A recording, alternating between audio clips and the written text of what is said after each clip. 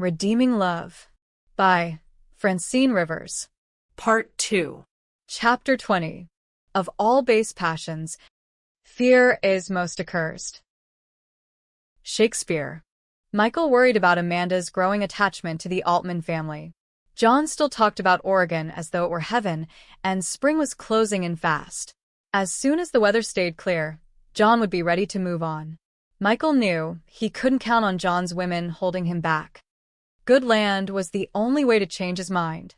Young Miriam clearly adored Amanda like a sister, and Ruth was her constant shadow. Elizabeth thought her youngest's attachment to Amanda was endearing, but Michael saw danger in it. Amanda was opening her heart a little more each day. What would happen to her if the Altmans pulled up stakes and left?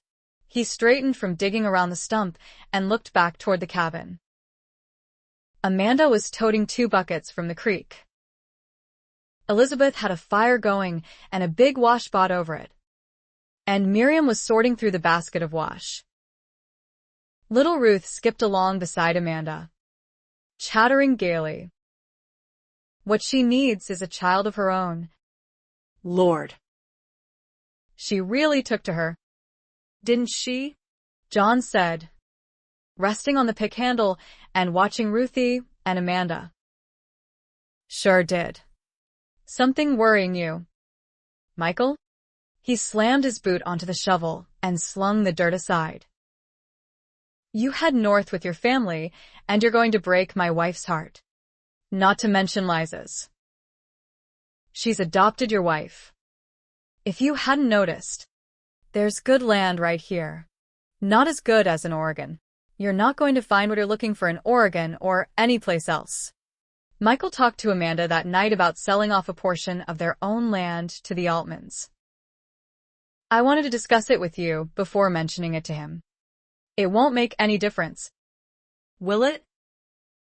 He spent the whole evening talking about Oregon. He can't wait to leave. He hasn't seen the west end of the valley yet, Michael said. He may change his mind after that. Angel sat up, her heart twisting at the thought of Miriam and Ruth riding away to Oregon. What's the use? Once a man's made up his mind about something, there's nothing can change it. John's looking for good farmland. John's looking for the pot at the end of the rainbow. So we'll give it to him. Michael sat up behind her and drew her back against him. He wants the best for his family. The West End is the best we've got. All he ever talks about is Oregon. Elizabeth doesn't want to go. Neither does Miriam. He thinks the Willamette Valley is Eden. Angel jerked out of his arms and stood up. Then he should have gone there in the first place instead of stopping here.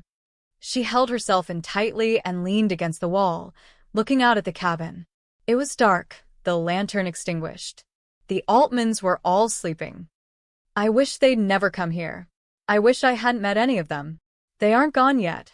She looked back at him, her face white in the moonlight. Is Oregon that wonderful? Is it Eden like he thinks it is? I don't know. Tirzah. I've never been there. Tirzah. His desire for her was in that name. Angel felt tingling warmth run down into her belly when he said it. Tirzah. She tried not to think about what it meant, but when she heard the hay rustle softly as he arose, her heart jumped. She looked up at him as he came close and could hardly draw a breath. When he touched her, she felt a rush of warmth and was afraid. What was this power he had over her?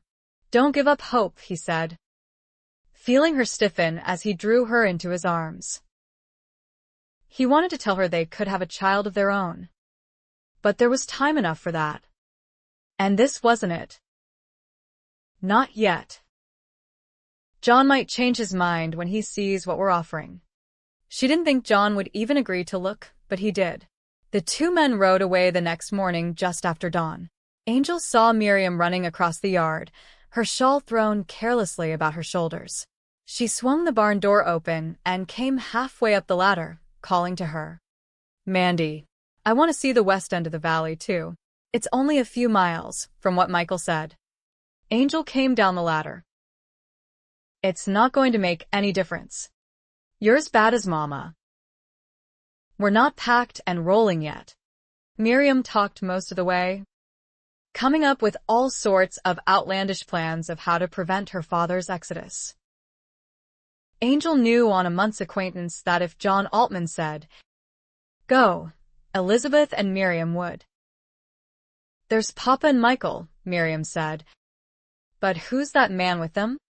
"Paul," Angel said, steeling herself. She hadn't seen him since that miserable ride back to paradise, and she had no desire to face him now. But what excuse could she possibly use for turning back? Miriam didn't even notice her trepidation, curiosity spurring her ahead. The three men spotted them. Michael waved. Angel gritted her teeth. She had no choice but to go ahead. She wondered what form Paul's attack would take this time. Michael came to meet her. She forced a smile and kept her chin up. Miriam wanted to come. He kissed her cheek. "I'm glad she dragged you along."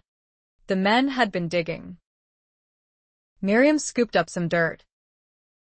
She crumbled it in her hand and smelled it. Her eyes shone as she looked at her father. "It's rich enough to eat. Couldn't do much better. Even in Oregon." "Papa." "Even in Oregon." With a squeal, Miriam catapulted into his arms, laughing and crying. "Wait till Mama hears. Your mother is to know nothing about it. Not until we've built a cabin for her. Promise me." Miriam wiped the tears away. "One mention of Oregon, Papa, and I'll spill the beans." Angel glanced at Paul. His gaze brushed hers. It was full of silent, seething hatred. She drew her shawl more tightly around her. She had drawn a good amount of his blood that day on the road. She had put the knife in as deeply as she could. He looked at her again, longer this time. A wounded animal, enraged and dangerous. "Paul is handsome," Miriam said on the walk back. "Such dark, brooding eyes." Angel said nothing. Just before he'd ridden away, Paul had tipped his hat to her. No one but she had noticed.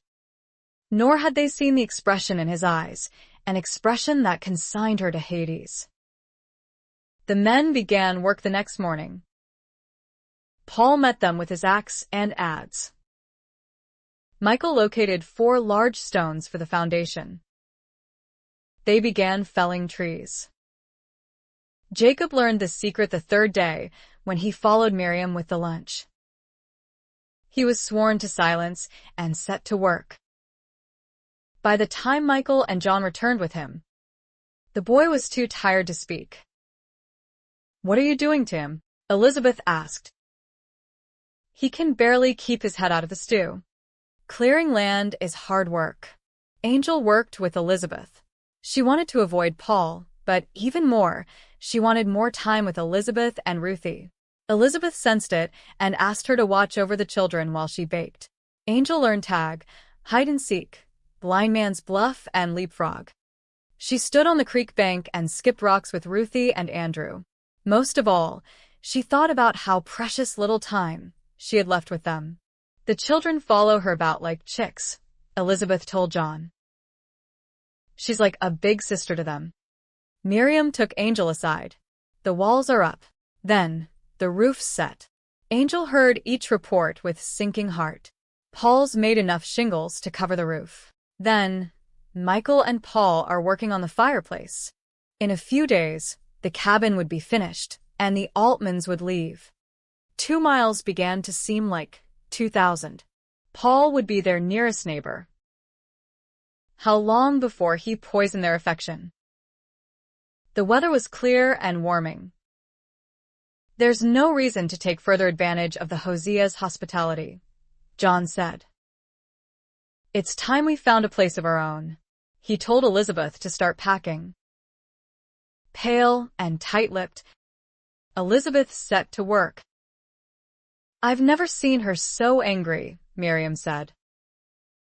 "She hasn't said a word to Papa since he said we were leaving. Now it's pure cussed stubbornness that keeps him from telling her." Angel helped Miriam load the wagon.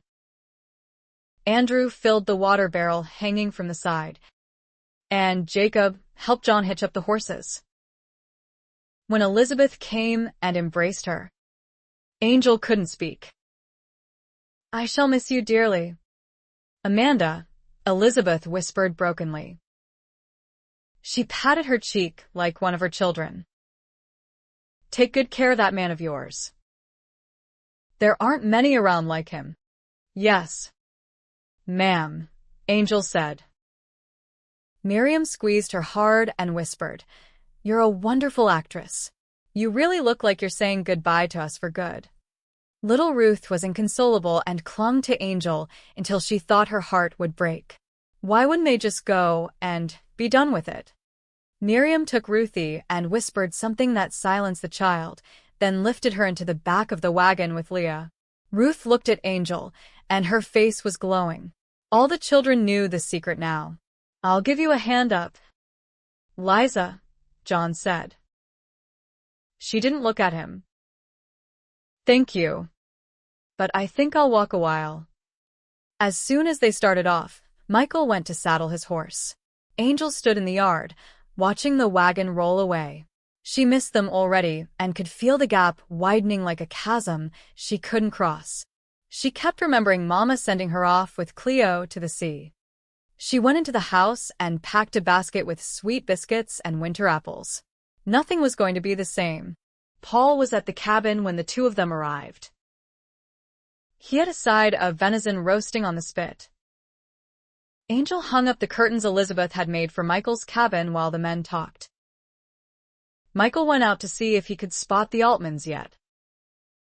Angel felt Paul's cold gaze on her back. "I bet they don't know anything about you." Do they? Angel? She turned and faced him. He wouldn't believe the truth if she told him. "I like them very much, Paul. and I wouldn't want them to be hurt." He sneered. "Meaning you hope I'll keep your sordid past a secret?" She saw it was no use appealing to him. "Meaning you'll do what you think you have to," she said dully. How long before he made them see her for what she really was? It would be very little time at all before they realized the animosity he held toward her, and they would wonder and ask why. What could she tell them? "He wanted me to pay for a ride, and I gave him the only currency I had?" Why had she ever let herself get involved with these people? Why had she allowed herself to like them? She knew it was a mistake from the beginning. "Love is debilitating," Sally had said. "Have you ever been in love?" Angel had asked. "Once." "Who was it?" "It's Duke." She gave a bitter laugh. "But I've always been too old for him." A cold voice broke into her thoughts. "Scared, aren't you?" Paul's smile was stone cold. Angel went outside. She couldn't breathe in the cabin. The pain was beginning already. It was the same pain she felt the day she heard her father say he wished she had never been born, the same pain when Mama died, the same when she learned of Lucky's death. She had even felt pain the first time Duke gave her to another man. Everyone to whom she drew close left her. Sooner or later they walked away. Or died. Or lost interest. Love someone. And it was a guarantee. Mama. Sally. Lucky. Now Miriam. Ruthie. And Elizabeth. How could I forget what it felt like? Because Michael fed you hope. And hope is deadly. Sally told her once that you had to be like a stone because people would chip away at you. And that stone had to be big enough that they would never reach the very heart of you. Angel saw Michael standing in the sunlight, strong and beautiful. Her heart twisted inside her. He of all of them had chipped away the most. And sooner or later, he would walk out of her life and leave a hole where her heart had been. He came to her, and when he saw the look on her face, his eyes darkened. "Did Paul say something to hurt you?" "No," she rasped. No. "He didn't say anything. Something's upset you. I'm falling in love with you." Oh. God. "I don't want to. But I am. You're becoming the air that I breathe. I'm losing Elizabeth and Miriam and Ruthie. How long will it be before I lose you?" 2. She looked away. "Nothing's upset me. I'm just worried what Elizabeth will say to all this." It wasn't long before she had her answer. The wagon came over the rise and drew close. Elizabeth stared in disbelief, looking from the cabin to John, who jumped from the wagon seat, a broad grin on his face. Then Elizabeth wept and threw herself into John's arms, telling him he was a wretch and she adored him. "You should apologize." "Mama," Miriam laughed. "You've been horrid to him ever since we left the Hoseas." John took his wife's hand, and they headed out for a walk to see their land. Miriam set right to work in the cabin, but it wasn't long before she stopped and looked at Angel. "You and Paul aren't on friendly terms." Are you? "Not very," Angel said. Ruth tugged her skirt, and Angel lifted her, setting Ruth on her hip. "Oh, no, you don't." Miriam dried her hands and took Ruth and set her down again. "Mandy has to help me make a cake, and she needs both hands to do it. Don't stick your lip out at me, young lady." She turned her around and gave the little girl's bottom a light swat. "Michael's right outside. Ask him to give you a piggyback ride." She set out the bowls and glanced at Angel. "Now, tell me what it's all about." What? "You know what? You and Paul. Was he in love with you before you married Michael?" Angel gave a sardonic laugh. "Hardly." Miriam frowned. "He didn't approve." "Doesn't," Angel said. "With good reason." "Name one." "You needn't know everything." "Miriam, you know far more than is good for you already." "If I asked him, would he tell me?" she challenged. A wince of pain crossed Angel's face. "Probably." Miriam brushed a strand of hair from her eyes and left a smudge of flour across her cheek. "Then I won't ask." Angel adored her. One minute she was a child like Ruth, full of excitement and mischief, and the next a woman with a mind of her own. "Don't think too badly of him," she said. "He was looking out for Michael." She gave the sifter a last tap and set it aside. "I knew a girl once who received a chunk of amethyst as a gift. It was beautiful, bright purple crystals. The man told her it came from a stone egg he had cracked open, and part of the outer shell was still on it. Gray, ugly, and smooth." She looked at Miriam. "I'm like that, Miriam. Only it's inside out. All the loveliness is here." She touched her braid and her flawless face. "Inside, it's dark and ugly." Paul saw that. Tears welled into Miriam's eyes. "Then he didn't look hard enough. You're very sweet but very naive." "I'm both and neither." "I don't think you know me half as well as you think you do." "We know one another as well as we're going to." The day grew so warm and pure that Miriam laid out blankets for a picnic. Angel saw Michael and Paul talking. Her stomach tightened as she thought of the horrible things Paul could gleefully relate to Michael about her cold-blooded behavior on the road. The grotesqueness of it nauseated her. How would Paul see what had happened between them? As a straightforward business proposition? A wanton act without feeling? No wonder he saw only black foulness inside her, the leprosy of her soul. She had shown him nothing else. She watched Michael, covertly hungering for his glance in her direction, just to show things were all right. but he was intent on what Paul was saying. She tried to calm her heart. Michael had seen her in a worse place than Paul could imagine, and still he took her back. Even after she deserted and betrayed him, he fought for her. She would never understand him. She had thought men like him were weak, but Michael wasn't. He was quiet and steady, unyielding, like a rock. How could he still look at her with anything but loathing after all she had done? How could he love her? Maybe the reality of Angel hadn't caught up with him yet. When it did, He would look at her the same way Paul did. what he saw now was clouded by his own fantasy of a woman redeemable. But it's all a lie. I'm just playing another role. Someday the dreamer will awaken, and life will fall back into the old pattern again.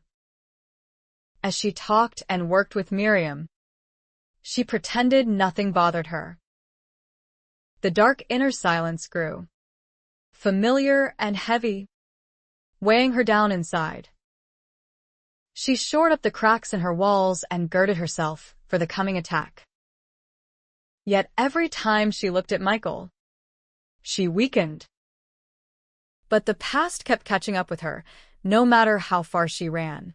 Sometimes she felt as though she were on a road and could hear the hard beat of the horses' hooves coming, as though a coach were coming straight at her, but she couldn't get out of the way. In her mind, she could see it racing toward her, and within it were Duke, Sally, Lucky, Duchess, and Magowan. And there on the high driver's seat were Alex Stafford and Mama. And they were all going to run her down. Elizabeth and John returned. Angel saw the way John touched his wife tenderly and noted how Elizabeth blushed. Angel had seen that same look on other men's faces, but they hadn't smiled into her eyes just that way. With her, it had been business. The cabin was overcrowded, and she went out into the field of mustard flowers to sit down. She wanted to empty her mind. She wanted the anguish to go away. Ruthie joined her. The mustard weeds were taller than she, and Ruthie thought it a great adventure to make paths in the golden forest. Angel watched her dropping blossoms and chasing a white butterfly. Her heart squeezed tight and small. Tonight, she and Michael would walk away, and that would be the end of it. She wouldn't see Ruthie anymore, or Miriam, or Elizabeth, or the others. She hugged her knees tightly against her chest. She wished Ruthie would come back and want to be held. She wanted to cover her sweet face with kisses, but the child wouldn't understand, and she couldn't explain. Ruth did come back, eyes bright with childish excitement. She plopped down beside Angel. Did you see, Mandy? The first butterfly. Yes. Darling. She touched her silky dark hair. Ruth gazed up at her with wide, sparkling brown eyes. Did you know they come from worms? Miriam told me. She smiled. Is that so? Some are fuzzy and pretty, but they don't taste good, Ruth said. I ate one when I was little. It was awful. Angel laughed and lifted Ruth to her lap. She tickled Ruthie's tummy. Well, Then, I don't suppose you'll eat another one, will you, little mouse? Ruth giggled and bounced up again to pick more mustard flowers. She tugged one plant up by the roots. Now that we have a cabin, are you and Michael going to come live with us? no. Sweetheart.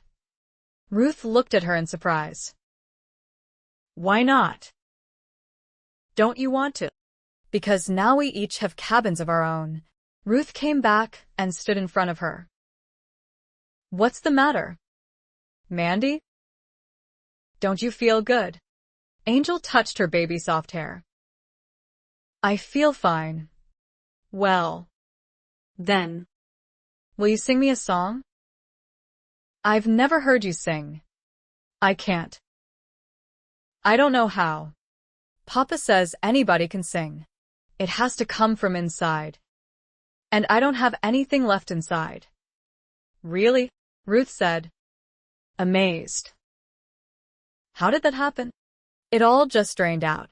Ruth frowned, studying Angel critically from head to foot. You look fine to me. Looks can be deceiving. Still perplexed, Ruth sat in her lap. Then I'll sing to you. The words and tunes were all mixed up, but Angel didn't care. She was content to have Ruthie on her lap and the fragrance of mustard flowers strong about her. She rested her head on Ruthie's and held her close, not noticing Miriam until she spoke. Mama wants you. Pumpkin. Angel lifted Ruth off her lap and gave her a light pat to send her off again. Why are you cutting us off? Miriam asked, sitting down with her. What makes you think I am? You always do that. Ask a question instead of answer one. It's very annoying. Amanda. Angel stood and brushed dust from her skirt. Miriam stood with her. You won't answer or look me in the eye. And now you're running away. Angel looked at her squarely. Nonsense. What do you think is going to happen? Do you think that, just because we have a cabin of our own now, the friendship is over? We'll all be very busy with our own lives. Not that busy. Miriam reached out to take her hand, but Angel walked away, pretending not to notice. You know, sometimes you can hurt yourself more by trying to keep yourself from being hurt. Miriam called after her. Angel laughed it off. Words from a sage. You're impossible. Amanda, Hosea. Angel, she said under her breath. My name's Angel. Everyone gathered at the blankets when Elizabeth. Miriam. And Angel brought out the food. Angel pushed her food around so the others would think she was enjoying the meal. But her throat closed every time she took a small bite. Paul looked at her coldly. She tried not to let it bother her. It was his own weakness that made him hate her so much. She remembered a few young men who paid for her services and came face to face with their own hypocrisy when they were putting their pants and boots on and getting ready to walk out the door. It suddenly dawned on them what they had done. Not to her. That didn't matter one way or the other. But to themselves. Haven't you forgotten something? She would say, wanting to drive the knife straight into their hearts any way she could. They ought to know. First the red flags in their pale cheeks. Then the dark loathing in their eyes. Well, she had driven the blade straight and sure into Paul, but she knew now she was the one impaled. It would have been better if she had walked all the way to paradise that day. Maybe then Michael would have caught up to her before it was too late. Maybe Paul wouldn't hate her so much. Maybe she would not have so much to regret. Her whole life was one huge regret. Right from the beginning. She should never have been born. May. Michael took her hand. And she started. What are you thinking about? He asked quietly. Nothing. Warmth spread through her at his touch. Disturbed, she drew her hand away. He frowned slightly. Something's bothering you. She shrugged, not meeting his eyes. He studied her thoughtfully. Paul isn't going to say or do anything to hurt you. It wouldn't matter if he did. If he hurts you, he hurts me. His tone caught her full attention. She had intended to hurt Paul and had hurt Michael instead. Not once had she thought that day of what it would do to him. She thought only of herself and her anger and her hopelessness. Maybe she could make some amends. It's nothing to do with Paul, she assured him. It's just that truth always catches up. I'm counting on that. Michael watched Amanda throughout the day. She withdrew further and further into herself. She worked with Elizabeth and Miriam, but said very little. She was preoccupied, in full retreat, building her walls again. When Ruthie took her hand, he saw the pain in Amanda's eyes and knew what she expected. He couldn't promise it wouldn't happen. Sometimes people became too caught up in the problems of day-to-day living to notice the pain in someone else. Young Miriam noticed. She's here. But she isn't. She won't let me close. Michael. What's wrong with her today? She's acting the same way she did when we first came to your place. She's afraid of being hurt. She's hurting herself now. I know. He wasn't going to reveal her past or discuss his wife's problems. Paul doesn't like her. That's part of it. She's not a prostitute anymore. But she expects everyone to look at her and treat her like one. Rage shot through him. Did Paul tell you that? She shook her head. She told me the first night, and loudly enough for Mama to hear. Tears filled her eyes. What are we going to do about her? Michael? The way she holds Ruthie breaks my heart. Michael knew Miriam was going to have plenty to do in helping John and Elizabeth get this place going. He couldn't ask her to make frequent visits to his place so Amanda would know the affection was real and not a matter of convenience, and the girl was already looking on Paul like he was a Greek god come down from Olympus, despite his flaws. He knew Paul found the girl attractive as well. It was clear in the studied way he avoided her. Whatever way it went, Miriam's loyalties were going to be put to a hard test. John took out his fiddle. No quiet, mournful hymns this time, but Virginia reels. Michael caught hold of Angel and whirled her around. Being in his arms was heady stuff. Angel's heart raced. She could feel heat pouring into her face and didn't dare look up at him.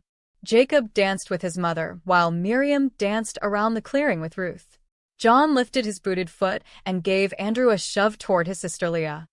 Paul watched, leaning indolently against the cabin wall. He looked so alone. Angel pitied him. It's the first time I've danced with you, Michael said. Yes, she said breathlessly. You're very good. And that surprises you. He laughed. I'm good at a lot of things. His arm tightened around her, speeding up her pulse even more. Jacob came and bowed to Angel, and Michael relinquished her with a grin. She glanced around the yard, and they danced. It only took one look at Miriam to know she wanted to dance with someone other than her baby sister or younger brothers. But Michael had danced with Elizabeth, Leah, and Ruth, and left Miriam alone. An unpleasant sensation stirred in Angel's belly. Why did Michael avoid Miriam? Was he afraid to get too close to her?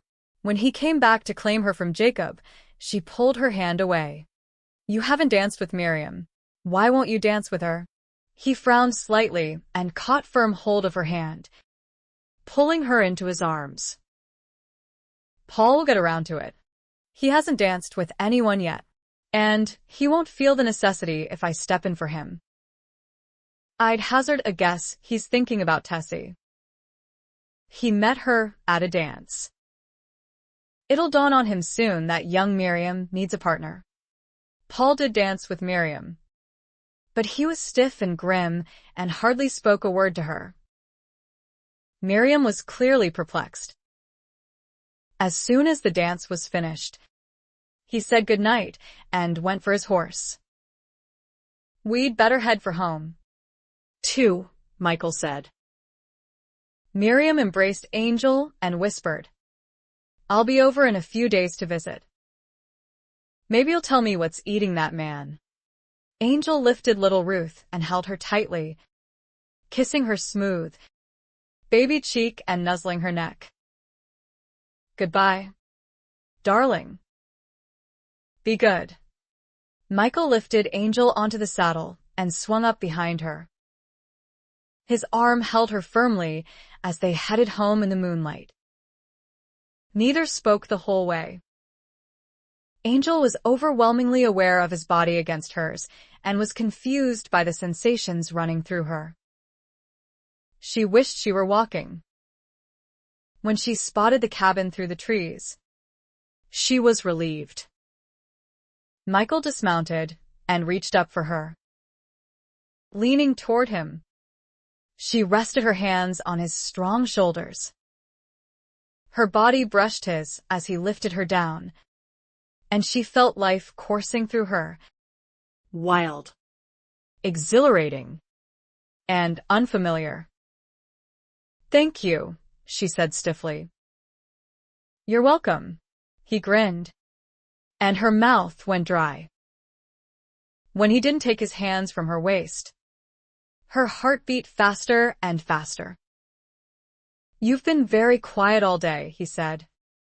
Pensive again. "I've nothing to say."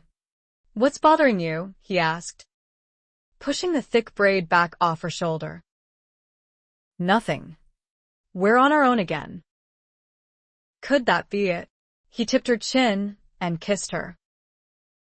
Angel felt her insides melting, her knees weakening. When Michael lifted his head, he touched her face tenderly. "I'll be in shortly." Pressing her hand against her quivering stomach, she watched him lead the horse away. What was happening to her? She went inside the cabin and set to work on the fire. Once it was going, she looked around for something else to do to keep her mind off Michael, but everything was tidy. Elizabeth had even restuffed the mattress with fresh straw. Herbs hung from a beam and filled the cabin with their sweet, fresh scent. A jar of mustard flowers was on the table, undoubtedly placed there by Ruth. Michael shouldered their things in from the barn. "Pretty quiet around here with the Altmans gone, isn't it?" "Yes. You'll miss Miriam and Ruth most." He set the trunk back in the corner. She was bending over the fire. He put his hands on her hips and she straightened. "They love you." Her eyes flickered. "Let's talk about something else, shall we?" she said and stepped away from him. He caught her shoulders. No. "Let's talk about what's on your mind." "There's nothing on my mind." He waited, obviously unsatisfied, and she drew in a ragged breath. I knew better than to get close to them. She pushed his hands away and hugged her shawl about her. "You think they love you less now that they're living in their own place?" She glared at him defensively. "Sometimes I wish you'd just leave me alone, Michael. That you'd just send me back where I came from. It'd be so much easier all the way around. Because you're feeling now, I felt before, and I got over it. You adore Miriam and that little girl. So what? She would get over it." 2. "What are you going to do when Ruth comes over here with another fistful of mustard flowers?" "Show her the door," he asked harshly. "She's got feelings too. So does Miriam." He saw by her expression that she didn't think they would come at all. He took her in his arms, holding her there even when he felt her resistance. "I've prayed unceasingly that you might learn to love, and now you have. Only you fell in love with them instead of me." He laughed softly in self-mockery. "There were times when I wished I'd never brought them here. I'm jealous." Her cheeks burned, and she couldn't still her racing heart no matter how hard she tried. If he knew the power he had over her, what would he do with it? "I don't want to fall in love with you," she said, pushing away. "Why not?" "Because you'll just end up using it against me." She saw she had angered him. How? "I don't know. The truth is, maybe you wouldn't even know you're doing it." Whose truth are we talking here? Duke's? Truth sets you free. Were you ever free with him? Even for a single minute? He filled your head with lies. And what about my father? Your father was selfish and cruel. That doesn't mean every man in the world is the same as him. Every man I've ever known is. Does that include me? What about John Altman? What about Joseph Hochschild and 1,000 others? Her face jerked in pain. Seeing her torment, he gentled. You're a bird who's been in a cage all your life, and suddenly all the walls are gone, and you're in the wide open. You're so afraid you're looking for any way back into the cage again. He saw the emotions flicker across her pale face. Whatever you choose to think now, it's not safer there, Amanda. Even if you tried to go back now, I don't think you could survive that way again. He was right. She knew he was. She had reached the end of enduring it even before Michael claimed her. Yet, being here was no assurance. What if she couldn't fly? Chapter 21. As a heart longs for flowing streams, so longs my soul for thee. Psalm 42, verse 1. The land awakened with the coming of spring. The hillsides were splashed with purple lupins and golden poppies, red paintbrushes, and the white of wild radish. Angel found something strange stirring inside her as well. She felt it first while watching Michael turn the earth in the vegetable garden. The movement of his muscles beneath the shirt sent a rush of warmth through her. He only had to look at her, and her mouth went dry. At night, they lay side by side, hardly touching, tense and silent. She felt the distance he put between them and honored it. This is getting harder to do, he said cryptically. And she didn't ask him what he meant. Her own loneliness grew. It had to do with Michael, and the ache grew worse, not better, with time. Sometimes when he would finish reading at night and raise his head, she wouldn't be able to breathe for the look in his eyes. Her heart would beat wildly, and she would look away, afraid he would see the deep longing she felt. Her whole body spoke of it. It sang inside her like a loud chorus, filling her head with thoughts of him. She could hardly speak when he asked her a simple question. How Duke would laugh. Love is a trap. Angel. Stick to pleasure. It doesn't require any great commitment. She wondered now if Michael wasn't the answer to all things for her. Contemplating that, she was afraid. At night, when he turned to her in his sleep, his strong body brushing hers, she would remember the way he used to make love to her, with joyous abandon, exploring her body as he did the land he owned. She had felt nothing then. Now, the lightest touch made her senses spin. His dreams were becoming her dreams. Michael opened his hand more each day, but she was frozen in fear. Why couldn't they leave things as they were? Let her stay this way. Let her still be inside herself. Let things be as they had been. Still, Michael kept pushing, gently relentless, and she held back in fear because all she could see ahead was a great unknown. I can't love him. Oh. Please. I can't. She couldn't be more than her mother, and May hadn't been able to hold on to Alex Stafford. All her love hadn't been enough to keep him from riding out of her life, like the wind.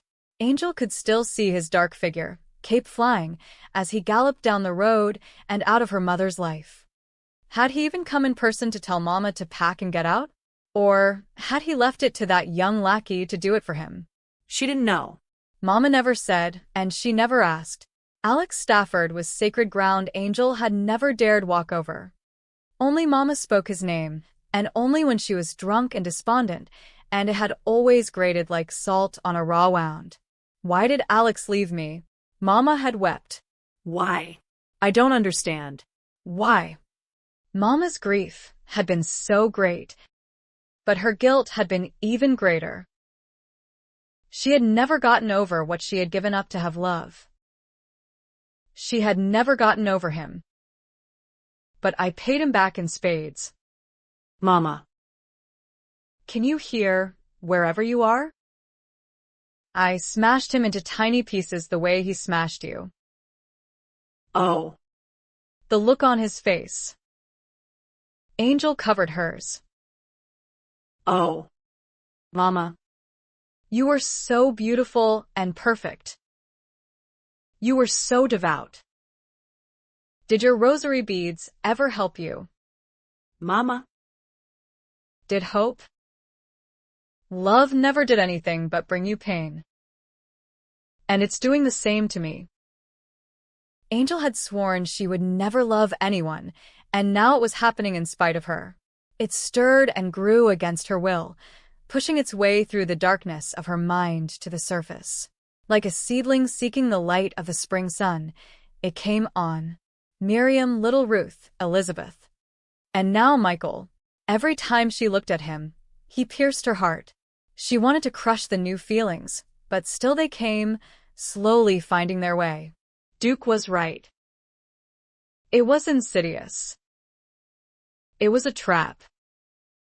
It grew like ivy, forcing its way into the smallest cracks of her defenses, and eventually it would rip her apart. If she let it. If she didn't kill it now. There's still a way out, came the dark voice, counseling her. Tell him the worst of what you've done. Tell him about your father. That'll poison it. That will stop the pain growing inside you. So she decided to confess everything.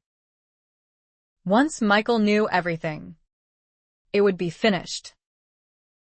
The truth would drive a wedge in so deep between them. She would be safe forever. Michael was chopping wood when she found him. He had his shirt off, and she stood silently watching him work. His broad back was already tanned, and hard muscles moved beneath the golden skin. He was power and beauty and majesty as he swung the axe in a wide arc, bringing it down hard, splitting the log clean through. The two halves banged off the block. As he bent to set up another, he saw her. "Morning," he said, smiling. Her stomach fluttered. He looked pleased and surprised to see her watching him. "Why am I doing this?" "Because you're living a lie. If he knew everything, he would detest you and cast you out. There's no reason for him to know. Would you rather someone else told him? Then it will be even worse." "I have to talk to you," she said weakly. All she could hear was the pounding of her heart in her own ears and that dark voice driving her on in desperation. Michael frowned slightly. She was tense, worrying away at a gather in her skirt. "I'm listening." Angel felt hot and cold all over. She should do it. Yes. Do it. Angel. She had to do it. Her palms were damp. Michael took his handkerchief from his back pocket and wiped the sweat from his face. When he looked at her, her heart sank. "I can't do it." "Yes. You can." "I don't want to."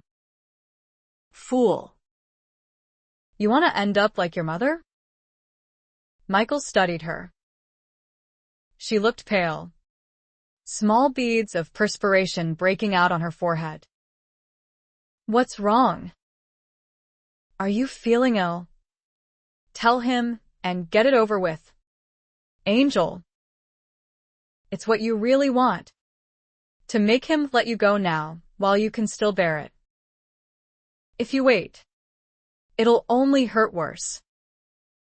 He'll cut your heart out and carve it up for dinner." "I've never told you the worst I've done." His shoulders stiffened. "It's not necessary for you to confess everything. Not to me. You ought to know. You being my husband and all. Your past is your own business. Don't you think you should know what sort of girl you've got living with you?" "Why the attack?" "Amanda? I'm not attacking. I'm being honest. You're pushing again. Pushing hard. You should know that. I don't want to hear it. I had sex with my own father." Michael let out a sharp breath as though she had punched him hard. He stared at her for a long moment, a muscle jerking in his cheek. I thought you said he walked out of your life when you were about 3. He did. He came back into it later. When I was 16. Michael felt sick. God. God. Is there a sin this woman hasn't committed? No. And you ask that I love her? As I have loved you. Why had she done it? Why couldn't she keep some burdens on herself? Did it make you feel better to throw that in my face? Not much, she said dully. She turned and headed for the house, sickened at herself. Well. It was done. Finished. She wanted to hide. Her strides lengthened. She would pack a few things and be ready to leave. Michael was shaking with anger. The idyll was over. The storm had hit. As I have loved you, Michael. 70 times 7. Michael cried out and sank the axe deeply into the chopping block. He stood breathing heavily for a long moment, then snatched up his shirt and shrugged it on as he strode toward the cabin. He hit the door open and saw her pulling things from the dresser he had made for her after the Altmans left. Don't leave it at that. Amanda. Tell me the rest of what you've done. Get it off your chest. Dump it on me. Give me all the gory details. Michael. Beloved. No. I'm not listening to you right now. I'm going to have it out with her once and for all. When she didn't stop what she was doing, he caught Angel's arm and swung her around. There's more, isn't there? Angel? The name was a slap in her face. Enough. Wasn't it? She said in a tiny voice. Or, do you really need more? He saw the emotions she was so desperate to hide. But even that didn't calm him. Let's get all the dirty laundry out in the open at once. She drew her arm away from his disturbing touch and took his challenge. All right. If that's the way you want it. There was a short while when I thought I was in love with Duke. Amazing, isn't it? My whole life seemed to depend on him. I told him everything. Everything that hurt. Everything that mattered. I thought he'd fix it for me. And he used what he knew against you instead. You guessed it. I never gave a single thought to Duke's life outside the brownstone, or what people he had for friends. Not until he came back with one he wanted me to meet. Be nice to him, Angel. He's one of my oldest and dearest friends. And in walks Alex Stafford. When I looked at Duke, I could see him laughing at both of us. Rich, isn't it? Duke knew how much I hated Stafford for what he did to my mother. He just wanted to see what I'd do about it. Did your father know who you were? Angel gave a bleak, broken laugh. My father just stood there staring at me like I was a ghost. And you know what he said? I reminded him of somebody he used to know. Then what? He stayed. The whole night. Did you ever stop to think? I knew what I was doing. And I did it anyway. Don't you understand yet? I did it with relish. Just waiting for that moment when I'd tell him who I was. She couldn't hold his gaze. She was trembling violently and couldn't stop. When I did, I told him what became of Mama, too. Michael's anger evaporated. She was silent so long. He touched her. And what did he say? She moved back again, swallowing convulsively. Her eyes were huge and tormented. Nothing. He said nothing. Not then. He just looked at me for a long time. Then he sat down on the edge of the bed and cried. He cried. He looked like an old, broken man. Why, he said to me, why? Her eyes felt hot and grainy. And I told him Mama used to ask me the same thing. He asked me to forgive him, and I told him he could rot in hell. The shaking stopped, and she felt cold inside, dead. When she looked up at Michael, he was just standing there, quiet and still, watching her and waiting for the rest of it. "You know what else?" she said dully. "He shot himself 3 days later. Duke said it was because he owed money to everybody, including the devil himself. But I know why he did it." She closed her eyes. Ashamed. "I know. I'm sorry," Michael said. How many more nightmares did she have locked away inside her? She looked up at him. "That's the second time you've apologized for something you've got nothing to do with. How can you even look at me? The same way I can look at myself." She shook her head and pulled her shawl tightly around herself. "One more thing," she said. "It'll make a difference." Michael stood like a soldier going into battle. "I can't have children. I got pregnant twice. Both times Duke had a doctor take the baby. The second time, he told the doctor to make sure I could never get pregnant again. Never, Michael. Do you understand?" She saw he did. He stood, stunned, alternately hot and cold. Her words had gone straight through his breastplate. She put her hand over her face because she couldn't bear the look on his. "Anything else?" he asked quietly. "No," she said, her mouth jerking. "I think that about does it." Michael didn't move for a long moment. Then he took the shirtwaist she had laid out. He jammed them back into the drawer and banged it shut. Then he walked out the door. He was gone so long. She went to look for him to ask what he wanted her to do. He wasn't in the fields or in the barn. He wasn't down by the creek. She wondered if he had gone to the Altmans. Maybe he had ridden over to see Paul to tell him he was right about her. More than right. The horses were in the corral. She kept thinking of her father. And she was afraid. She thought hard and realized one other place he might have gone. She put on a coat and took a heavy blanket from the bed and headed for the hill where he had taken her to see the sunrise. Michael was there, sitting with his head in his hands. He didn't look up when she reached him. She put the blanket around his shoulders. "Do you want me to leave? I know where the road is now. Coaches even went by on occasion. I could find my own way back." "No," he said hoarsely. She stood looking at the sunset. "Do you ever get the feeling God is playing some horrible joke on you?" No. "Then why? When you love him the way you do, would he do such a thing to you as this?" "I've been asking him." "Did he say?" "I already know." He took her hand and pulled her down to sit beside him. "To strengthen me.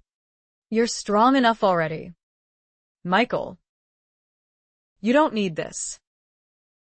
You don't need me. I'm not strong enough for what's yet to come."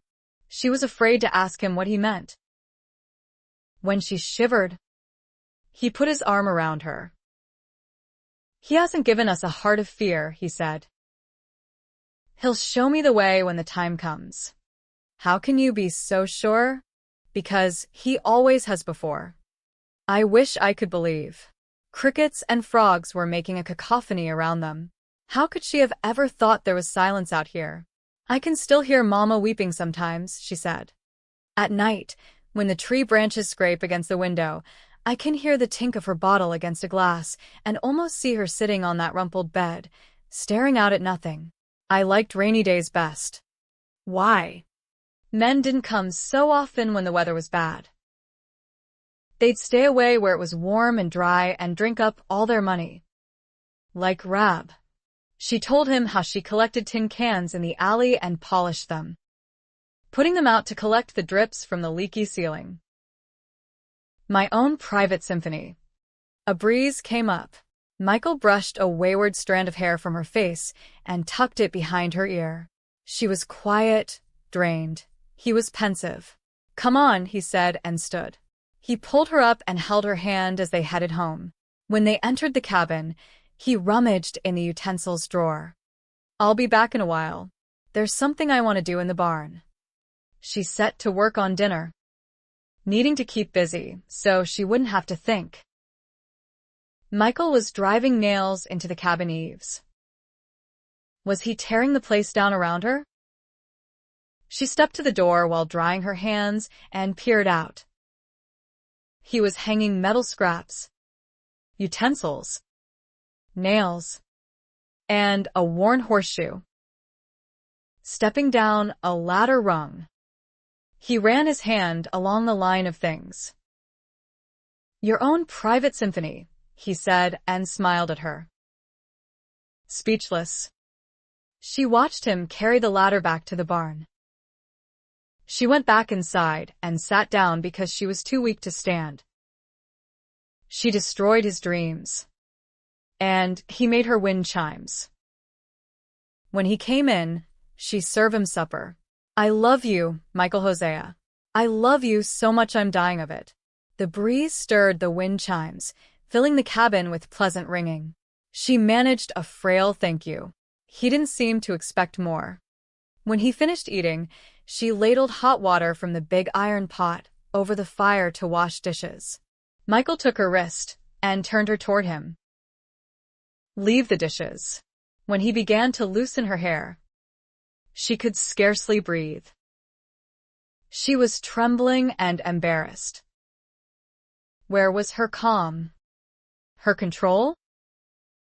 He was shattering it with tenderness. Combing his fingers into her hair, he tilted her head back. He saw the fear in her eyes. I promise to love and cherish you, to honor and sustain you, in sickness and in health, in poverty and in wealth, in the bad that may darken our days, in the good that may light our way.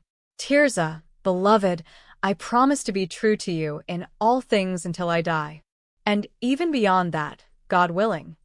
She stood staring at him, shaken to the core. And what have I to promise you? His eyes lit with gentle humor. To obey. He lowered his mouth to hers. When he kissed her, Angel was lost in a wilderness of new sensations. It had never felt like this, warm and wonderful, exciting and right. None of the old rules applied.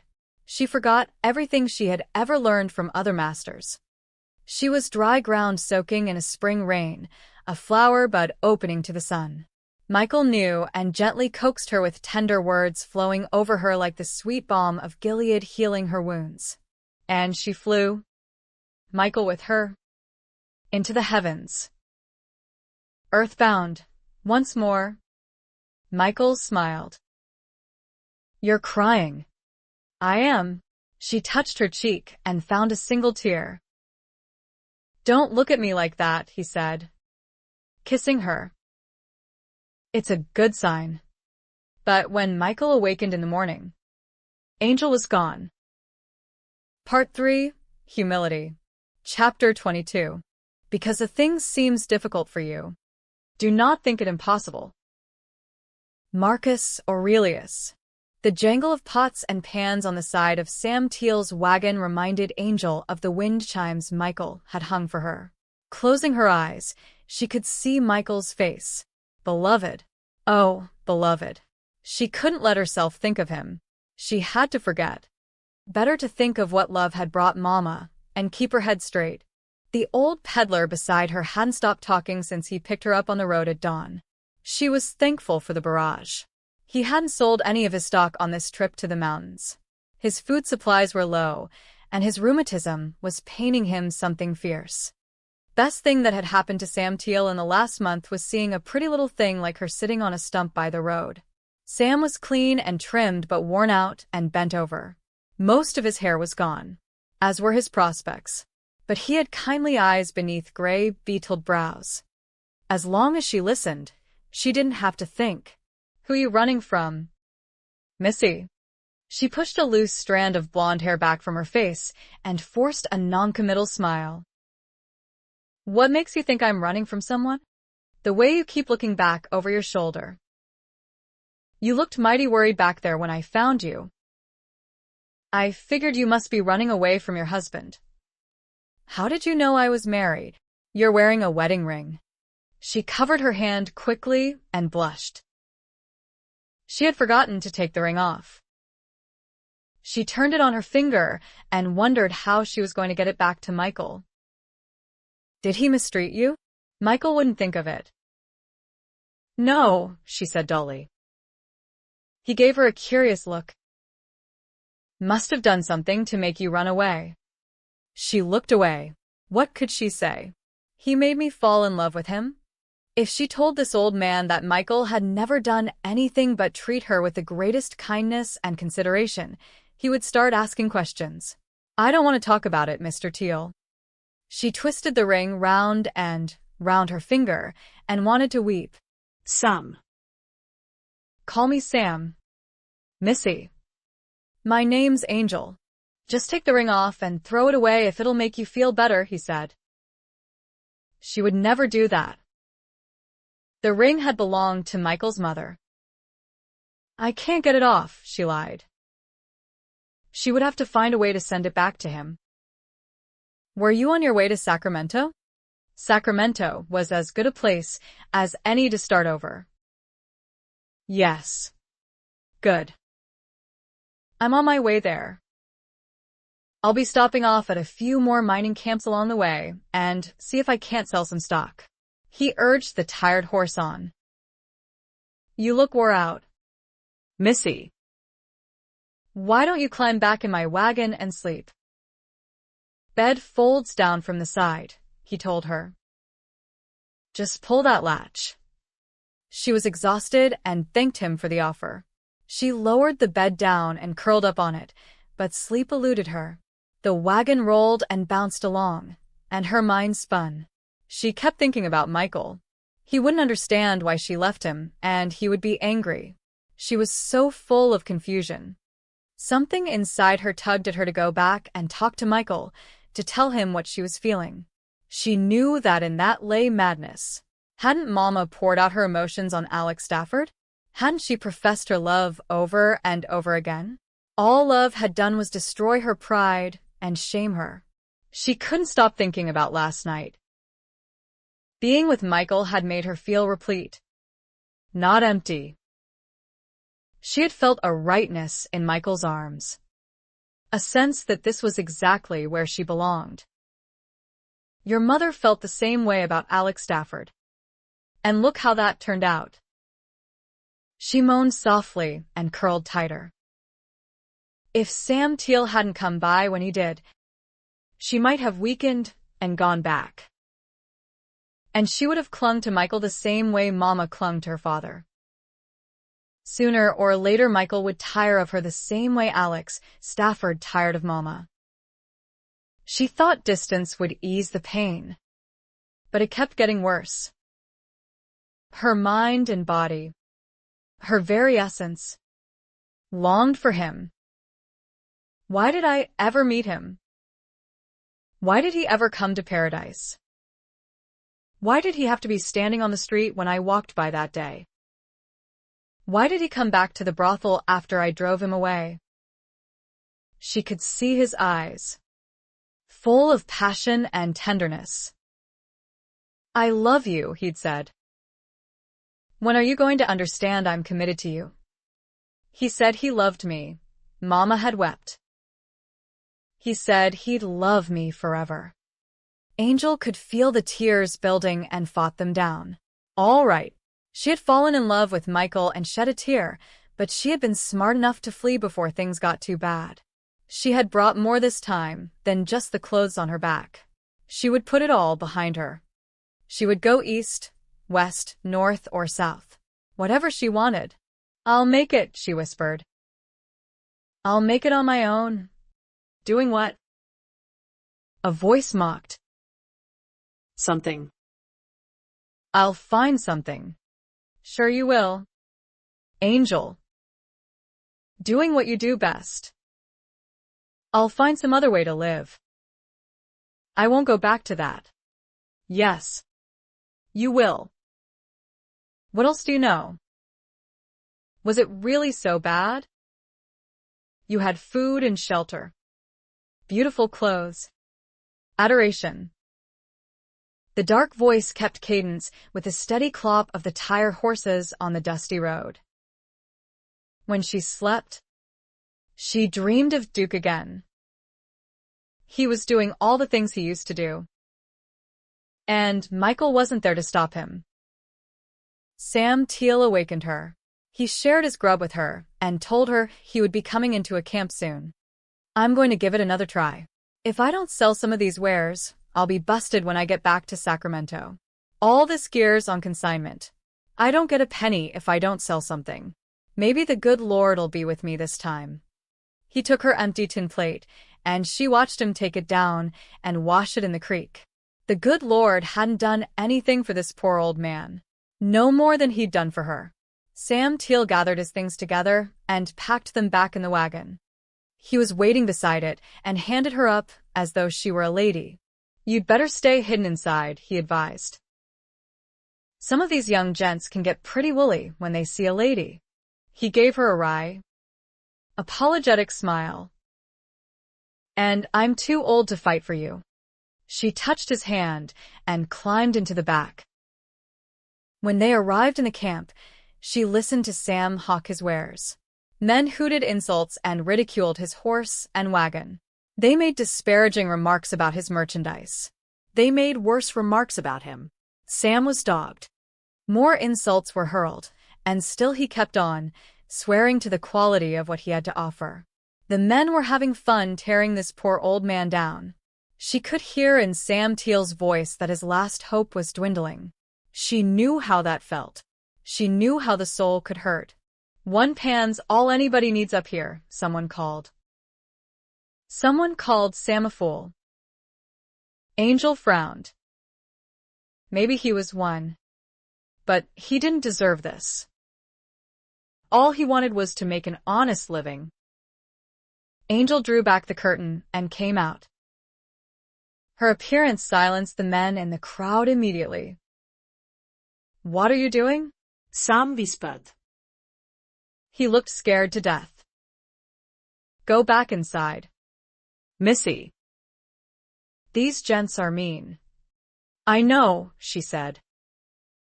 Let me have that pan. Sam. You can't beat them all off. Let me have the pan. What are you going to do with it? Sell it, she said. She took the pan from his hand. Sit down, Sam. Nonplussed, he did as she told him. She stepped around him and held the pan up, running her hand over it as though it was an object of great worth.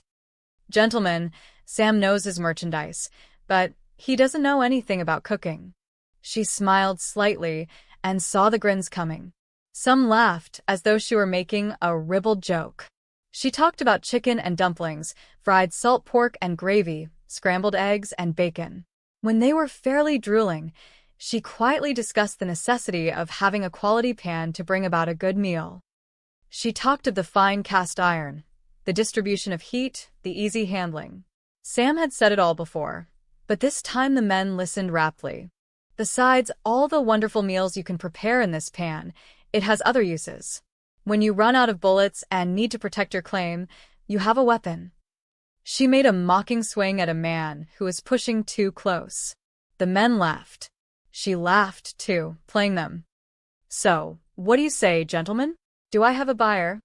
Yes. Men started pushing forward to get closer to her. They would have bought a dented tin can from her. A fight broke out in the middle. While it was going on, she leaned towards Sam and asked him what his cost was. He named a modest amount. Oh, I think we can do much better than that, she said, and waited for the two brawlers to be separated before she named her price. Someone complained loudly, making the others pause. Angel smiled and shrugged, her attitude saying that she didn't care whether they bought anything or not. She hung the pan back on the side of the wagon and sat down. Let's go. Sam. You were wrong about these gentlemen. They don't know quality when they're looking at it. His mouth was agape. Several men protested. She looked back at them. You said we're asking too much, she said. Frankly, I see no sense in trying to talk you into something your own intelligence should tell you is necessary. She handed him the reins. A miner held the horse's harness and told her to hold on. He had a pan to buy before she took off. Angel gave in graciously and sold every pan on the wagon. The crowd didn't start dispersing until Sam took the reins and drove down the road out of town. He was grinning and chuckling. You got a talent for this, Missy. Well, I've got something, she said dryly. It wasn't so much what you said as how you said it and the look in your eyes as you talked. Selling a frying pan wasn't any different from selling herself. And she knew all about how to do that. She cooked their evening meal, while Sam Teal counted his gold. She served him and then sat down to eat. When she set her plate aside, he tossed her something. She caught it, startled. What's this? She asked, holding a leather pouch. Your share of what we earned today. She glanced up in surprise. But the pans were yours, and they'd still be hanging on my wagon if you hadn't spoken up. You need a grub stake. Now you've got one. He took an extra blanket and slept under the wagon. They headed for Sacramento at first light. They arrived at noon the second day. There was a race going on, and Sam just managed to get his wagon to one side as 3 riders thundered by. The street filled in after them with wagons and men. Angel could see buildings going up everywhere. The air rained with the sound of hammers and lumber wagons rolling. First there was the fire, Sam said as he drew the wagon into the traffic. Then the flood. Lost most of the buildings down by the river. He snapped the reins. Have you got family here? He asked her. Friends, Angel prevaricated, pretending interest in the bustling activity. Can I take you anywhere in particular? Sam asked, clearly worrying about her. No. Anywhere is fine. I'll find my own way. Don't worry about me. I can take care of myself. Sam pulled up before a big hardware store. This is the end of the line for me. He helped her down and shook her hand. I'm grateful for your company, Missy, and for your help at that last camp. I think my traveling days are over. Time I stood behind a counter. Maybe I'll set up shop and find myself some pretty little sales ladies. Angel wished him luck and made a quick departure. She walked along the boardwalk, stepping around men who lifted their hats to her. She didn't look at anyone, her mind busy trying to figure out what she would do now that she was in Sacramento. She passed a saloon, and the riotous music sent her mind reeling back to the silver dollar and the palace. It seemed a lifetime ago, but the reminder brought it too close for comfort. She ended up near the river. The irony of it made her smile bitterly. Hadn't Mama ended up on the docks? And here she was gravitating toward the pier, with the ships coming in. She watched people coming down the plank and crates being unloaded. Walking on, she saw buildings going up all along the street, replacing the ones that had been swept away in the flood. A couple of buildings were still in business. One was a big saloon. Angel knew if she walked through those swinging doors, she would be working in one of those upstairs rooms within the hour. Aimlessly, she continued down the street. What was she going to do? The gold Sam Teal had given her was enough to last a week or two. But what about after that? She needed to find a way to make a living for herself. And the thought of going back to prostitution was unbearable. I can't do it anymore. Not after Michael. Michael's just a man like any other. No. Nothing like the rest. A tall man with dark hair came out of a store, and her heart lurched. It wasn't Michael, but another man with his coloring and build. He was laughing with several other men as they crossed the street. She had to stop thinking about Michael. The first thing she had to do was find a place to stay, but everything she passed looked too rough or too expensive. Her mind kept betraying her and turning back to Michael. What was he doing right now? Was he looking for her? Or had he given up and gone back to work in his field? She passed another brothel. Go on in. Angel. They'll take care of you. You'll have a room of your own and food. Her palms perspired. It was late afternoon and getting cold. How long had she been wandering? She moved back as a man came out. He looked at her in surprise. Saudi, Ma'am, he said, tipping his hat. He was swaying on his feet. You shouldn't be standing outside a place like this. My husband's inside, she said, grasping at the first thing she could think of to get rid of him. Your husband? He looked her over and shook his head. What's he doing inside with someone like you at home? What's his name? His name? Oh. It's Charles. As soon as the man went back through the swinging doors, shouting up the stairs for the non-existent Charles, she hurried on, crossing the street and heading up another. Men stared as she raced past them. She spotted a freshly painted sign, Hochschild's General Mercantile, and headed straight for it like a beacon in the darkness. A heavy-set elderly woman came out with a broom and swept the steps and boardwalk. Unsmiling, she worked diligently, swishing dirt onto the street and rapping the broom against the boards. She glanced up when Angel stepped onto the boardwalk. Men, she muttered with a faint smile. Can't even use the boot scraper before tracking their mud into the store. Her gaze dropped to the tied bundle in Angel's hand.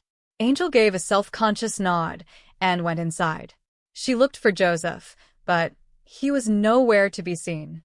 Can I help you find something? The woman asked. Standing just inside the door, broom held like a rifle at rest. Carpetbags, Angel said. A small one. Right over here, the woman said and led her to a shelf against the wall. This one's nice. She took one and handed it to Angel. Another woman, dark-haired and robust, came out from behind the back curtain and set a box down on a counter. She wiped perspiration from her forehead. Joseph, she called back, would you bring out that crate for me, please? I can't lift it. Angel wished she hadn't come here. Why hadn't she given it a thought before plunging in? Joseph was fond of Michael. What would he say about her running off the way she had? She couldn't expect any help from him. And who were these women with him? Hadn't he said something about his mother coming and bringing him a wife? Do you like it? The woman asked her. What? Angel stammered. She had to get out of here. The carpetbag, the woman said. Curious now. I've changed my mind. She handed it back. Joseph came through the curtain with the crate and saw her immediately. His face split with a wide smile, and she saw his quick glance around the store for Michael. Angel turned quickly and started for the door, bumping into the elderly woman. Excuse me, she stammered, trying to steady her as she brushed past. Angel. Where are you going? Wait. Angel didn't. Joseph slammed down the crate, swung over the counter, and caught up with her. Hold up, he said, his hand clamping on her shoulder. What's going on? Nothing, she said, her face hot. I just came in to look at a carpetbag. So look to your heart's content. Where's Michael? She gulped. Home. Joseph frowned. What's happened? She tilted her chin. Nothing's happened. His mother came to stand with them, the broom still in her hand. Who is this young woman? Joseph? She was studying Angel with new and disapproving interest. The wife of a friend of mine, he said without looking away from Angel. She wished he would stop probing her with his shrewd eyes. His hand gripped her elbow. Come over here and sit down and tell me what this is all about. He dispensed with introductions quickly. My wife, Mariba, and my mother, Rebecca. Would you like some coffee? Mariba asked.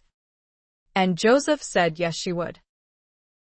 He waved his mother off, and she went back to her sweeping, watching them surreptitiously. I shouldn't have come here, Angel said flatly. Does Michael know where you are? Of course he does, she lied.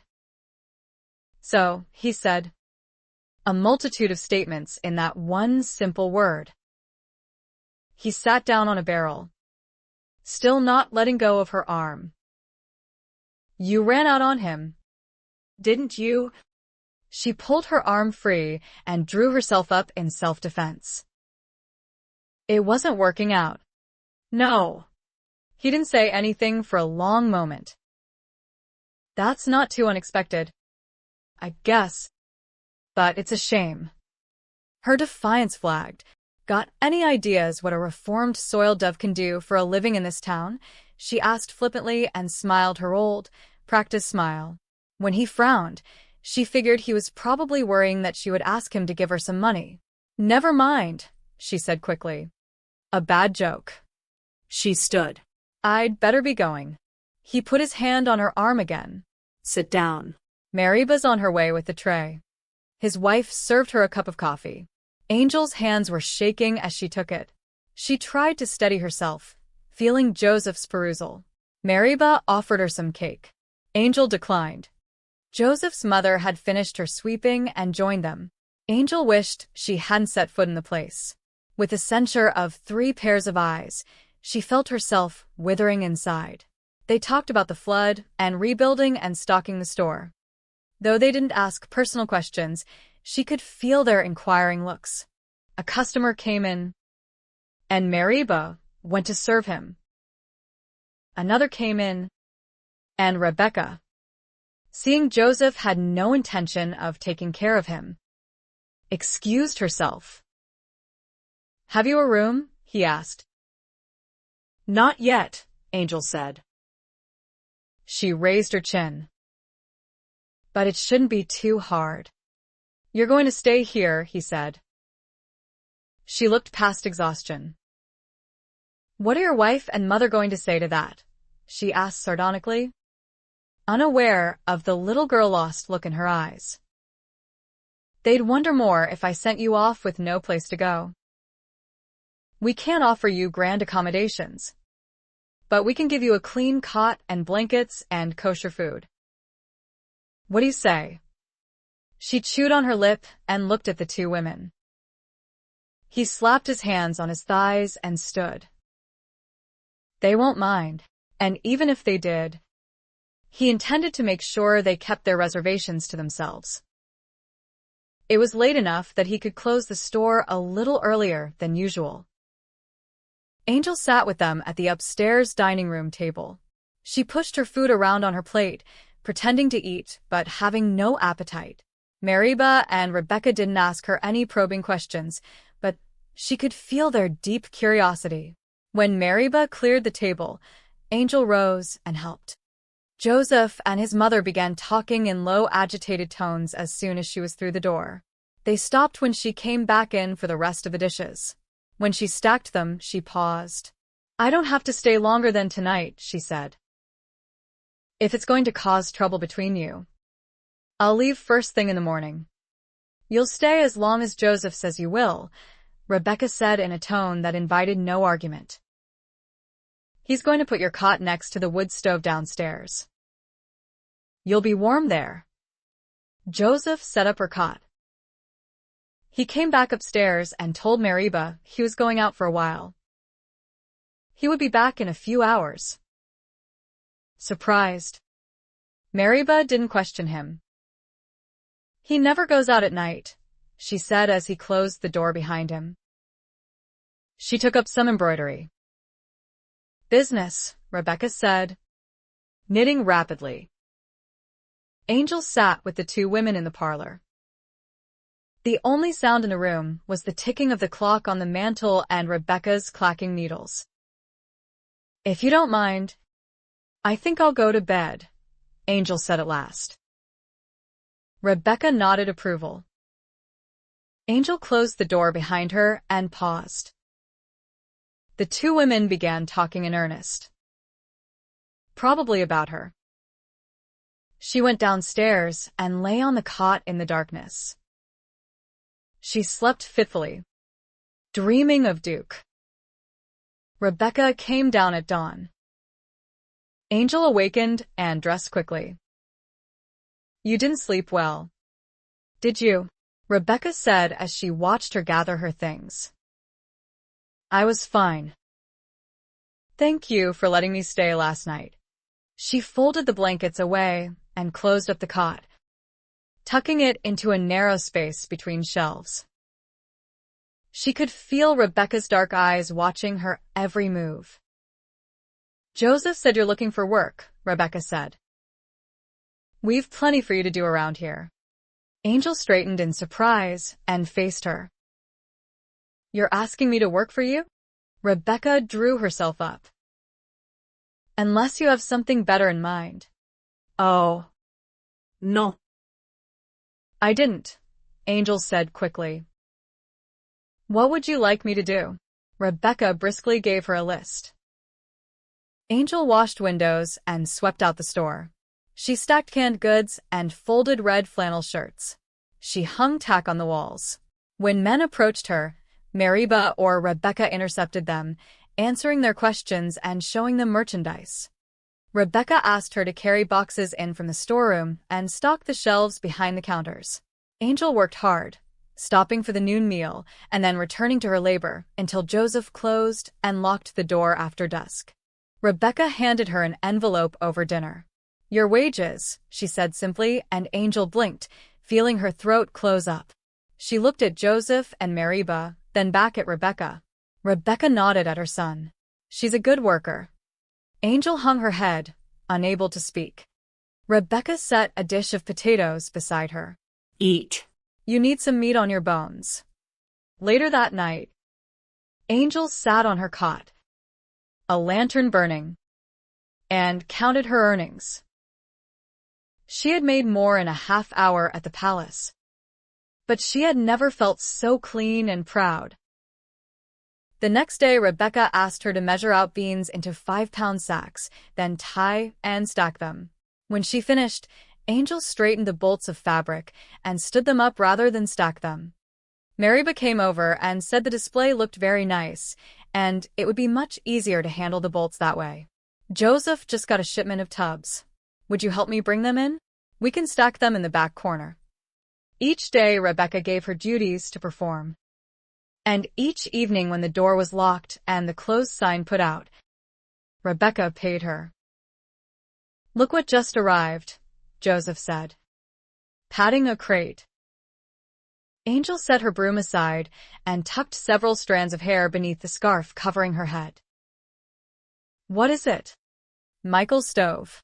Her heart leaped into her throat at the mention of his name. "I'd better finish sweeping," she said. Joseph watched her for a long moment and then went back to his own work. Angel was distracted at dinner. As soon as the dishes were cleared and washed, she excused herself. Mariba came downstairs a short time later. "Joseph and Rebecca are going over the accounts," she said. She hesitated. "You hardly ate anything at dinner. Are you feeling well?" "I'm fine."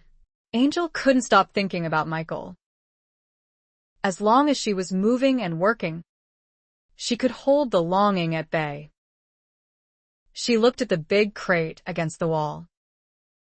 Word would have to be sent, and then Michael would come and get his stove. "I'll have to leave before he comes."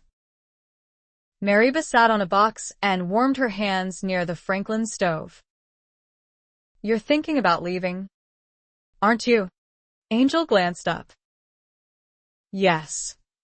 "You're not happy with the work?" "It's not the work. It's what could she say? Sighing, she nodded toward the big crate. Michael's stove. He'll come for it soon. And you don't want to see him? I can't. Was it so terrible? It was so wonderful. Too wonderful to last. It's just better if I don't. Where will you go? She shrugged. San Francisco. I don't know. It doesn't matter. Mariba folded her hands in her lap. Joseph thinks a great deal of your husband. Angel nodded and looked away. I know. Just his name roused so many feelings inside her. She thought the longing would diminish. She thought distance would dissolve her feelings for him. She had been away from him for 3 weeks, and she ached for him more now than she had the night she left. I was married once before, Mariba said. To a very difficult man. My mother died when I was young, and Papa wanted me well settled before his time came. So he picked a man who, for all outward appearances, was prosperous and kind. My husband was neither. I used to pray that God would deliver me from him. And he did. She paused.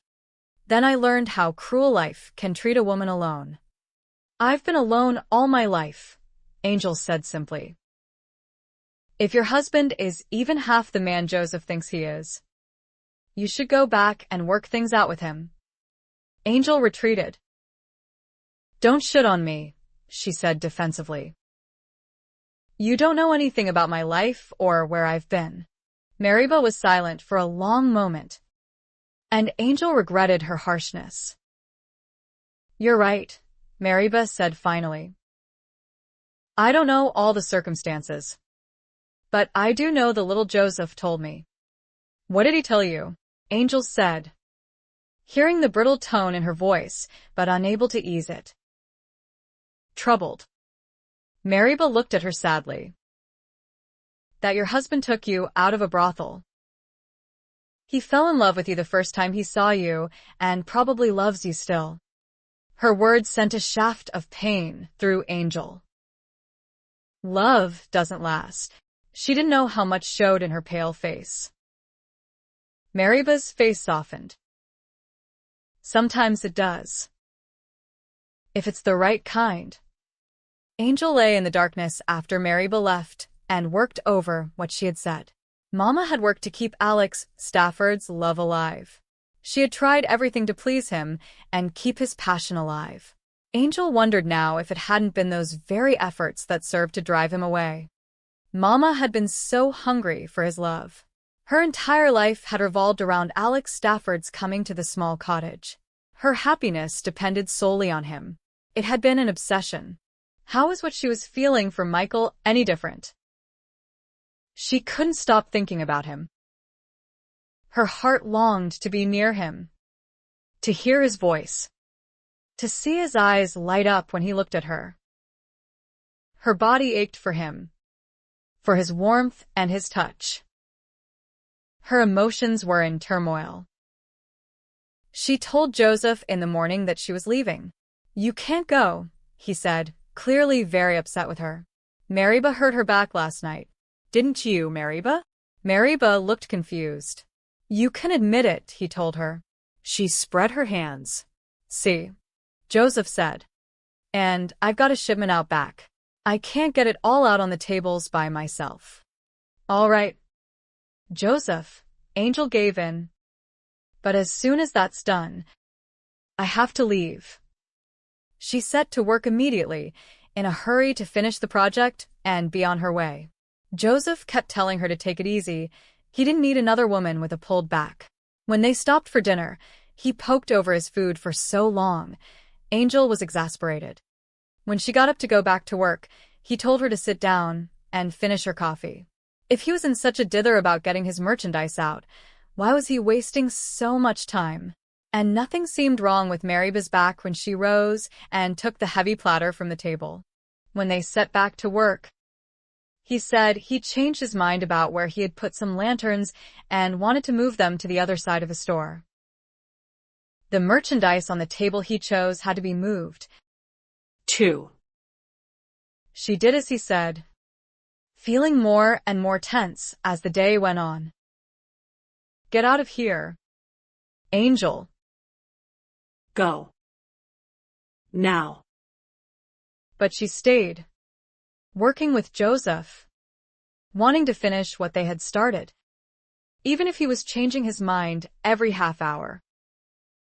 What was wrong with him today? Joseph laid his hand on her shoulder. That'll do for the day. Why don't you close up? It's early, isn't it? Late enough, he said and smiled. He signaled for Mariba and his mother to come, and they went through the back curtain together. Frowning, Angel turned. Michael was standing in the open doorway. Chapter 23. You are all fair. My love, there is no flaw in you. Song of Solomon 4 verse 7. Angel froze in shock as Michael walked toward her. He was covered with road dust, his face lined and grim. Joseph sent word you were here. Her heart was galloping. Why did you come? To take you home. She backed away from him. I don't want to go back, she said, wanting to sound firm and indifferent and sounding neither as her voice shook. He kept coming. She bumped into a table of boots, sending several thudding to the floor. I knew you wouldn't go back to paradise, he said. She gripped the table behind her for support and stood her ground. What made you so sure? She mocked. He didn't answer. She couldn't read the look in his eyes. When he reached out, she held her breath. He touched her cheek tentatively, and she pressed her lips tightly together to keep them from trembling. I just knew. Amanda.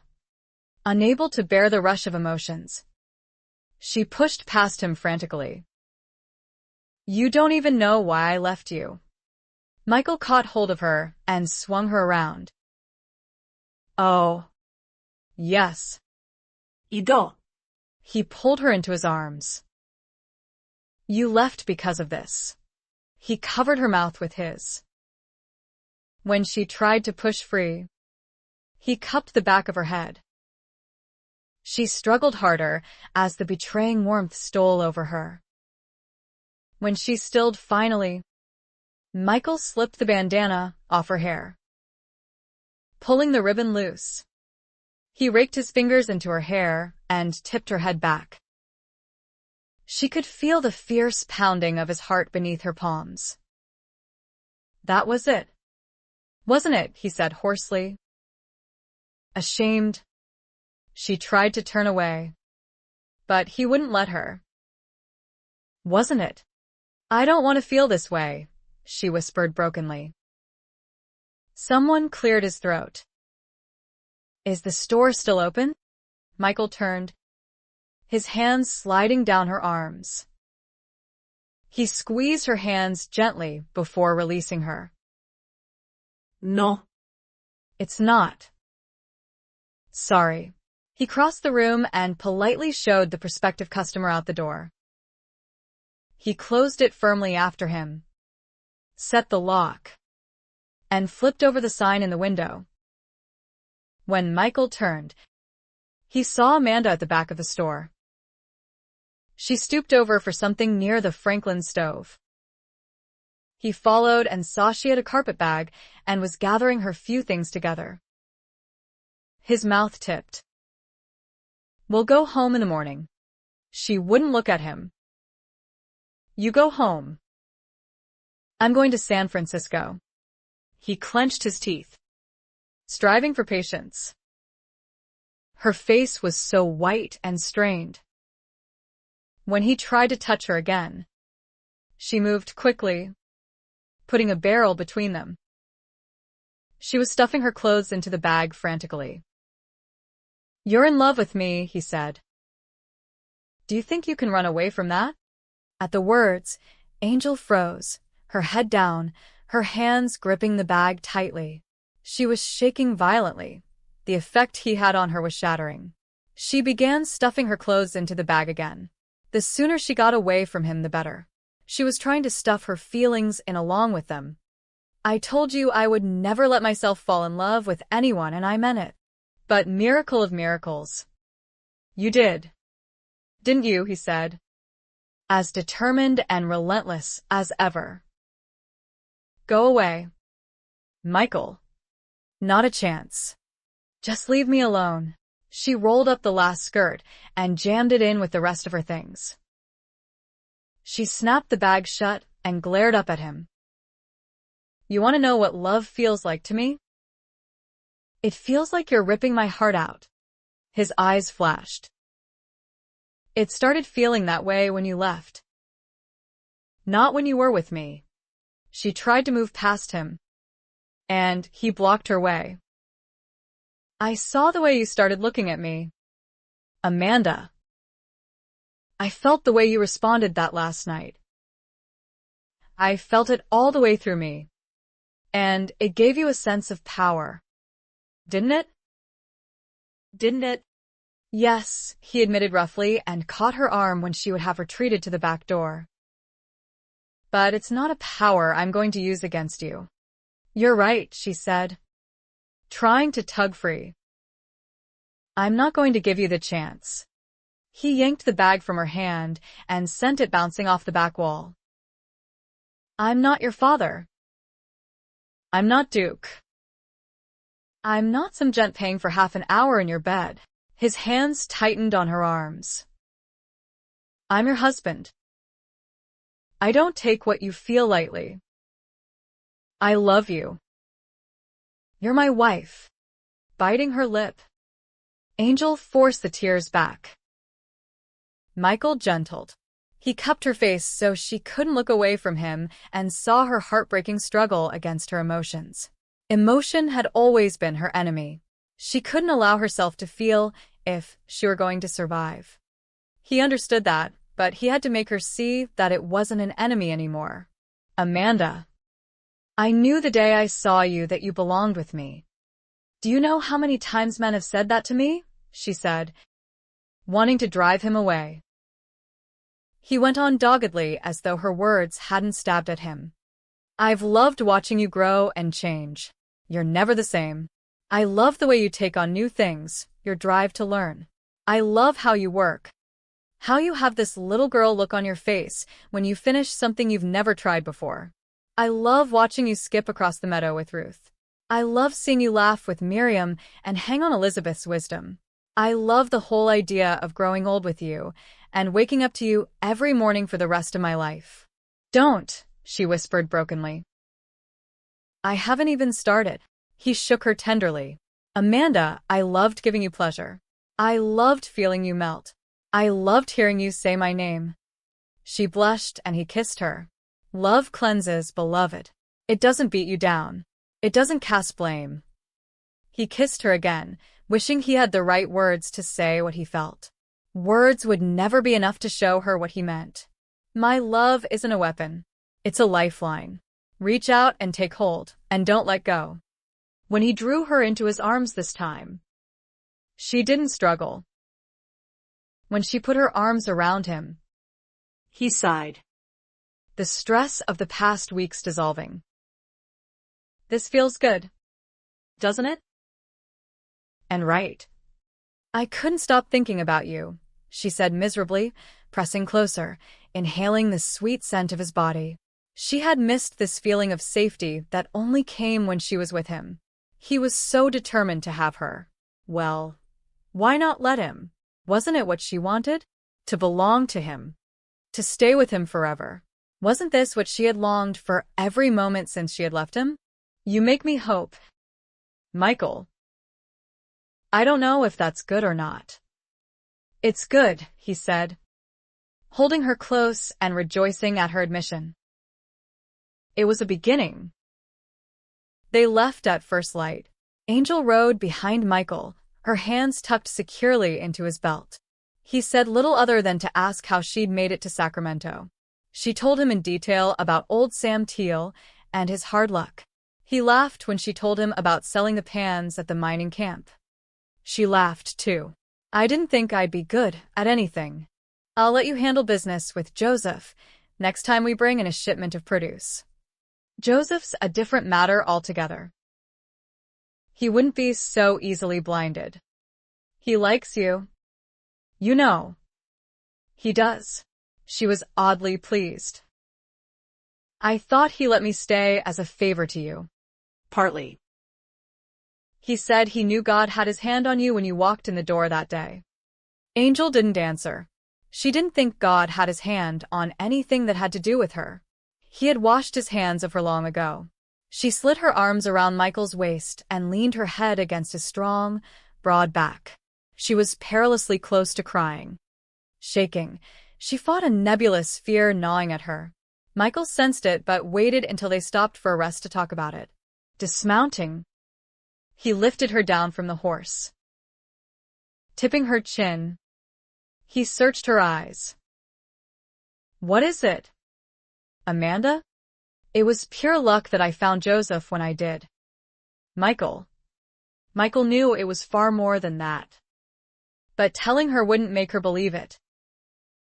Angel didn't want to think of what might have happened if she hadn't found the storekeeper. She was so weak. It was a loathsome thing to face about herself. One day on her own, and she would have walked back into a brothel. One day, maybe not even that long. You saved me again, she said, striving for lightness. Embarrassed by her vulnerability, she looked away. Michael tipped her face back. Oh. His eyes. So full of hope. So full of love. I'm only a tool. Beloved. Not your savior. When he took her in his arms, she went willingly. They remained until dusk and rode the rest of the way home in moonlight. Michael set to work on the fields, making the final preparations before planting. Angel helped by toting stones and breaking up clods in the grain fields. When the day came to plant, Michael loaded the seed and Angel onto the back of the wagon. He told her how to sow the wheat, then drove back and forth over the ground. She cast the seed, doubtful anything would come of it. Planting the corn was more work. Michael trapped fish and chopped them into large chunks to be buried with the kernels. It took from dawn to dusk to get the field planted, but when she looked out at the rich ground, she felt satisfied. The next morning, she saw a flock of birds in the wheat field. Dropping the water bucket, she ran into the field to chase them away. Laughing, Michael rested his arms on the corral fence he was fixing and watched. What are you doing, Michael? Those horrible birds. What are we going to do? They're eating every seed we planted. She threw a clod at another bird, and it fluttered off, perching in a nearby tree. Just leave them be. They won't take more than their share. She marched back. Their share? Why should they have any? In fair payment. They're the guardians of the land. He pointed. The swallows, swifts, and hawks guard the air, filling themselves on insects that would otherwise overload it. The woodpeckers, creepers, and chickadees feed on the grubs and beetles that would destroy our trees. The warblers and flycatchers feed on insects that attack the leaves. Grouse and prairie hens eat the grasshoppers that would devour our crops. What are those pecking out there? He laughed. Blackbirds.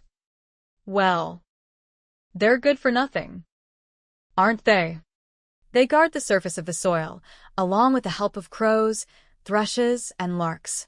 Snipes and woodcocks eat the bugs that burrow under the surface. He tugged her braid lightly. Spare the birds, Amanda, or we'll lose our crops. Besides, I've got other things for you to do. He swung over the fence and swept her up in his arms. Michael, what if it doesn't rain? It will. How do you know it will? He set her on her feet again. You're worrying about things you can't control. Just take things one day at a time. It did rain in the weeks that came, softly moistening the earth. Michael, come and see. Green sprouts came up, and Angel walked up and down the corn rows with uncontainable excitement. The plants were so small and fragile. One hot day would wither them, but Michael didn't worry. He repaired the corral fence, finished building the spring house, and went hunting. He shot a buck and showed her how to dress it. They hung the meat in the smokehouse. Sometimes, when Angel least expected it, Michael would find her at her chores. "Let's find a nice place in the sun," he'd whisper, putting his arms around her. "Come away with me and be my love." They were lying in the hayloft one day when Angel heard Miriam calling. "Oh," she said, mortified. Michael laughed, caught her around the waist, and threw her playfully back into the hay. "Where you going? What's she going to think? You and me up here in the middle of the day. Maybe she'll think we're pitching hay." "Miriam is a very bright girl." He grinned. "Well, then maybe she'll go away." No. "She won't." She jumped up and plucked hay from her hair. "Tell her I'm out hunting and you were taking a nap," he said, getting up and kissing the nape of her neck. Blushing, she pushed him away. Miriam came into the barn and saw Angel descending the ladder. "Oh, there you are." "I was just napping," Angel said, flustered and pushing wisps of hair back. Miriam's eyes twinkled. "Your fields are planted." 2. "I see." Angel cleared her throat. "Yes. And growing nicely. Shall we go into the cabin?" "I'll fix some coffee." "That sounds nice," Miriam said, and burst out laughing. "Michael, Papa wants you and Mandy to come for dinner. We're going to celebrate our first planting." Michael's answering laughter drifted down from the loft. "Tell him we'd love to." Miriam took Angel's hand as they left the barn. "Mama's always flushed when she comes back from a long walk with Papa," she said. "The way you are right now." Angel blushed. "You shouldn't talk about it so freely." Miriam pulled Angel to a stop and hugged her hard. "I've missed you so much." Angel hugged her back, her throat tight. "I missed you, too." Miriam drew back, eyes flooding. Well, That wasn't so hard to admit. was it? She looked very pleased. The Altmans' own planting was finished, and Miriam said she had more time for herself. The children were fine. They had seen Paul several times. He helped them dig their new well. "Let's take our coffee outside and sit under that apple tree," Miriam said. Michael was chopping wood. Angel called out, asking if he wanted coffee, but he called back no. "Mama's in a family way," Miriam said as they made themselves comfortable in the shade. "She always blooms when a baby's coming." "How's your father taking it?" Angel asked, thinking of her own. "Oh, He's very smug," Miriam said. She smiled impishly. "Are you and Michael working on a family?" The question sent a sharp pang through Angel. She shrugged and looked away. Miriam took Angel's hand. "Why did you leave?" "We were all so worried." "I can't explain," Angel said. "Can't or won't." "Do you even know the reason yourself?" "Partly." She wouldn't explain further. How could she and make this naive girl understand? She was so open, so free. Angel wished she could be like her. "We never told Ruthie," Miriam said. "We just said you and Michael were very busy, and we couldn't come for a while." "Thank you," Angel said. She watched Michael stacking firewood, her heart aching. Miriam smiled. You're terribly in love with him, aren't you? Terribly. I'm consumed with it. Sometimes he only has to look at me. She stopped, realizing she was speaking her most private thoughts aloud. Miriam looked at her. Isn't that as it should be? I don't know. Is it? I hope so, Miriam said dreamily. Oh, I really hope so. Miriam brought Ruth the next time. Angel left her gardening when she saw the child racing down the flower-strewn hillside, dashing the dirt from her hands. She came through the gate and took a couple of running steps to meet the child. Mandy. Mandy, Ruthie cried joyously, and Angel swept her up in her arms and hugged her. Hello, darling, she said huskily, kissing the child on both cheeks and her nose. Have you been a good girl since I saw you last? Yes, Ruth said, squeezing Angel around the neck again as though she had no intention of ever letting go. Why did you run away? You were gone so long. Paul said you always run away, and Michael just keeps going and finding you and getting you back again. He said Michael's a fool because you like your old life better than being a farmer's wife. What's your old life? Mandy? I don't want you to go back to it. I want you to stay here. Angel set her down very slowly. Her stomach had dropped as soon as Ruth began parroting what she had obviously overheard. We didn't tell Ruthie. She couldn't look at Miriam when she came up to them. What's the matter? Miriam asked. When Angel didn't speak, she looked at her baby sister. What have you been saying? Angel touched Ruthie's dark head tenderly. I love being a farmer's wife, she said very quietly. And I don't want to go back to my old life. Miriam's mouth fell open, and her face went dark red. Ruthie nodded and hugged her around the legs. Angel looked at Miriam coldly. What's she been saying to you? Miriam asked. Just what she's heard. Ruthie. Just what did you hear? You and Paul, she said, muffled against Angel's skirt. Never mind, Angel said bleakly. Just leave her alone. Miriam. I will not. You were eavesdropping, weren't you? Miriam said, arms akimbo as she stared down at her little sister. Ruthie peered at her. Mama sent me. Her lower lip protruded. She wanted me to fetch you. When was this? When Paul was over. She said you were gone too long, and she wanted you to come into the cabin. Miriam blushed furiously. And he was talking, and you were mad. I could tell 'cause you got all red in the face like it is now. You told him to take his stories home with him. And he said. Angel put a shaking hand to her brow, her face very pale. Never mind, Miriam said quickly, silencing her sister. She looked up, tears in her eyes. Amanda. Angel shrugged, trembling. Miriam pulled Ruthie away and gave her a light pat on the bottom. Go say hello to Michael. Ruthie.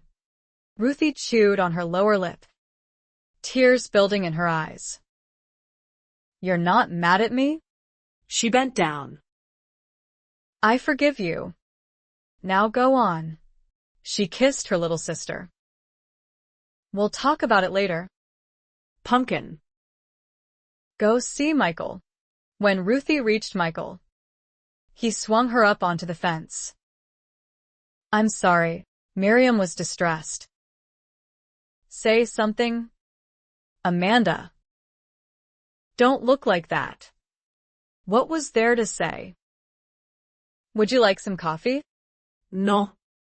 I don't want any coffee. When Angel started walking toward the cabin, Miriam fell into step beside her. I was not gossiping about you. I swear it. Neither was Paul, Angel said. He was just telling you the way he sees things. How can you defend him? I've hurt Michael more than once. And Paul knows it. That doesn't mean you'll hurt him again. It doesn't mean I won't. Miriam and Ruthie stayed most of the afternoon. And all the while Angel couldn't get it out of her mind. Could she change? Was she different just because Michael loved her?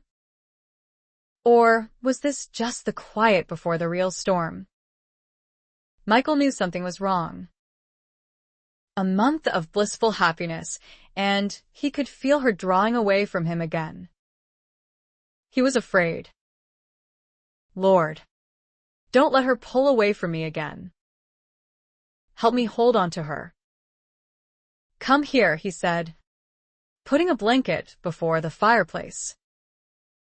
She came willingly enough, but there was something somber and secret in her eyes. What was tormenting her? Angel leaned back against the solid comfort of Michael's broad, muscular chest. She loved his hands on her. What's wrong? He asked, nuzzling her neck. Something's been eating at you all evening. Did Miriam or Ruth say something to upset you? Not on purpose. She didn't want to tell him about Paul. She didn't want to tell him how much words hurt. She had denied their power all her life. But each name cut. It's just that I'm so happy, she said, her voice shaking. I can't get over feeling that I don't deserve this. And you think I do? What have you ever done to be ashamed of in your life? Michael? Not a blessed thing. I've committed murder. He felt the shock go through her at his admission. She drew away from him and turned, eyes wide. You, 100 times. When I came back for you the first time and saw what Magowan had done to you. And Duke. I've killed him 100 times in 100 ways. Each worse than the last. She relaxed. Understanding. Thinking about doing something wrong isn't the same thing as doing it. Isn't it? Where's the real difference? The same desire is there, feeding on itself and me. He tugged her braid lightly. Don't you see? Neither of us deserves this. It's got nothing to do with whether we do or not. Every blessing comes down from the Father, not in payment for good done, but as a gift. Michael saw that her eyes flickered at his first mention of God. He felt her growing resistance. God, the foul word. God, the being that had no meaning in her life other than retribution for sins committed, some not her own. She believed God was wrath, and that he would continually punish her for living a life she was forced into by a seedy old drunk who didn't know what he was doing. God was unmerciful and enjoyed inflicting pain. How could he make her see that God the Father was the only escape she had from living in hell, when the only father she had ever known had wanted her ripped out of her mother's womb and thrown away? Show me this father of yours. Michael, she said, unable to keep the edge out of her voice. I am, Michael said quietly. Where? I don't see him. Maybe if he stood before me, I'd believe he existed, and she could spit in his face for everything that happened to her and her mother. He's in me. I'm showing him to you every hour of every day. The only way I know how. And clearly not doing a good enough job. She saw she had hurt him and softened. He was so sincere. And he loved her so much. She loved him, too, though she had fought so hard against it. He had made her love him just by being Michael. But that had nothing whatsoever to do with God. Did it? Love isn't enough, she said, touching his beloved face. If it was, I should have been enough for my mother. But I wasn't. I won't be enough for you. Either. No. You won't. And I won't be enough for you. Amanda. I don't want to be the center of your life. I want to be part of it. I want to be your husband, not your God. People can't always be there for you, no matter how much they want to be. And that includes me. And God is, she said derisively. God was never there for me. She moved out of his embrace and stood, retreating to the bed. He watched her loosen her hair. She looked at him and went very still. I'm glad you like blondes, she said mildly. She wasn't going to put him off that easily. Your looks may have had a little to do with why I first noticed you, he admitted, standing up. He tossed the blanket over the back of the chair. Only a little, she said without conceit. Until Michael. She had always looked upon herself as fodder for a man's lust. A little, he repeated firmly. When she raised her eyes, he gave her a solemn look that belied his mood. Actually, I think it was your even temper, your willingness to adjust to my way of life, your constant desire to please me. He crossed the room as he spoke and sat on the bed beside her as she laughed. Her defenses dropped at his disarming smile. So, she said, you're just another bloke who rises to a challenge. Her smile faded even as the words came from her lips. Why did everything she say have to brand her with her past? She looked away again and continued to unbraid her hair. His hand rested comfortingly on her thigh. Even that light touch made her melt inside. What do you feel now that I'm soft clay in your hands, Michael? Joy, he said. Pure joy. He saw how the pulse raced in her throat and pressed a kiss to it. He heard her soft intake of breath and felt the answering warmth spread swiftly through him. He wanted her. He would always want her. And, praise God, she wanted him as well. He felt it every time he touched her. Beloved, he whispered, feeling an overwhelming tenderness at the look of uncertainty in her blue eyes. If anyone knew how or why people fall in love with one another, they'd bottle and sell it off to one of those traveling medicine wagons. It wasn't how you looked. It isn't that you smell and taste so good to me now. You know it isn't, he said, kissing her. It's part of it, she said with a sigh. God knows that's true. But it's something beyond just that. Something unseen. You cried out to me that day when you walked by. And I couldn't do anything else but answer. So you said before. And you still don't believe me. Oh. Michael. Life's done things to me. I'm so full of, she paused, swallowing hard and pressing her lips tightly together, looking past him, unable to look into his eyes. Of what? He stroked the tendrils of hair back from her temples. Shame, she managed thickly. Her eyes burned, and she struggled to push the emotions down again. She couldn't give in to tears, not even one, but she wanted him to know how she felt. I don't know what I did wrong. I never knew, but I understood from the earliest time I can remember that I was never going to be good enough to deserve a decent life. And that her very presence took away the decency of others. Would it take away Michael's eventually as well? She couldn't bear the thought of that happening to him. So, how do you explain this? She reached up and touched his face. I don't. I can't. I just know it'll never last. Michael's eyes filled with tears. She broke his heart. She always had. I've never turned away from you. Nor will I, ever. It's always been the other way around. I know. But if I gave you everything I had, it wouldn't be enough. I don't have enough for a man like you. He took her hand and pressed it hard against his heart. Then take what you lack from me. Let what I have make the difference. Her heart was so full she hurt. You're so beautiful, she whispered tremulously. How could she, of all women, be loved so much by a man like this? Oh, God. If you are there listening, why did you do this to him? For you, beloved. A shiver went through her body, and she felt the hair rise over her head.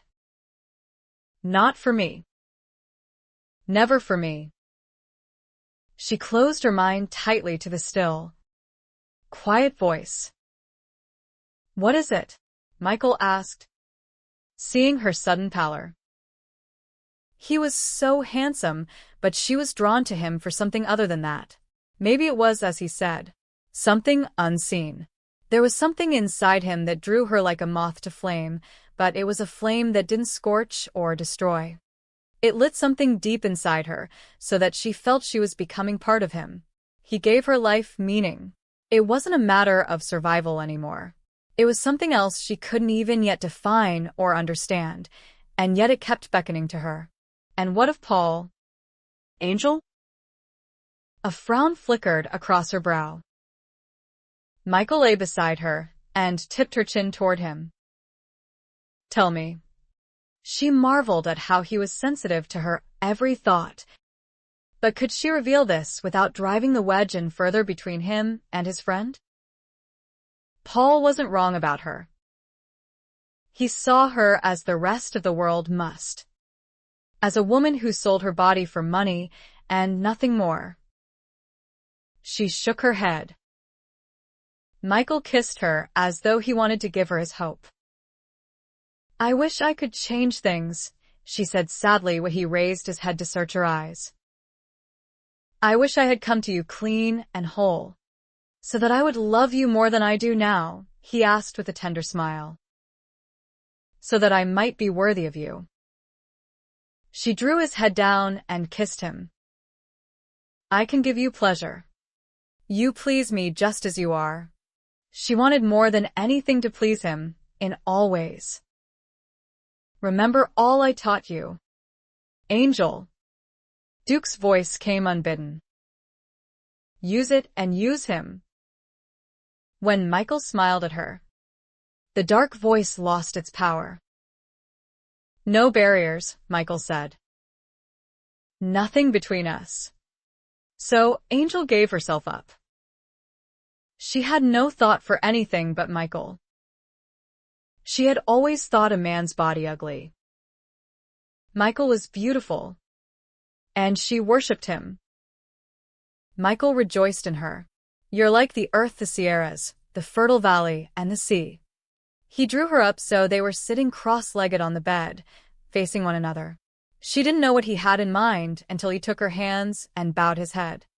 He prayed aloud, giving thanks for the pleasure they had taken in one another. Angel's heart hammered violently. What was his God going to think of this? When Michael finished praying, he smiled at her, the glow in his eyes easing her fear. No lightning. Beloved, he said, understanding. All good things come down from the Father. Even this. He lay back and drew her to him, holding her close until they both slept. Chapter 24.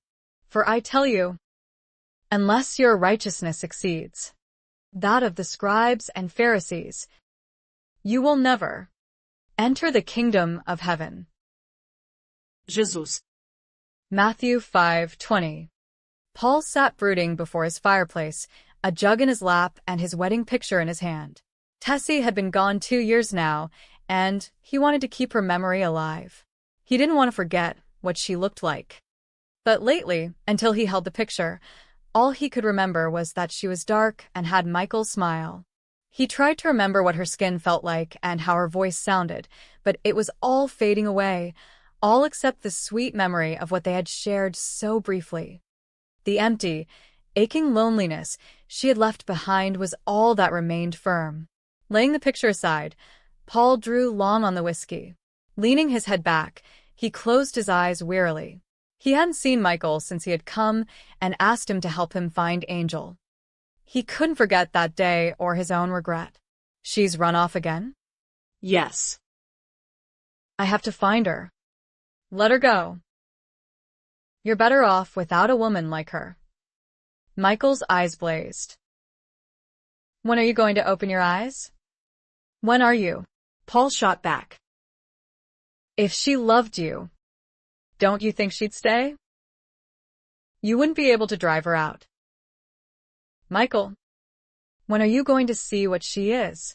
When Michael turned his horse away, his anger had erupted. Look for her in a bordello. Isn't that where you found her in the first place? Swearing. He'd gone back to turning the soil with his spade. And he hadn't been able to get rid of the fallow feeling in his heart since. Not even when Michael had come back. It was clear he hadn't found any trace of Angel. He had pitied Michael then. He wasn't sorry Michael hadn't found Angel. He was sorry Michael was torn up about losing her. She wasn't worth grieving over. She does love me. Paul. She does. You just don't understand her. Paul left it alone. He didn't want to know any more about Angel than he already did. One day in her company had been enough to sour his soul for a lifetime. Michael stayed, and they talked about crops and the land, but it wasn't the same as it had been before Angel came into their lives. It didn't matter whether she was gone or not. She was still between them. You're making progress, Michael said before leaving. That field looks good. The work would go faster with a horse. Too bad I lost mine on the trail. Take this one.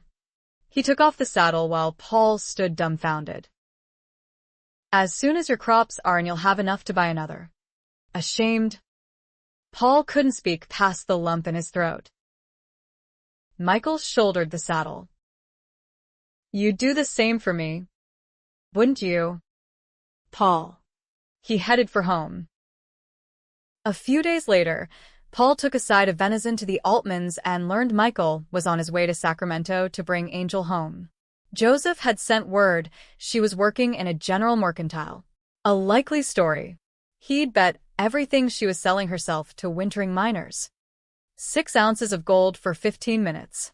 Maybe more than that to make up for the time lost on Michael. You don't look very happy about the news, Miriam said, watching him closely. I'm sure Michael's happy, he said, and went for his horse. He's a fool, he muttered under his breath. Miriam followed him. He loves her very much. Is that what you call it? What would you call it? He glanced back at Miriam as he slung the reins over the horse's head. But he didn't answer. Why don't you like Amanda? Miriam asked. Paul almost blurted out that her name wasn't Amanda. It was Angel. And she was anything but that. But he kept his tongue. I've got my reasons, he said. The saddle creaked as he mounted. You were in love with her. Weren't you? She said flatly. Paul gave a harsh laugh, his grip tightening on the reins. Did she tell you that? No. I guessed. Well, you guessed wrong. Little Miriam. He turned his horse before she could ask more questions. Taking a step, she called after him. Don't call me Little Miriam. I'm 16 years old. He didn't need the reminder. Mocking her, he tipped his hat. Good day, ma'am, he drawled and rode away. She came over the next morning to invite him to dinner. Venison steaks, she said, and Mama is baking apple pie. She was wearing a pretty yellow dress that made him notice the slender curves of her young body. She noticed the direction of his gaze and blushed. Miriam's dark eyes had a velvety glow to them. "Well," she said. "Well." "What?" he said uneasily. Her mouth curved. "Will you come this afternoon?" She had an enticing smile. Dismayed, he was terse. "No," he said and nodded toward the unplowed section of field. "I'll be working through until dusk." He clicked to the horse and pushed down hard on the plow, hoping she would take the hint and leave. Had he known she was coming over, he would have put a shirt on. As it was, he was stripped to the waist and had a dusty neckerchief tied around his forehead to keep the sweat out of his eyes. A fine sight he was for an innocent young girl.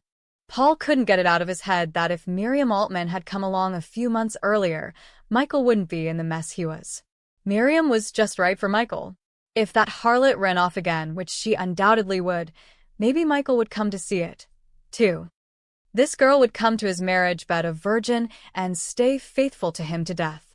She wasn't the kind to cause a man grief. She would give him the children he wanted and make him happy. "You have to eat sometime," Miriam said, walking beside him. He didn't look at her. The less he looked at her, the better. "Papa and Mama would like to thank you. They said their thanks yesterday." "Tell them they're welcome." "Don't you like children?" "Children," he said. Lost. "I like children well enough." "What's that got to do with anything?" "I just thought you didn't want to come to dinner, because there are so many of us." She walked with her hands loosely clasped behind her. His gaze swept her body and his mouth went dry. "What was your wife like?" Paul. The question took him off guard. Sweet. "She was very sweet." "Was she tall?" "About your size." Tessie had been smaller. And she'd had light brown hair rather than luxuriant black. And her eyes. He couldn't remember what color Tessie's eyes were when he looked into the deep, soft brown of Miriam's. Was she pretty? He looked at Miriam, and his heart raced. "Your wife," she said. "Was she pretty?" He tried to remember Tessie's face and couldn't. Not with Miriam staring at him the way she was. Her shy fascination with his body gave him a growing panic. "She was very pretty," he said and pulled the horse to an abrupt halt. "I think you'd better go home. I'm sure your mother's wondering why you're taking so long." Miriam's face went red. "I'm sorry," she stammered. "I didn't mean to keep you. Maybe you'll come for dinner another time." He saw her quick tears as she turned and hurried away. He almost reached out to her but stopped himself just in time. He clenched his hand and watched her go, an ache in the pit of his stomach. He hadn't meant to be cruel, but if he apologized, she might stay, and she was altogether too tempting for that. Paul never expected her to come back. He was washing at the well when he saw her coming across a grassy field. His heart jumped. Her younger sister Leah was with her this time. He pulled his shirt on and buttoned it while waiting for them to reach him and tell him what they wanted. "Mama sent me," Miriam said apologetically. Her eyes barely touched his. She held out the basket she was carrying.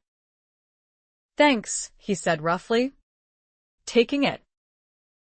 His hand lightly brushed hers, and her eyes came up. "She needn't have bothered," he said.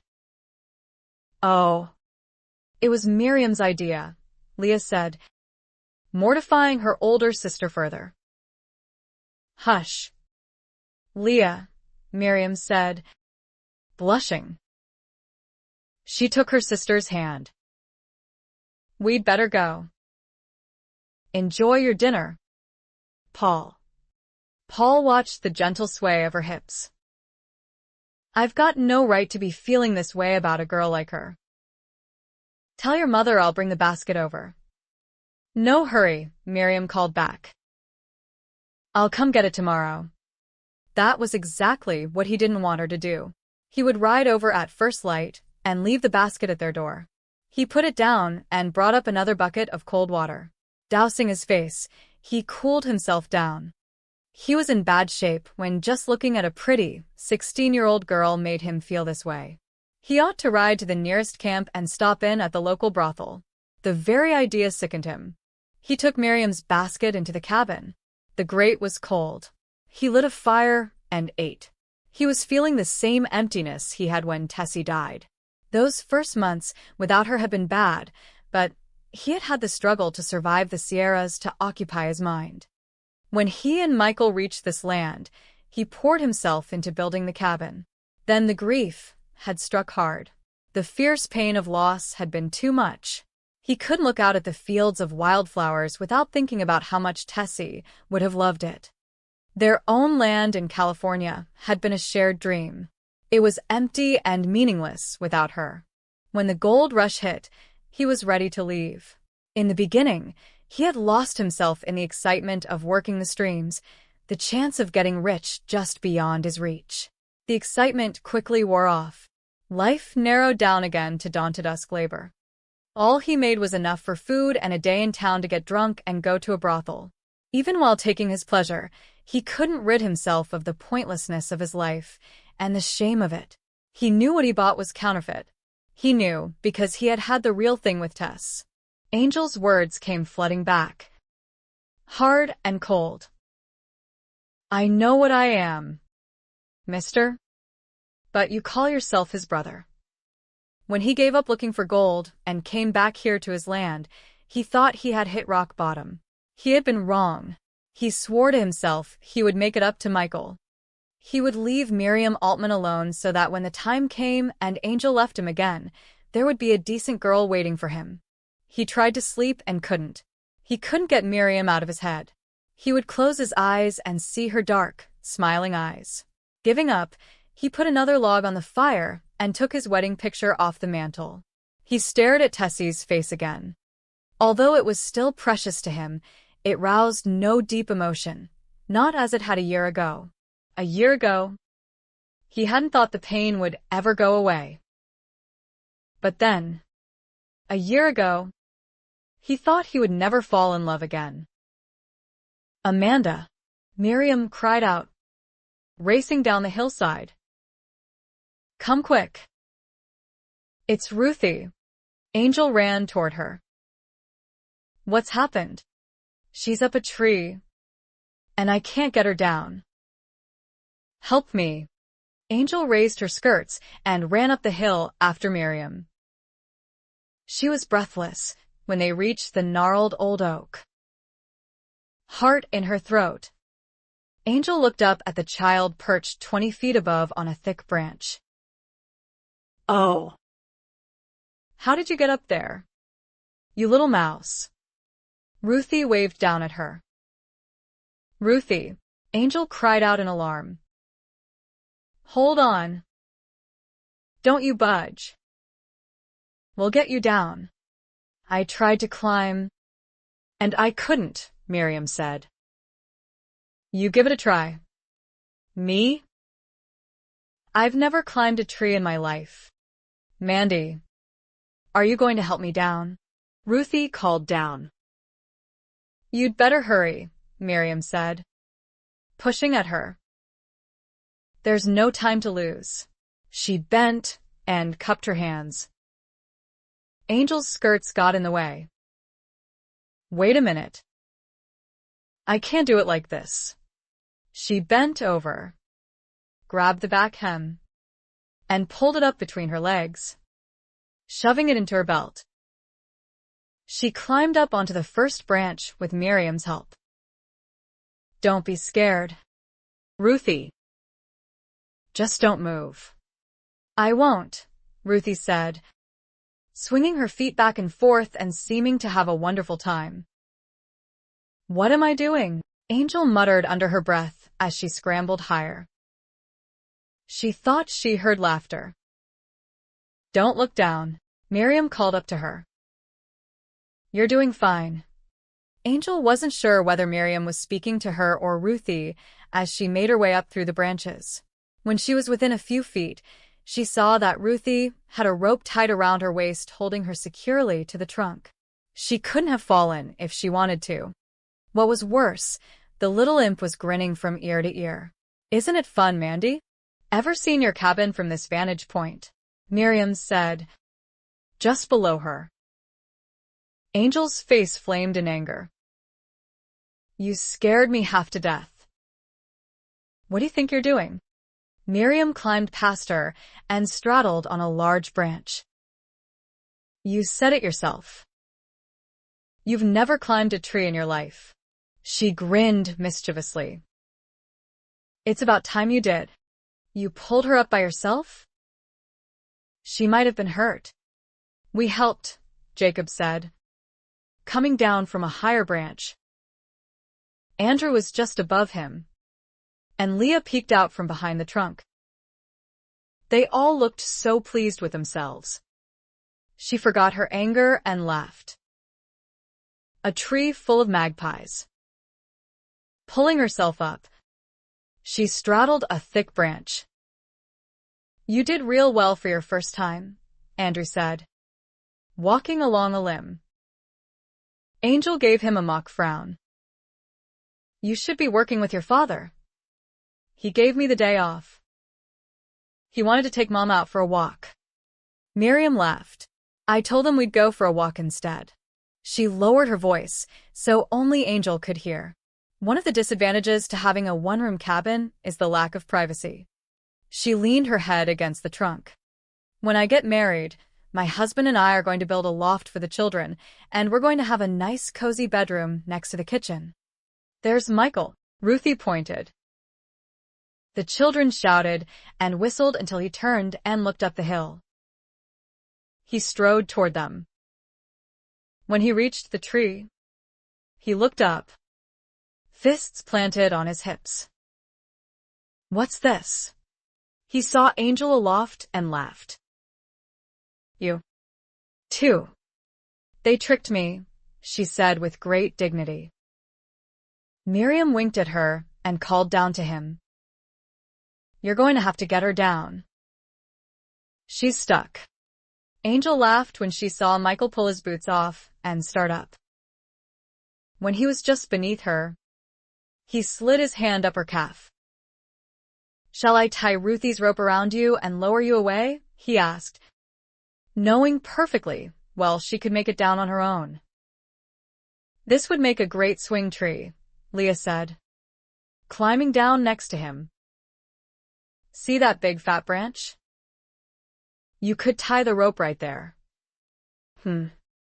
Good idea," Michael said. He lowered Ruthie and sent Andrew to the tack room in the barn for rope. Climbing back up, he tied both ends around a sturdy branch and let the loop hang for a swing. "I'll fix a seat for it later," he said, dropping down. The children squabbled excitedly over who would get the first turn, but Michael caught Angel and set her in it. "Hang on," he told her before she could stop him, and he sent her flying. The exhilarating rush made her laugh. Michael gave her another push and then headed back to the field and his work. When everyone, including Miriam, had had a turn on the swing, Angel took the children down to the cabin and fixed them something to eat. The boys went out to watch Michael, and Leah and Ruthie went to pick flowers on the hill. Miriam leaned against the door jamb and looked out at her brothers perched on top of the corral fence, watching Michael working with the horse. Michael knows how to enjoy life. He doesn't sit about brooding all the time. Angel came to stand with her. It disturbed her the way Miriam was watching Michael. An uncomfortable feeling twisted in her stomach. Miriam smiled. "I was thinking how wonderful it must be to love someone and have them love you back.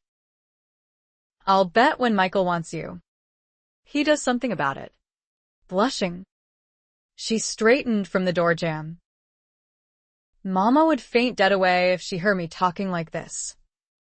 Angel looked out at Michael, and the pang of jealousy died down, and a tender concern filled her. She gave Miriam a thoughtful look. She loved the girl like a sister. "You want to get married, don't you?" "Yes. But I don't want to marry just anyone," Miriam said. "I want someone wonderful. I want a man to love me the way Michael loves you. I want a man willing to fight for me. I want a man who won't let me walk away from him." Seeing tears in Miriam's eyes, Angel took her hand. "You love Michael?" "Of course I love him. How could I not? He's one of a kind, isn't he?" Miriam put her head back against the jamb and closed her eyes. "Others should be more like him, but they're not." She smiled. "I'll never forget the night Mama and I sang Amazing Grace and talked about David." Michael had tears in his eyes, and he wasn't embarrassed about it. He didn't care who saw how much he cared. She wiped tears from her cheeks. "Michael's the only man I've ever met who isn't afraid to feel things. He doesn't bury himself alive." Angel looked out at him. "It's too bad I met him first." Miriam laughed. "Well, if you find him old, would you make another like him?" She hugged Angel. "I love you both so much." She drew back. "And now I've embarrassed you." She bit her lip and looked uncertain. "Mama thinks I should keep my feelings to myself instead of blurting them out all the time, but I can't. It's just the way I am." She kissed Angel's cheek. "I'd better gather the wild Indians and go." She went out into the sunshine and called for her brothers and sisters. Hugging herself, Angel leaned against the door jamb where Miriam had been and watched them go. She worried about it all afternoon and tried to talk things over with Michael that night. "Do you think we could find a man for Miriam?" "Miriam? She's a little young. Isn't she? Old enough to be in love. Could we go back to Sacramento and find someone?" "Who?" he said, playing with her hair. "Someone for Miriam. How about Paul?" "Paul?" Aghast. Angel moved away. "Miriam doesn't belong with someone like him. She belongs with someone like you. I'm already taken. Remember?" He pulled her close. "Leave it to the Lord. Leave it to the Lord," she muttered. "You always want to leave things to the Lord." He could see she wasn't going to let go of it. "The Lord already has someone in mind for Miriam. I'm sure of it. Now, put it out of your head." She almost told him that Miriam was in love with him, but thought better of it. There was nothing more tantalizing to a man than a young girl in love with him. "I just want to see her happy and settled." Michael soothed her. "She will be, Tirza. A girl like Miriam doesn't go without a husband for long. A girl like Miriam. If you hadn't found me, would you?" "But I did. Didn't I?" "Yes. You did." She reached up and touched his face. "Have you ever been sorry?" "A few times," he said solemnly, knowing she would expect the truth. He took her hand and turned the wedding ring, looking down at her. "You've given me some dark moments." His smile was tender. "But that's in the past." He kissed her hand and laid it against his cheek. "Tirza, I know what I'm about, and I know who has control of my life. You and I are not an accident." Angel pulled his head down and kissed him, loving his response, loving the way she felt when he took over. "I don't think I'll ever get enough of you, Michael Hosea. Never. As long as I live. Nor I of you." The Altmans held a gathering to celebrate spring planting. When Angel and Michael arrived, the children ran to greet them. Elizabeth waved from the open doorway. "Come see our new well," Leah said, tugging on Michael's hand. Miriam was bringing up a bucket of water. She set it down. Marvelous. Isn't it? She said proudly. Paul helped us dig it a few weeks ago. I've missed having a well to sing into. Listen. She bent over and sang down into the depths. The melodious sound broadened and rose. Rock of Ages. Angel rested her forearms on the stone and listened. Smiling at her, Michael bent over the side and joined Miriam, his deep voice harmonizing. Angel had never heard anything more beautiful than the way Miriam's and Michael's voices blended. Oh, doesn't it sound wonderful? Miriam laughed. Let's do another. If you put your head down far enough, the sound is all around you. Sing with us this time, Amanda, and it'll be even better. She wouldn't accept no for an answer. Don't tell me you can't. You can. If you don't know the words, just open your mouth and go ah. Rock of Ages again. You've heard it enough to know a few words. Angel joined in hesitantly. Before they were finished, the rest of the children were hanging over the well and singing down into it. Had Michael not caught hold of her dress, Ruth would have fallen in head first. Oh, Susanna, this time, Andrew said. From that they went to more road songs with funny verses. Laughing, they straightened. Miriam's expression changed markedly, and her hand gripped Angel's. Paul's coming. Heart sinking, Angel raised her head and saw him walking across the open field toward them. He was so stiff when I invited him, I didn't think he would come, Miriam said. Angel had never seen a more grim-looking man. I'd better go greet him, or he'll leave before he's arrived, Miriam said. Paul watched Miriam come toward him and steeled himself. She was wearing the yellow dress again. When she smiled, a muscle jerked in his cheek. I'm so glad you came, Paul. She smiled and fanned herself with her hand. It's hot, isn't it? Come have some cider. Too disturbed by what he felt when he looked at Miriam, Paul glanced around. Angel was looking at him. He gave her a sardonic smile, expecting her to smile back just as derisively. She didn't. He hated her so much he could taste it. When did you finish your planting? Miriam asked, forcing his attention back to her. Yesterday afternoon. They reached the others. Michael greeted him with a handshake. His grip was firm. Speaking of continued affection, he put his arm around Angel and drew her close against his side. Waiting. Angel's blue eyes flickered as she looked up at him. Hello. Paul, she said. Paul wanted to ignore her, but knew he couldn't without offending Michael. Amanda, he said and nodded. Her face showed no emotion whatsoever.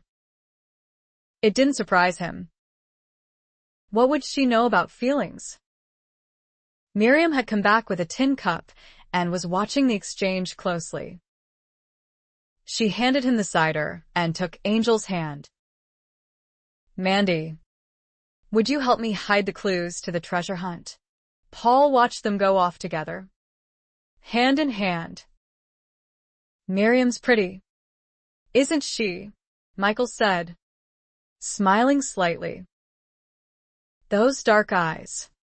Paul drank his cider in taut silence. He hadn't expected Michael to notice so soon. When the children ran off to find Miriam's clues to the treasure, a basket of berry tarts, Elizabeth, Miriam, and Angel set up the plank table in the yard. Angel had brought a Dutch oven full of venison, baked beans, and candied carrots. Elizabeth had roasted 2 fat pheasants that were stuffed with seasoned bread. Miriam brought out 2 winter apple pies. Angel was too aware of the undercurrent of hatred aimed at her from Paul to join in the jubilance. She was successful in avoiding him throughout the afternoon, but now she was seated opposite him at the table. John said grace, and when she raised her head, she encountered Paul's look. She understood all too clearly the message in his eyes. You? Praying? What a laugh. She was a hypocrite. She bowed her head as all the others did, pretending to pray even while she held no part of it. Nor did she want to. She did it because it would hurt Michael for her to sit beside him, back rigid and head held high while grace was said. And it would embarrass the Altmans. Ruthie would ask questions. She held Paul's cold gaze. Can't you understand? If anything, he looked even more contemptuous. Resigned that he never would understand her, probably would never even try, she took a slice of pheasant and passed the platter. Do you want me to talk to Paul? Michael asked her later when John was fiddling, and he was dancing with her. No, she said, afraid she would be the cause of an even wider gulf between the two men. She had done enough damage already. He's a decent man. Amanda. He stood by me through some hard times. He's confused right now. She knew Paul wasn't confused. He was full of righteous rage and animosity. Because of her. He was hurting. Because of her. Why hadn't she thought past her own revenge that day? Couldn't she have ignored his insults? She had known he was jealous. She had known that he thought she wasn't good enough to be Michael's wife. She had known a lot of things about Paul on first sight. Be patient with him, Michael said. As Michael had been patient with her. She would swallow her pride if need be. For Michael's sake. She would take whatever Paul had to throw at her. Michael danced with Miriam, and Angel went to pour herself a cup of cider. Paul came to stand next to her, his dark eyes glinting. He nodded toward Michael, whirling Miriam around. They were both laughing. They look good together. Don't they? Angel watched Miriam and felt the pang inside her. They did. They like each other a great deal, she said, and poured a second cup of cider. She held it out to him, smiling mockingly down at her. He took it. He watched Michael and Miriam again. She should have come a few months earlier. Things would have been a lot different. Michael said it wouldn't have. Of course. He'd say that. The sword thrust went deep. Angel didn't say anything. Paul's mouth curved sardonically. I heard you were working in a general mercantile. What were you selling? A little of everything. Just like always. Angel concealed her pain and spoke quietly. I've no intention of hurting Michael again. Paul. I swear to you. But you will. Won't you? It's in your nature. You'll suck him dry and then throw the empty husk away. Oh. You'll stay around for a while. Just for appearances. And when the going gets rough, you'll pack up your bags and be on your merry way again. Angel blinked and looked away. She couldn't breathe past the constriction in her chest. I won't. No. Then why were you in such a hurry to get back to paradise? Why did you run off to Sacramento? I'm sticking this time. For a year or two. Until you're bored with being a farmer's wife. He drank his cider and set the cup down. He watched Michael and Miriam with a frown. You know, Angel, I haven't seen Michael smile like that in a long time. He walked away and stood with John. Angel held her cup of cider clasped between her two hands. Raising her head, she watched the two people she loved most in the world dancing together and wondered if Paul wasn't right about everything. Chapter 25. And after the earthquake, a fire. But the Lord was not in the fire. And after the fire, a still small voice. 1 Kings 19 verse 12. Paul sought to erode Angel's confidence every time they met, while Angel set herself to endure whatever he threw at her.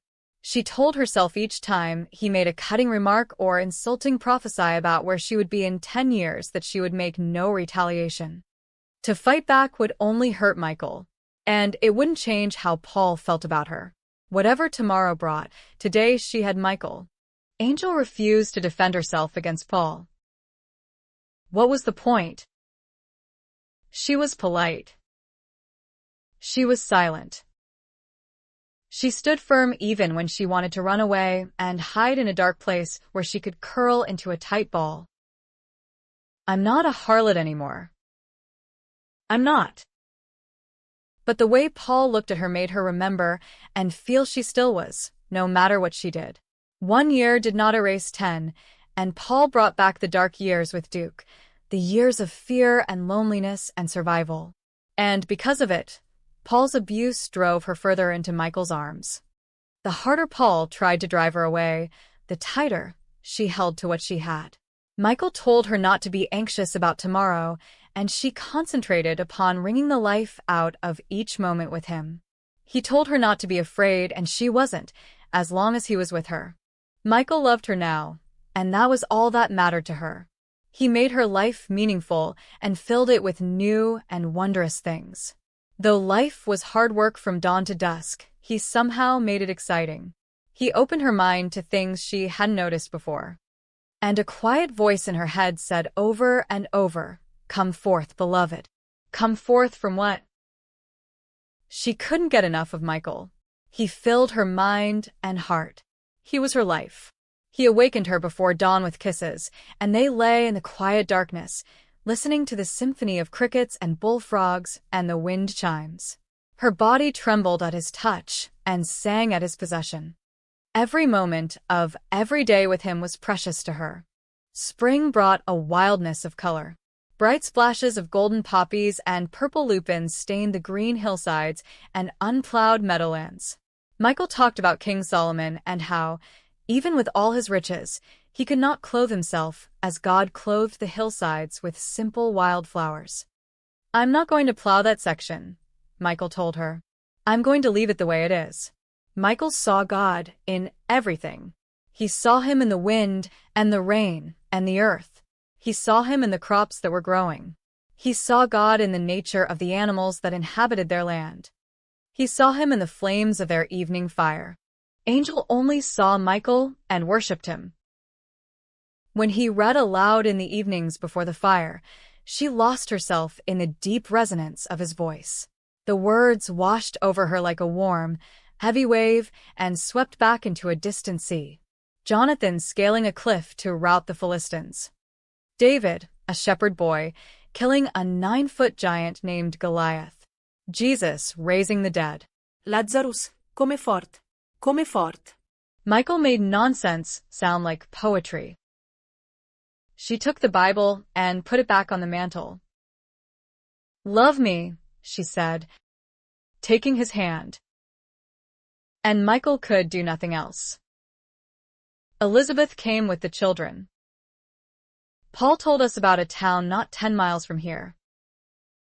It's not very big and has little to offer, but they've driven in to get supplies.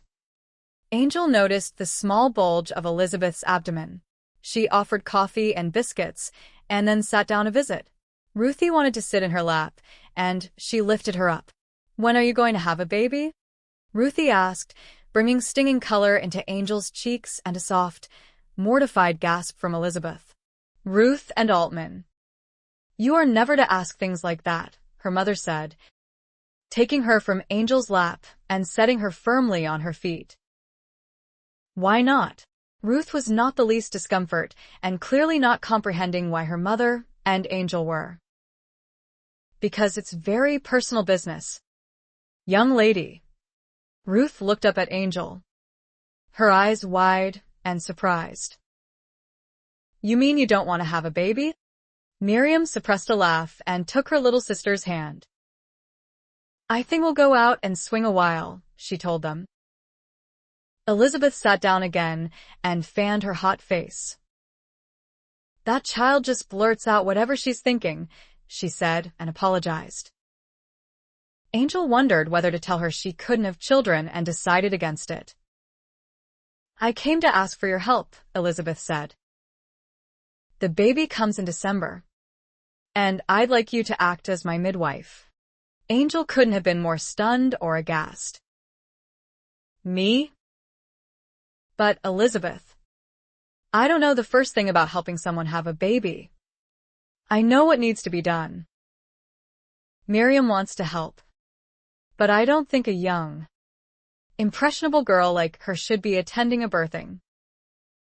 It might frighten her needlessly. Angel was silent a moment. I can't see that I would be any help at all. I've been through it before. I'll be able to tell you what to do. Back home, I had a midwife, but out here there's only John, and John simply will not do. She smiled slightly. He can birth a calf or foal, but he's perfectly useless when it comes to bringing his own children into the world. He falls to pieces the minute I show any pain and, well, I can't go through the whole business without some discomfort now, can I? He fainted when Miriam was born. He did. Somehow she couldn't imagine the stoic John passing out over anything. He fell right on the floor by the bed. And there I was, helpless as a turtle on its back, and with my own work to handle. She laughed softly. He came round when it was all over. Will it be very hard? Angel asked, worried already. She remembered one girl who managed to conceal her pregnancy until it was too late to have an abortion. Isn't there a doctor in town? I suppose there might be, but by the time he arrived it would be all over. Ruth only took 4 hours to be born. This one may come even faster. Angel agreed reservedly to help when the time came. If you're absolutely sure you want me to be the one. I am, Elizabeth said, hugging her. She looked greatly relieved. Angel went out to Michael when the Altmans left. Leaning on the fence, she watched him shoe a horse. Elizabeth wants me to help birth her baby. She watched the lines deepen in his tanned cheeks as he smiled. Miriam told me she was going to ask you. She was a little annoyed that she wouldn't be the one helping bring her little brother or sister into the world. Elizabeth was worried that Miriam might be shocked, she said. I, on the other hand, shouldn't be shocked by anything. Michael heard the biting edge in her tone. An edge that had been missing for weeks. He glanced at her.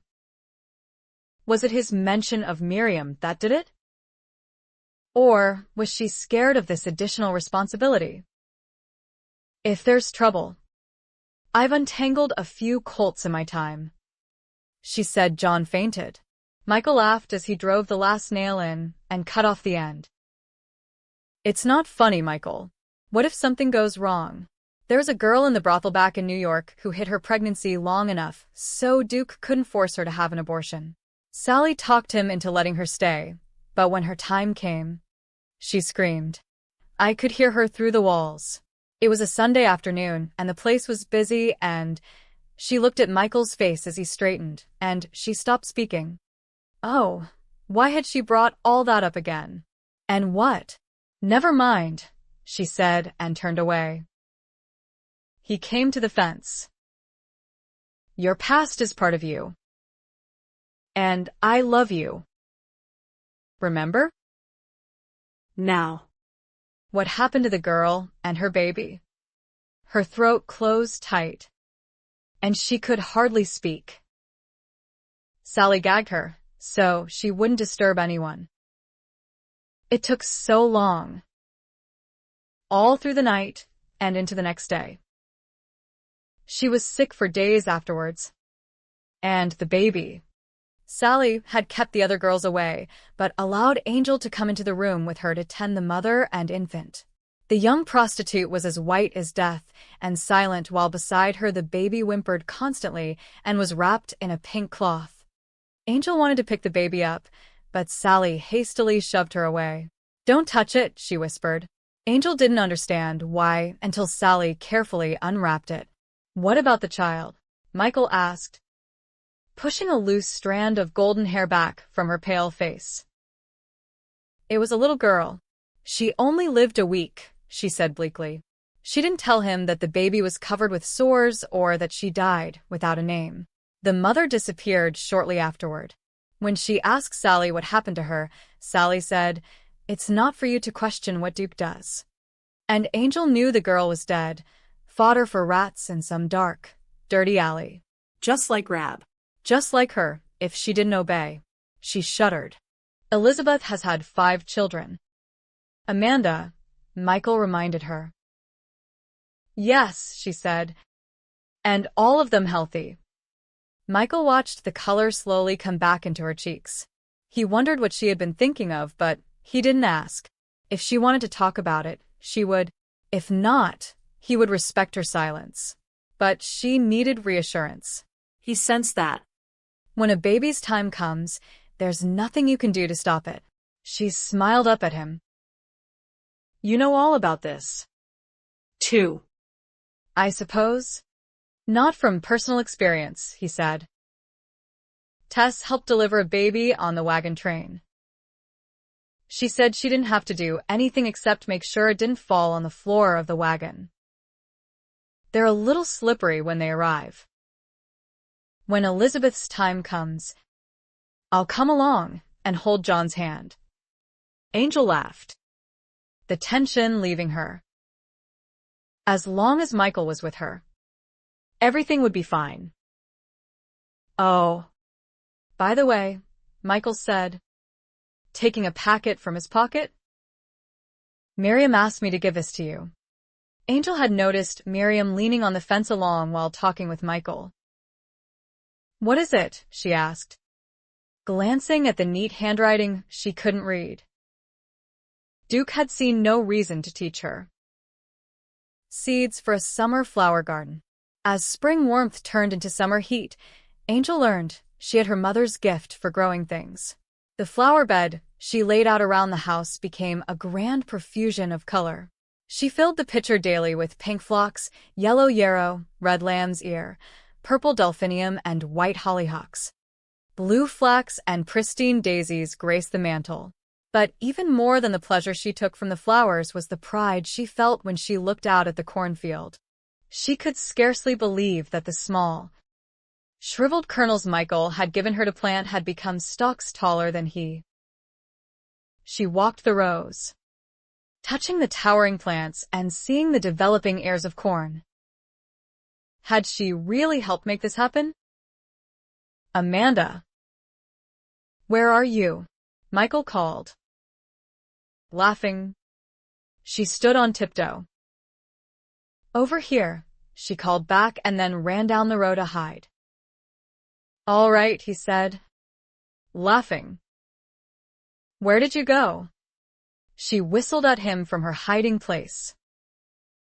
She and Ruthie had played hide-and-seek in the rows the day before, and she was in a joyous mood today, ready to tease Michael. "What do I get if I find you? What have you got in mind?" "Oh, a little of this and that." He reached through a row and almost caught hold of her skirt. Laughing, she escaped again. He caught up with her at the end of the row, but she eluded him again and disappeared into the greenery. She ducked into a row and put her foot out as he passed, tripping him. Laughing, she raced back the other way. "I'm never going to get that fence repaired," he said, coming after her. He had just caught her when someone called to them. Michael chuckled. "It's Miriam again wanting to know if Mandy can come out and play." Miriam looked distraught when she reached them, her eyes red-rimmed from crying. "What's happened?" Angel asked in alarm. "Is it your mother?" "Mama's fine." "Everyone's fine," Miriam said, giving her a weak smile. "Michael, I need to speak with you about something." "Please." "It's important." "Of course." Miriam took Angel's hand and squeezed it. "Thanks," she said. I won't keep him long. Angel knew she was dismissed. Come into the house when you're finished. I'll fix some coffee. She watched from the window as Miriam and Michael talked together in the yard. Miriam was crying. Michael touched her shoulder, and Miriam went into his arms. Angel's stomach dropped at the sight of him holding her. A dull pain spread across her chest as she watched him stroke the girl's back and say something to her. Miriam drew back slightly and shook her head. He tipped her chin and said something more to her. She talked for a long time and Michael stood listening. When she finished, he said something briefly. She put her arms around his neck and kissed his cheek. Then she headed for home. Michael stood watching her for a long moment. He rubbed the back of his neck and shook his head. Then he headed for the fence where he had been working earlier. Angel waited for him to bring up what Miriam said when he came in for supper. But he didn't. Instead, he talked about how the work was going on the corral and what he would be doing in the afternoon. If Miriam had told him something in trust, Angel knew he wouldn't break it. When he came in at the end of the day, he was thoughtful. He watched her clear the dishes. "You're very quiet," he said, coming up behind her and putting his hands around her waist as she poured hot water over the dinner dishes. He brushed her braid aside and kissed her neck. "What are you worrying about?" "Elizabeth." "Miriam." She felt his hands loosen. Turning, she looked up at him. "And you?" When he blinked and said nothing, she brushed past him. He caught her and turned her firmly around to face him. "You have no need to be jealous. Though I suppose I'd be grinding my teeth if Paul came round and asked to talk with you privately. That's not likely to happen, is it?" No. "I suppose not." He wished he had left Paul out of it. "The point is, I love you. And you're not in the least tempted by a girl who worships the ground you walk on?" "No," he said, not denying Miriam's affection. "But I'm more a big brother to her than anything else." Angel felt petty. She loved Miriam dearly, but seeing them together had hurt. She looked up into Michael's eyes again and couldn't doubt he loved her. He made her weak with it. Relaxing, she gave him a rueful smile. "Is she all right?" "What's wrong?" "She's unhappy. She knows what she wants. A husband and children of her own. But she isn't sure how to get it. So she wanted a man's opinion." "Well, I'm glad she didn't go to Paul," she said before she thought better of it. She turned back to the dishes. Paul would take a sweet, innocent girl like Miriam apart with his mockery. Michael was silent. She glanced back at him and knew she shouldn't have said anything against his friend. "I'm sorry." "It's just that." She shrugged. "She needs a husband." "Yes," she agreed. "But he's going to have to be something very, very special." His mouth curved. "You love her, don't you?" "She's the closest thing to a sister I'll ever have." "Maybe that's why it hurt when I saw the two of you holding on to one another. I don't hold her the same way I hold you. Want to see the difference?" Breathless and laughing, she pushed free. "You're all soggy now. Go read, so I can finish my work." He took the Bible down and sat before the fire with the book resting in his lap. He bowed his head, and Angel knew he was praying. It was a habit of his, and she no longer taunted him about it. That great black book was almost falling apart, but he looked upon it as something bound in gold and containing priceless jewels inside. He never read it without praying first. He told her once that he didn't read until his mind was open enough to receive. She didn't know what he was talking about. Sometimes his words, though plain English, made no sense to her at all. And then he would say something wonderful that filled her with warmth and dawning light. She was the blackest night, and he the starlight piercing it, creating an unfolding pattern in her life. She finished her chores and sat beside him. He was still silent. She put her head back, listening to the crackling fire, and waited. When he finally read, she was drowsy and content. His rich, warm voice was like dark taffy, but what he read surprised her. It was the story of a bride and groom and their passion for one another. He read for a long time. Michael put the Bible back on the mantel and placed another log on the fire. It would burn through the night and keep the cabin warm. Why would a virgin bride play the harlot for her husband? Angel asked, perplexed. Michael glanced back. He'd thought she was sleeping. She wasn't. Yes. She was. She danced for him. And he was looking at her body. From the feet up. In the beginning, he was looking into her eyes. He was amazed she had listened so carefully.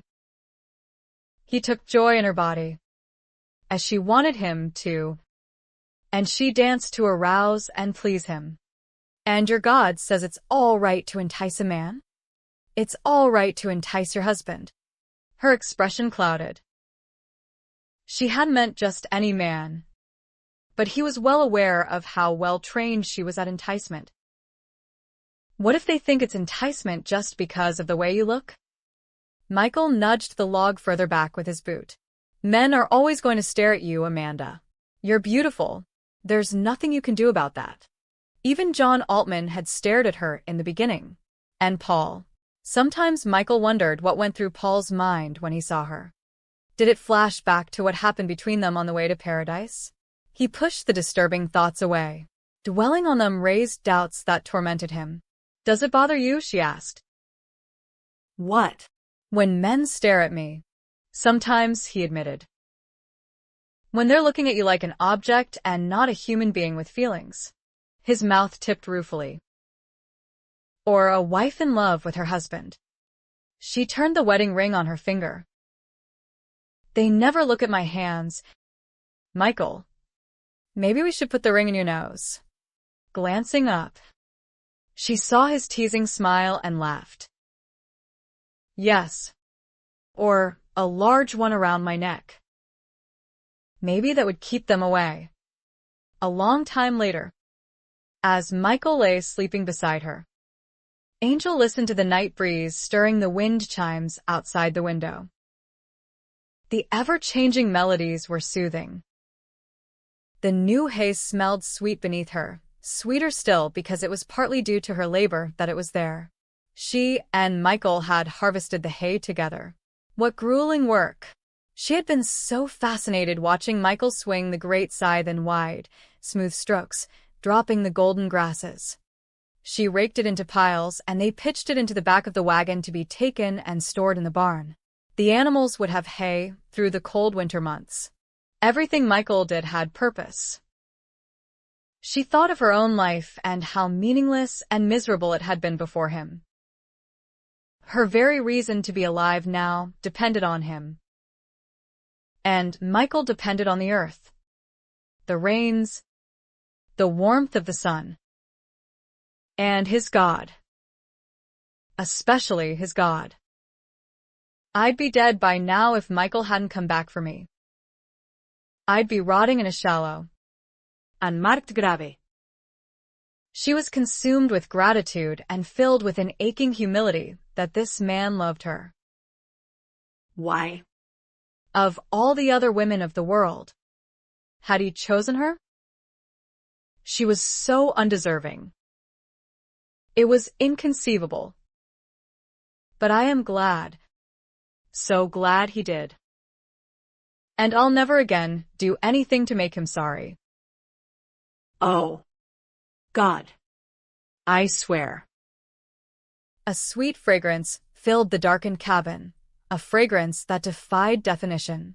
She filled her lungs with it, so heady and wonderful. What was it? Where did it come from? Her mind whirled with words and phrases Michael had read to her over the past weeks, and even before that, Words she thought she had never heard but had somehow found their way into the deepest part of her, somewhere inside, a place she'd been unable to close off. And then a still, quiet voice filled the room. I am. Angel sat up abruptly, eyes wide open. She looked around the cabin, but there was no one there other than Michael, who lay sleeping deeply beside her. Who had spoken? She felt fear sweep through her, and she trembled with it. Then it was gone, washed away, and she was calm again, her skin tingling strangely. There is nothing, she whispered. Nothing.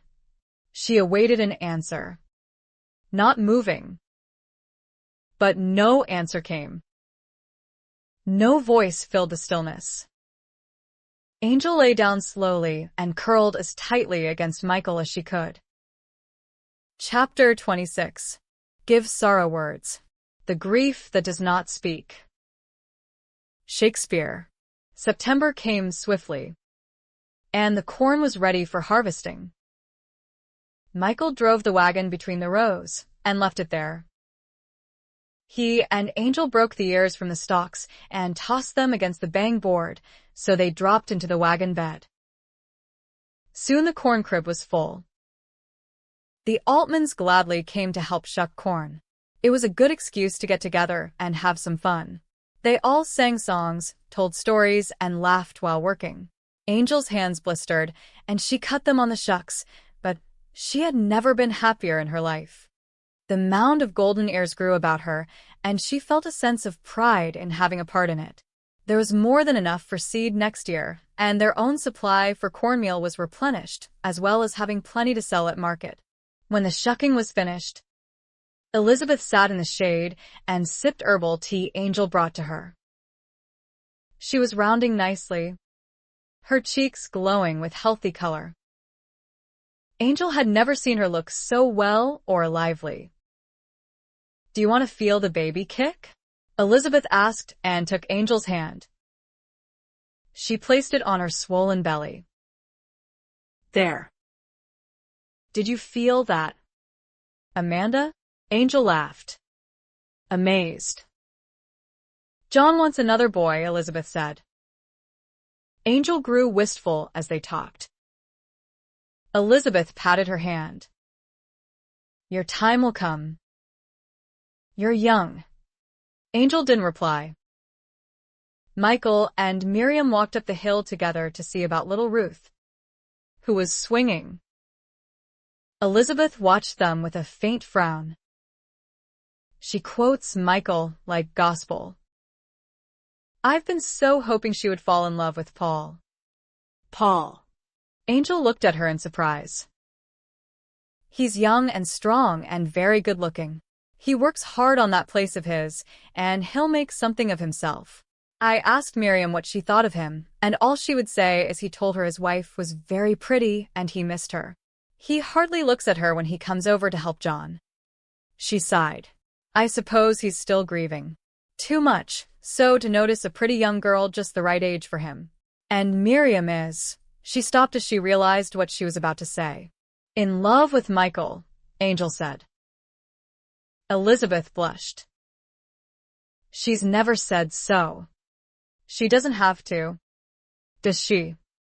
Elizabeth wondered what damage she had done with her wandering thoughts and tongue. Sometimes she spoke with as little wisdom and tact as her children. Why hadn't she kept silent about her concerns? Amanda was too easy to talk to. I've wondered, she admitted, seeing no way to avert the subject now. She wondered especially today, watching Miriam walk away with Michael and seeing how her daughter hung on his every word. Was Michael aware of her affection? How could he not be? Miriam never could hide anything. Elizabeth touched Angel's hand. Miriam would never do anything about those feelings, even if she does have them for Michael. She adores you, and she's a good girl. She's no fool. Amanda. Of course not. Angel watched Michael come down the hill with her friend and thought they looked very good together. They both had dark hair and were beautifully made. They had so much in common. They both believed in the same God. They loved the land. They both embraced life with zeal and joy. They gave their love without condition. She saw Miriam loop her arm through Michael's and laugh up at him in easy camaraderie. Angel's heart contracted with a sharp stab of jealousy, but it was quickly gone, overcome by an overwhelming sadness. She watched Miriam's face carefully as they came closer. Elizabeth was dismayed, seeing how Angel watched her daughter.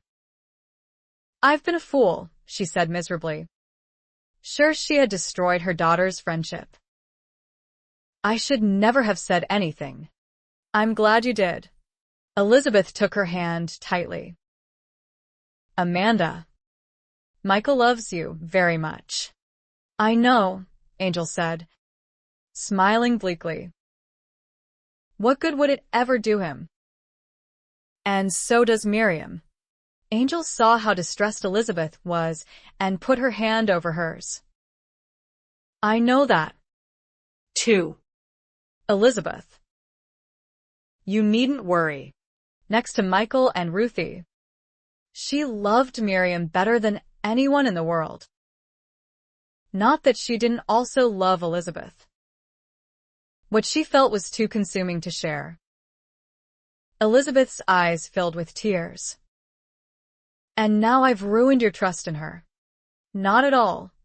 Oddly, Angel knew her reassurance was true. She felt secure in Michael's love. But what of Miriam? Even more unsettling. What of Michael's dreams? Angel tried to push the disturbing thoughts away. Michael knew what he was getting. He said so himself. So, it's not my fault if he doesn't get everything he wanted. Like children. Angel looked at Elizabeth's abdomen and then turned her head away, pretending the grief inside her didn't exist. Michael went to visit with Paul and was gone most of the next day. Angel wondered what he had gone to talk about and what Paul would have to say to him. She was working in the garden when Michael returned. She made no move to go out to meet him. He swung down from his horse and strode toward her purposefully. Putting his hand on the support post, he swung over the gate and caught hold of her. Pulling her into his arms, he kissed her thoroughly. When she was breathless, he relaxed his hold and grinned down at her. "Does that set your mind at ease?" She laughed and embraced him, relief and joy obliterating all the anxiety of the long day without him. How the mind could torment. She went into the cabin to see to dinner while he saw to his horse. When he came in, she smiled. "Is everything all right with Paul?" "No," he said grimly, hands shoved into his pockets as he leaned against the mantel and watched her. "Something's eating at him, and he won't talk about it. We're going to drive into town tomorrow and sell some of our produce." Her heart sank at the thought of his being away another day. But she said nothing. "I'll see to the stock in the morning. And you can spend the day with the Altmans," he said. "Elizabeth's putting up applesauce." Angel turned to look at him. "Did you see Miriam?" "Yes." His expression was inscrutable. "What a mess," he said almost to himself. She didn't ask him anything more. Paul came early. Michael was just finishing his coffee. When he stood, he put a firm hand on Paul's shoulder, pushing him down into the seat again. "Stay put. Have some coffee while I see to the stock. The wagon's already loaded. I'll give a holler when I'm ready to hitch up. We'll swing by your place to pick up your crates, and then be on our way." Paul's face was stiff, and his gaze flickered coldly to Angel when Michael went out the door. "Was it your idea we have this time alone together?" "No." "I suppose Michael hopes we'll work out our differences." Paul drank his coffee in silence, his shoulders rigid. She looked at him. "Have you eaten this morning?" "There's some mush." "No." "Thanks," he said curtly. He looked up at her sardonically. I thought you'd be long gone by now. It was clear he wished it so. Would you like some more coffee? So polite. So proper. Anyone would think you were raised to be a farmer's wife. I am a farmer's wife. Paul, she said quietly. No. You're a good actress. You're going through all the motions. But inside you're nowhere near what a farmer's wife should be. His hand whitened on the mug. Don't you think Michael knows the difference every time he talks to Miriam Altman? She showed no sign that his words had cut deeply. He loves me. He loves you all right, he said, and his eyes swept her body up and down in a telling way. You know how that is. How could Michael love this man like a brother? She tried to see something in him, some trace of kindness and humanity, but all she could see was his cold hatred. Are you always going to hate me for what you did, Paul? Are you never going to forget? Paul shoved the mug away and scraped the chair back. His face was red, his eyes blazing.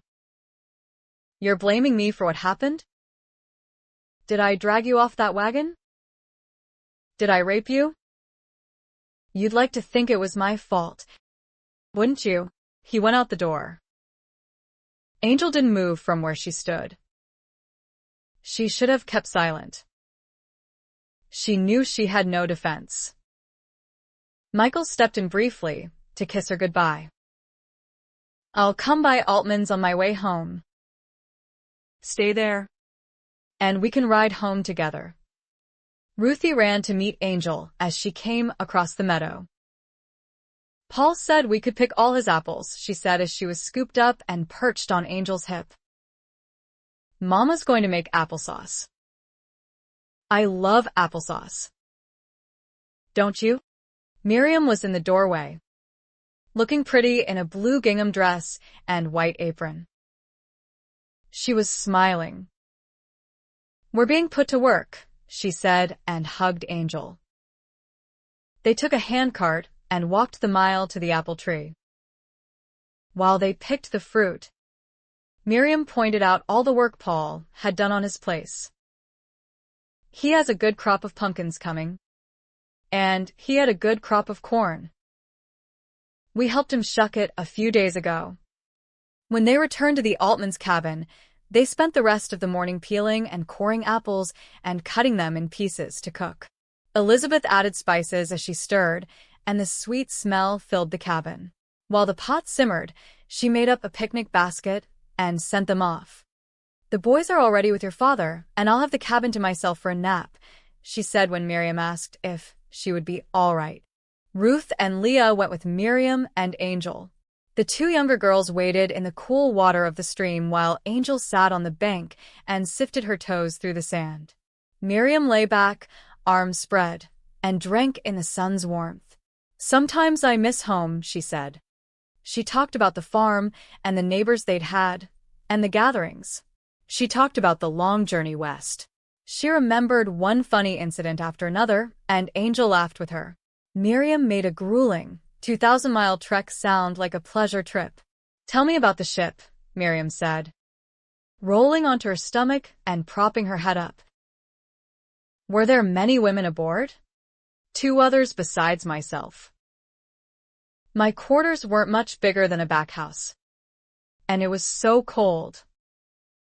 I wore as much clothing as I could, and it still didn't help. Going around the Horn was the nearest you can get to hell. I thought I'd die of seasickness. What did you do when you got to San Francisco? Froze and nearly starved. She clasped her knees and looked at the 2 little girls in the stream. Then I started working again. She sighed. Miriam, I don't have many funny stories to tell. And the ones I do have aren't fit for you to hear. Miriam sat up Indian fashion. I'm not a child. You know. You could tell me something of what it was like. Obscene. Then why didn't you run away? Was there faint accusation in that question? Should she tell Miriam what it was like to be 8 years old and locked in a room and know that only 2 people had a key, a madam who brought food and replaced the chamber pot, and Duke? Should she tell her the disastrous outcome when she ran away with Johnny? I tried, Miriam, she said simply and left it at that. But men wanted you. Men fell in love with you. Just once. I'd like to walk down a street and have heads turn as I went by. No. You wouldn't. Miriam's eyes teared. Just once. I'd like to be wanted by a man. Do you really think so? What if it was a stranger and he'd just paid someone for you and you had to do whatever he wanted, no matter how degrading? What if he was ugly? What if he hadn't bathed in a month? What if he liked to play rough? Would you think that was romantic? She hadn't meant to speak so harshly. She was shaking. Miriam's face was ashen. Is that what it was like? Worse, Angel said. I wish I'd never known another man before Michael. Miriam took her hand and didn't ask any more questions. Michael arrived at dusk. Miriam was the first one out the door to greet him. I thought Paul was coming back with you. Michael jumped down. He decided to stay in town for a day or two. Just like a man, Miriam said. But her gaiety was gone. Elizabeth insisted he and Angel stay for dinner. Miriam sat on the other side of Michael and scarcely said a word through the meal. Her food was hardly touched. Angel saw Michael put his hand over hers briefly and whisper something to her. Miriam's eyes filled with tears, and she excused herself quickly and left the table. What's gotten into her lately? John said, perplexed. Just leave it be. John. Elizabeth glanced between Angel and Michael and then passed a bowl of squash. Michael was pensive on the wagon ride home. He took Angel's hand and held it tightly. What I wouldn't do for a little wisdom right now, he said. What did Paul say to you this morning? He was surprised I was still around, she said, smiling to make him think it hadn't hurt. Michael wasn't fooled. I brought you something from town. When they reached home, he took the items out of the back and handed them to her. She didn't know what they were at first, just thorned sticks partially bound in burlap. Rose bushes. The man swore they're red, but we'll find out for ourselves come spring. I'll plant them first thing in the morning. Just tell me where you want them. Angel remembered the scent of roses drifting in a sunny parlor. One right under the window, she said, and the other by the front door. When an image of her mother in a nightgown, kneeling in the moonlit garden, flashed in her mind, she quickly pushed it away. Thanksgiving approached quickly, and Elizabeth grew so large, Angel thought she looked ready to burst. She and Miriam took over the preparations for the holiday celebration while Elizabeth watched and advised. When the day came, the table was laden with stuffed and roasted pheasant, creamed carrots and peas, potatoes and candied nuts.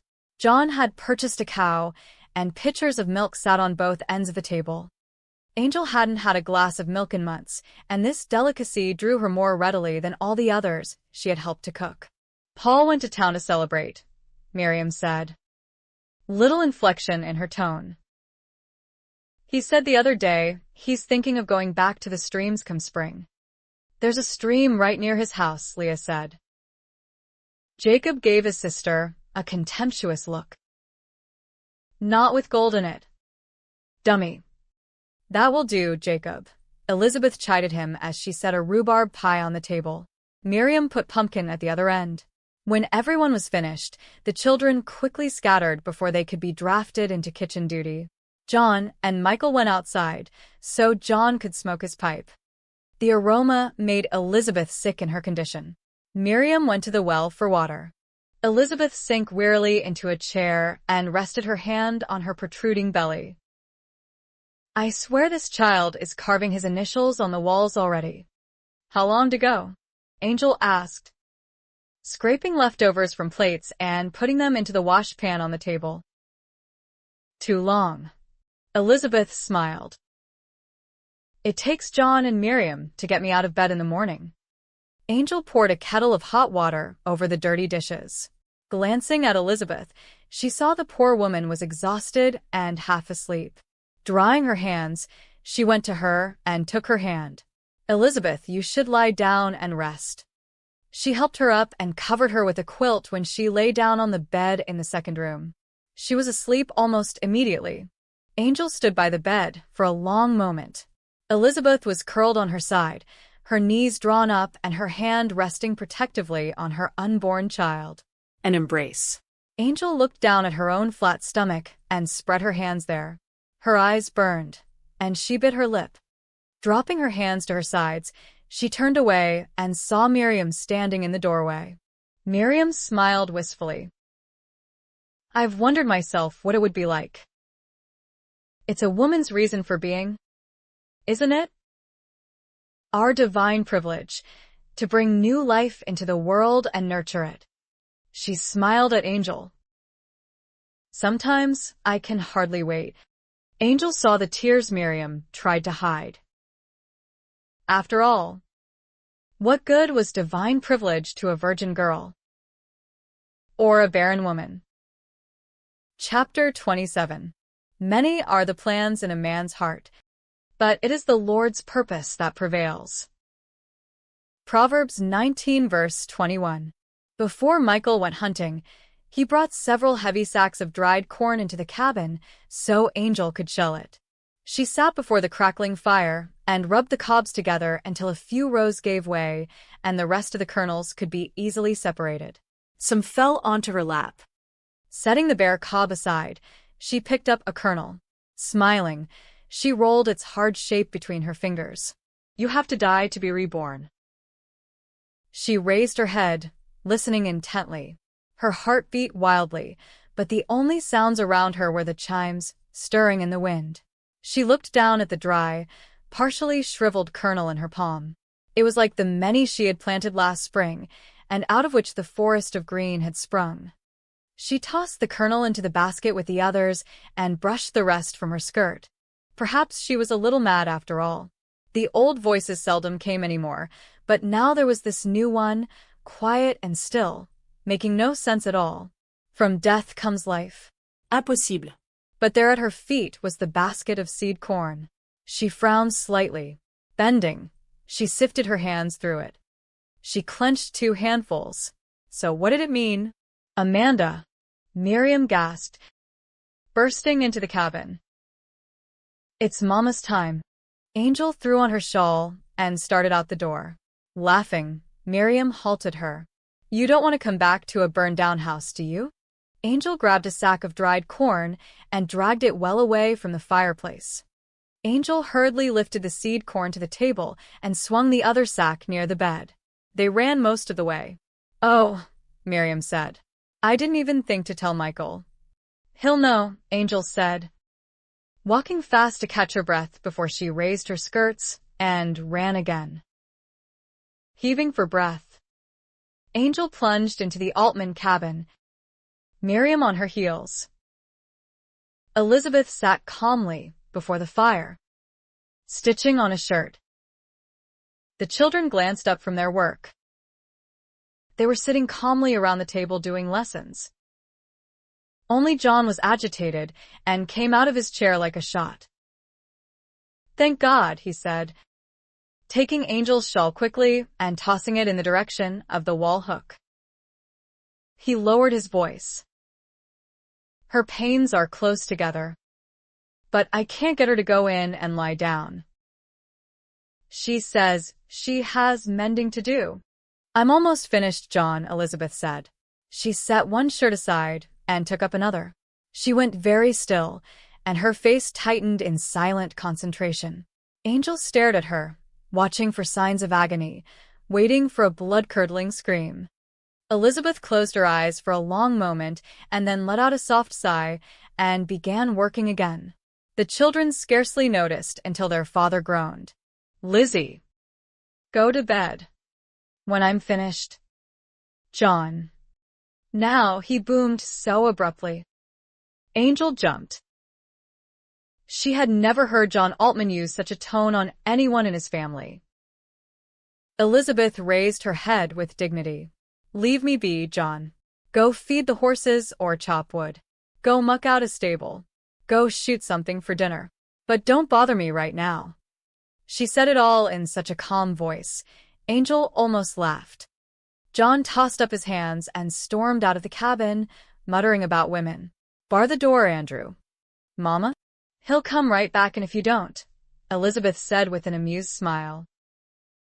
The children laughed and went on with what they were doing. Miriam was tense and clearly worried. Several more pains came, and Elizabeth stitched madly. She knotted the thread and snipped it. Another contraction came while she was folding the shirt, and Miriam was growing more pale. She looked frantically to Angel, but Angel intended to wait on Elizabeth's pleasure. If she wanted to sit there and have the baby in the chair, that was her business. When the contraction lengthened, Angel bent down and put her hand firmly on Elizabeth's knee. How can I help you? She said with more steadiness than she felt. Elizabeth said nothing. Her hand clenched white on the arm of the chair. Finally, she let out a gusty breath and took Angel's hand. Help me to the bedroom, she said softly. Miriam. See to the children and your father. Yes, Mama. And we'll need plenty of hot water. Jacob can fetch it. And cloths. Leah. They're in the trunk. We'll need the ball of twine in the cabinet. Ruthie. You get that for me. Will you? Dear. Yes. Mana. The children scattered to do her bidding. Angel closed the door quietly behind her. Elizabeth sat down carefully on the edge of the bed and began to unbutton her dress. She needed help in removing it and had but a thin shift on beneath. It's coming now, she said. My water broke when I went to the back house this morning. She laughed softly. I was afraid for a moment that the child would drop right down into that hole. She took Angel's hand. Don't look so worried. Everything is fine. She drew in her breath sharply, her hand tightening. Perspiration beaded on her brow. That was a good one, she said finally. Miriam entered the bedroom with a pitcher of water and a pan full of cloths. Papa is bringing more water. 2 buckets besides Jacob's. We've got the pot over the fire. Elizabeth's eyes twinkled. I suppose your papa thinks a nice warm bath would solve everything. She kissed Miriam's cheek. Thank you, sweetheart. I'm depending on you to take care of things. Leah was having trouble with her arithmetic, and Jacob needs to practice his letters. The pains came more quickly and lasted longer. Elizabeth made no sound, but Angel saw the strain she was under. She was pale and sweating profusely. Wringing out a cool cloth, Angel bathed her face. Miriam peered in an hour later. Michael's here. Angel let out a sigh of relief. And Elizabeth smiled. You're doing just fine. Amanda, blushing. Angel laughed. Elizabeth had little to say over the next hour, and Angel respected her silence. She stroked her tenderly and held her hand when the pains came. When Elizabeth relaxed, she wrung out the cloth and dabbed her brow. Won't be long now, Elizabeth said, following one pain that had rolled right into the next. She moaned this time, her hand clamping white on the headboard. Oh, I didn't think it would take this long. Tell me what to do, Angel said. But Elizabeth had no breath to do so. She gasped, but drew in her breath sharply again, her legs coming up. She moaned louder, her face contorting and turning bright red. Angel didn't stop to think about modesty. She pulled the quilt back. Oh, Elizabeth. It's coming. Darling. I can see the head. Angel supported the child as Elizabeth gave one last push. Angel went down on her knees, the newborn baby in her arms. Squalling. A boy. Elizabeth. A boy. And he's perfect. 10 fingers. 10 toes. She got up, trembling with exhilaration and wonder. Elizabeth wept in joy as Angel placed her son on her chest. A few moments later, with the last contractions, she relaxed completely, exhausted. Tie the cord with the twine before you cut it, Elizabeth said wearily and smiled. He has good lungs. Yes, he certainly does. Angel washed the baby carefully before wrapping him in a soft blanket and giving him to his mother. He suckled immediately, and Elizabeth smiled contentedly. Pouring warm water into a pan, Angel washed Elizabeth carefully, making every effort not to hurt her, but hurt she did, though Elizabeth didn't complain. Bending down, she kissed Elizabeth's cheek. "Thank you," she whispered to the already sleeping woman. Angel went out quietly. Everyone was standing in the other room, waiting. "You have a beautiful new son, John." "Congratulations." "Praise the Lord." He wilted into his chair. "What did you say his name was?" Angel laughed. All the pent-up tension gone. "Well, I don't know." "John." "I think you're supposed to decide that." Everyone laughed, John included. Blushing beet red. Shaking his head, he went into the bedroom. Miriam and the children filed in quietly behind him. Michael smiled at her in a way that made her heart race. "Your eyes are shining," he said. She was so full of emotion she couldn't speak. His expression was so endearing, full of so much promise. She loved him so much, she felt consumed with it. When he came to her, she lifted her face so he could brush his mouth lightly against hers. "Oh, Michael," she said, putting her arms around him. "Someday," he said, then went cold at his cruel blunder. He held her more tightly. Angel knew what he was thinking. They would never have a child. He drew back slightly, but she couldn't look up at him, not even when he cupped her face.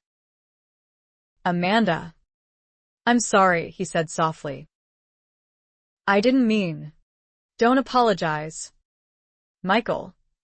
Why hadn't he thought first before saying anything? "I'll tell them we're going home." He left her long enough to congratulate the Altmans. The baby was beautiful. Elizabeth took his hand. "Amanda was wonderful. Tell her I'd be honored to tend her when her time comes." "I'll tell her," he said dully, knowing he couldn't. They walked home in silence. He watched her bank the fire. "Elizabeth said you were wonderful." "She was magnificent," Angel said. She could have managed with no one to help her. She glanced up at him with a sad smile. "It's what being a woman is all about, isn't it?" Miriam called having children a divine privilege. She looked away. John's seed was planted in fertile ground. "Amanda," he said, putting his hand beneath her arm to stop her. "Don't say anything. Michael. Please." She didn't fight him when he drew her into his arms. He held her firmly, His hand spread over the back of her head. He wanted to take away the hurt and didn't know how. Christmas is only a few days away. I didn't remember until tonight at the Altmans. Elizabeth and Miriam had already decorated their cabin with pine boughs and red ribbons. Leah and Ruthie had made a nativity scene with cornhusk dolls. Angel hadn't thought to do anything. Duke had always said Christmas was just like any other day, and you slept 8 hours of it. Mama had made something of Christmas during those early years. Even when they lived on the docks and had little food and no money, Mama treated Christmas as a holy day. No men were allowed in the shack on Christmas. Mama used to tell her what Christmas was like when she was a little girl. Angel didn't like her to talk about it because it always made Mama cry. Christmas, Angel said and drew back from Michael. He saw her anguish and felt he was the cause of it. Amanda. She looked up at him, unable to make out his face in the darkness. What do I give you for Christmas? Michael? What do I give you when the only thing you really want is a child? Her chest rose and fell rapidly as she struggled against the emotion rising in her. I wish. Don't, he said brokenly. She clenched her fist. I wish Duke hadn't ruined me. I wish no one else had ever touched me. I wish I was like Miriam. I love you. When she turned away, he yanked her back, pulling her into his arms. I love you. He kissed her and felt the way she melted into him, clinging to him so desperately. Michael, I wish I was whole. I wish I was whole for you. God. Why? John and Elizabeth have 6 children. Will I never beget even one on my wife? Why did you allow it to happen this way? It doesn't matter, he said over and over. It doesn't matter. But both of them knew it did. Chapter 28. Do nothing from selfishness or empty conceit, but with humility of mind let each of you regard one another as more important than himself. Philippians 2 verse 3. Paul came to the Altmans' Christmas gathering. Angel's stomach sank at the sight of him, wondering what barbs he would aim at her this time. She stayed away from him, determined that nothing would spoil this Christmas. She had never had a real Christmas, and this family wanted to include her. If Paul called her a harlot to her face, she would take it and say nothing. Besides, she knew he wouldn't do it loudly enough for the others to hear. To her surprise, he left her alone. He seemed just as determined to stay away from her.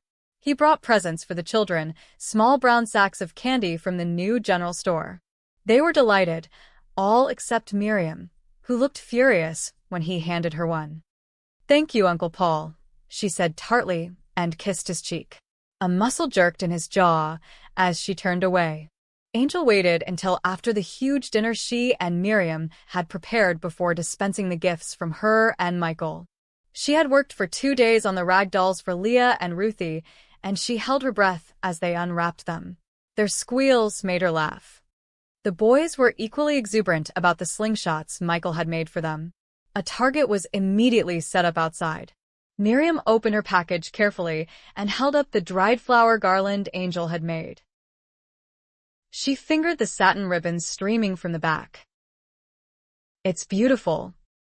Amanda, she said, tears welling in her eyes.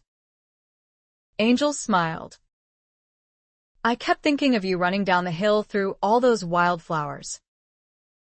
It seemed appropriate.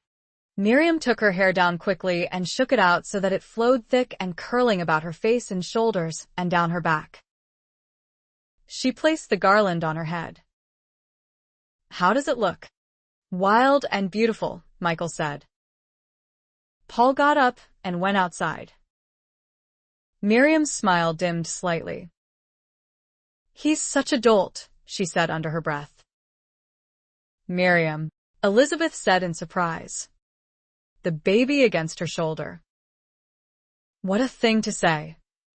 Miriam didn't look the least bit repentant as she glared out the door at Paul. She took the garland off and laid it in her lap. I love it. And I'm going to wear it instead of a veil on my wedding day.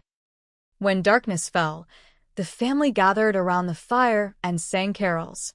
John handed Michael the Bible without saying what he wanted read. Michael went straight to the Christmas story. Angel listened, her arms clasped around her raised knees. Ruth sleepily nudged her. Smiling, Angel welcomed her to her lap.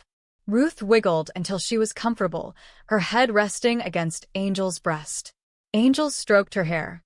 If I love a child not my own this much, how much more would I have loved my own? Michael's voice was rich and deep. Everyone was silent watching him. Angel remembered her mother telling her the story of the baby Jesus being born in a manger and the shepherds and 3 kings coming to worship him, but from Michael's lips it was full of beauty and mystery. For all that, she couldn't find joy in it. Not as these others did. What kind of father would let his own son be born for the single purpose of being nailed to a cross? The dark voice came unexpectedly. You know what kind of father? Angel. You had one just like him. She shivered. Looking away from Michael, she saw John standing in the shadows beside Elizabeth. His hand was on her shoulder. All fathers weren't like Alex Stafford. Some were like John Altman. She looked at Michael again. He would be a wonderful father, too.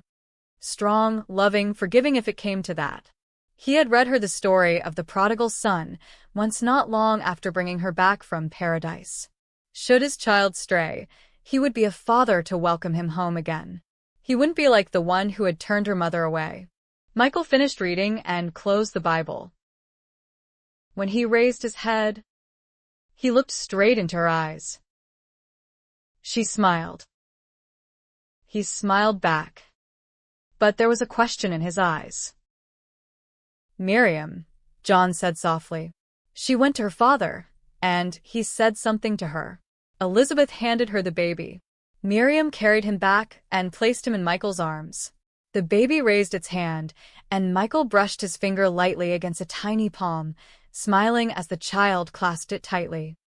So, John, he said, have you and Elizabeth come up with a name yet? We have. Benjamin Michael. After you. Michael looked stunned, and then deeply moved. His eyes glistened with unshed tears. Miriam put her hands on his shoulders and leaned down to kiss his cheek. We hope he'll grow into the name. Angel's heart twisted as she looked at Michael holding the baby, and Miriam with her hand still resting on his shoulder.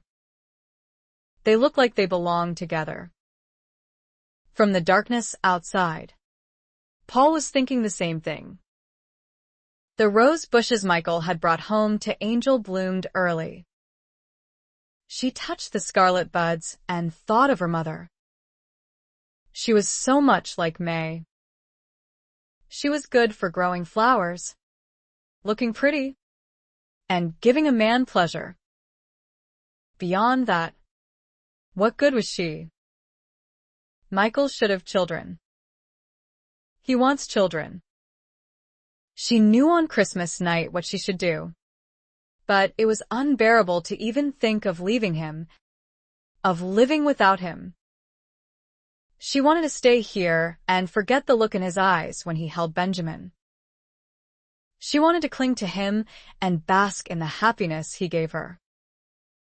It was that very selfishness that made her realize she didn't deserve him. Michael had given her everything. She had been empty, and he had filled her to overflowing with his love.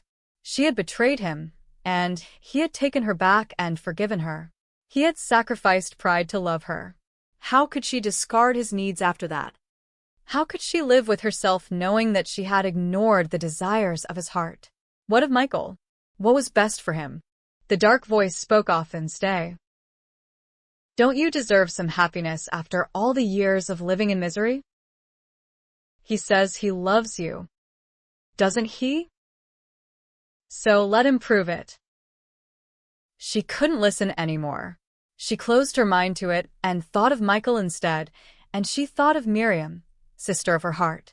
She thought of the children Miriam and Michael could have, dark and beautiful, strong and loving, down through generations to come. She reminded herself that nothing could come from her. If she stayed, Michael would remain faithful until he died, and that would be the end to him. She couldn't let that be. When Michael told her he was going into town with Paul, she made her decision. John had remarked only yesterday that the town had grown so big a stage came twice a day. It traveled on the high road, not 2 miles from the cabin, just beyond the line of hills. She still had the gold she had earned from Sam Teal and Joseph Hochschild. Michael had insisted she keep it for herself. It was enough to get her to San Francisco and keep her for a time. She would not think beyond that.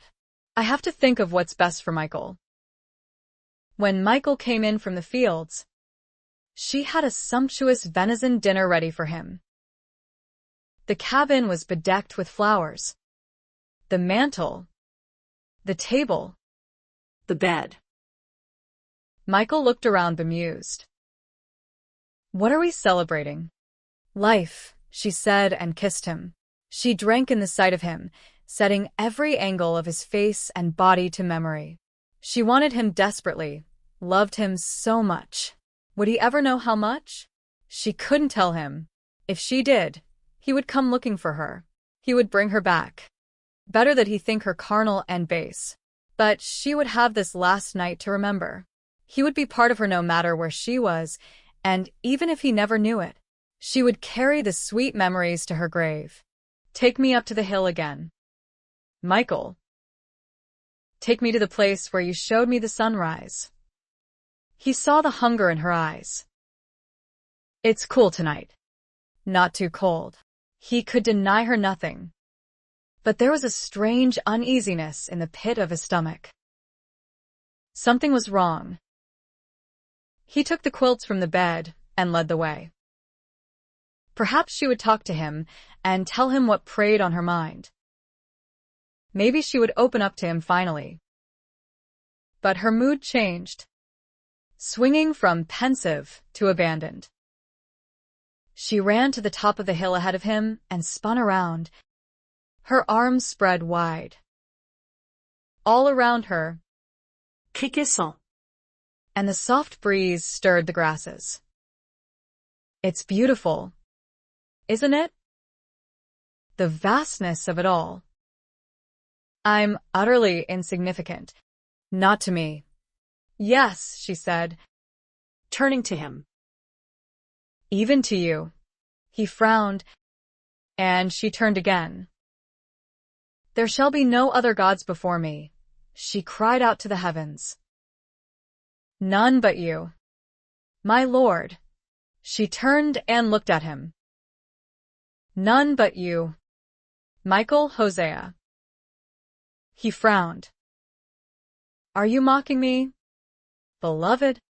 Never, she said, and meant it. She took her hair down. It spilled over her shoulders and back, white in the moonlight. Do you remember reading to me of the Shulamite bride dancing for her husband? He couldn't breathe as he watched her in the moonlight. Every movement drew his gaze to her and made him aware. When he tried to take hold of her, she moved away again, her arms outstretched in invitation. Her hair floated about her, and her voice came husky and enticing in the wind. I'll do anything for you, Michael. Anything. And suddenly he knew what she was doing. She was saying goodbye, just as she had the last time. She was deadening his mind with physical pleasure. When she came close again, Michael caught hold of her. Why are you doing this? For you, she said, pulling his head down and kissing him. Digging his fingers into her hair, he slanted his mouth across hers. He wanted to consume her. Her hands were like flame on his body. God. I won't let her go again. I can't. She moved against him, and he had no thought except for her. And it was not enough. God. Why are you doing this to me again? Do you give only to take away? Michael. Michael, she breathed, and he tasted the saltiness of his own tears on her cheeks. You need me. He could see her moonlit face.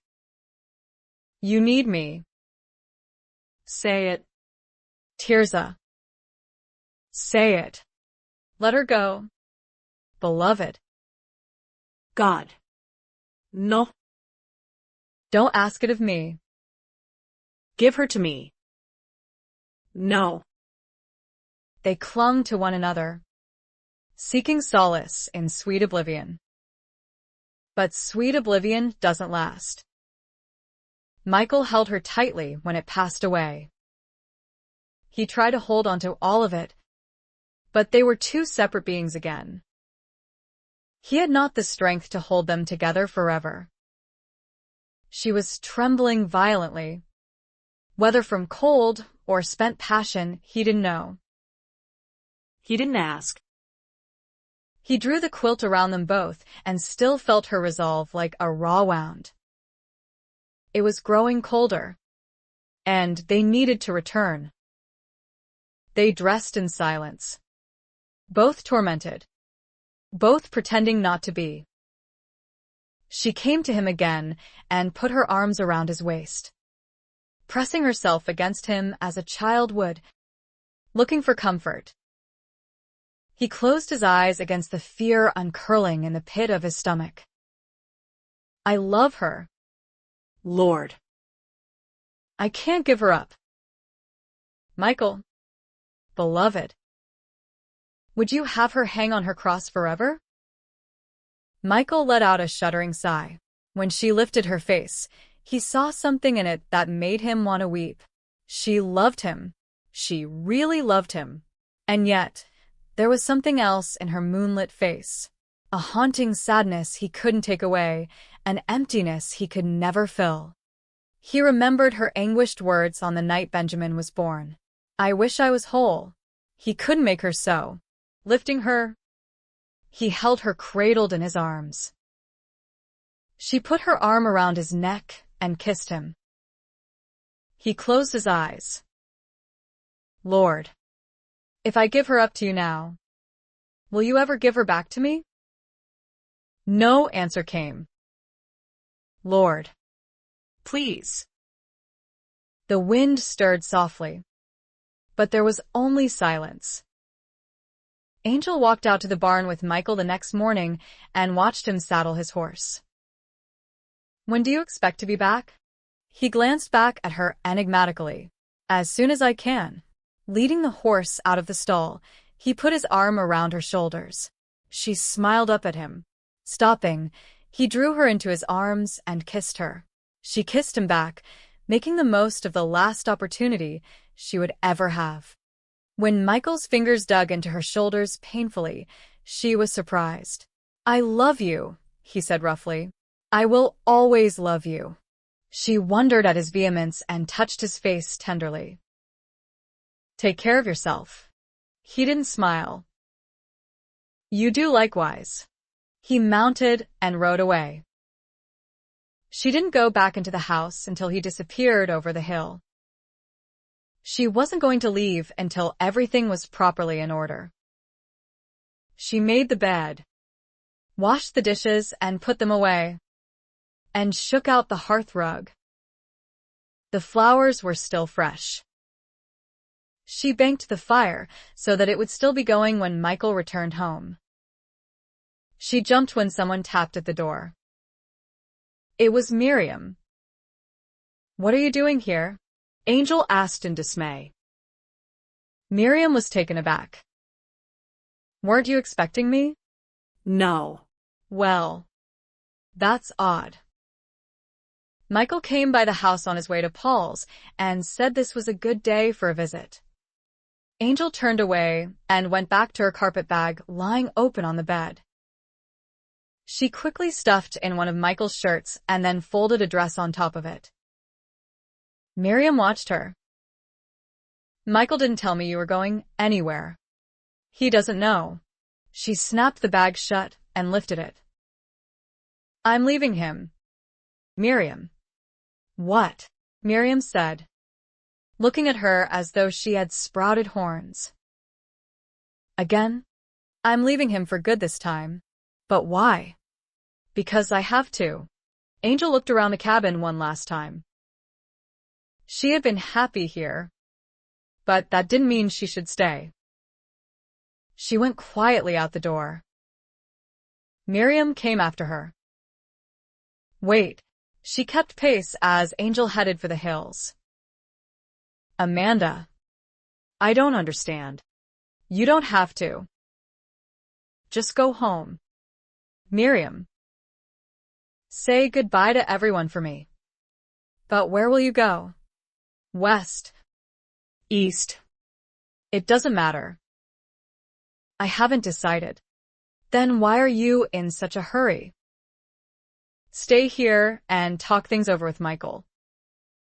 Whatever he's done to make you want to leave. Angel couldn't have her friend believing Michael was in the wrong. Miriam. Michael has never done a thing wrong in his life. Then why are you doing this? I don't want to talk about it.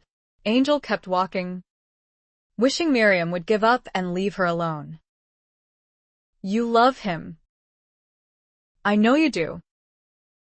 If you leave without any reason, what's he going to think? Angel knew what he would think. He would believe she had gone back to her old life. Maybe it would be better if he did believe that. It would keep him from looking for her. Only she need know that she would never go back to prostitution, even if it meant starving to death. Miriam argued and pleaded all the way to the road, and only stopped because she was finally out of breath. Angel paced, looking for the stagecoach. It was just past noon. It should come soon. She couldn't bear this waiting much longer. Why had Michael told Miriam to come for a visit today of all days? I thought Michael was so perfect, Miriam said miserably. But he can't be if you're running away from him like this. He's everything he seems and more. Miriam. I swear on my life he's done nothing to hurt me. He's done nothing but love me from the beginning, even when I hated the sight of him. Miriam's eyes swam. Then how can you leave him now? Because I don't belong with him. I never did. Seeing that Miriam was going to say even more, she put her hand on the girl's arm to stop her. Please. Miriam, I can't have children. Do you know what that means to a man like him? He wants children. He deserves them. I was ruined for all that long ago. She struggled with her pain. I'm begging you, Miriam. Don't make this any more difficult than it already is. I'm going because it's best for Michael. Try to understand, she said brokenly. Miriam, I have to think of what's best for him. The coach was coming at last. Angel stepped quickly into the road and waved to the driver to stop.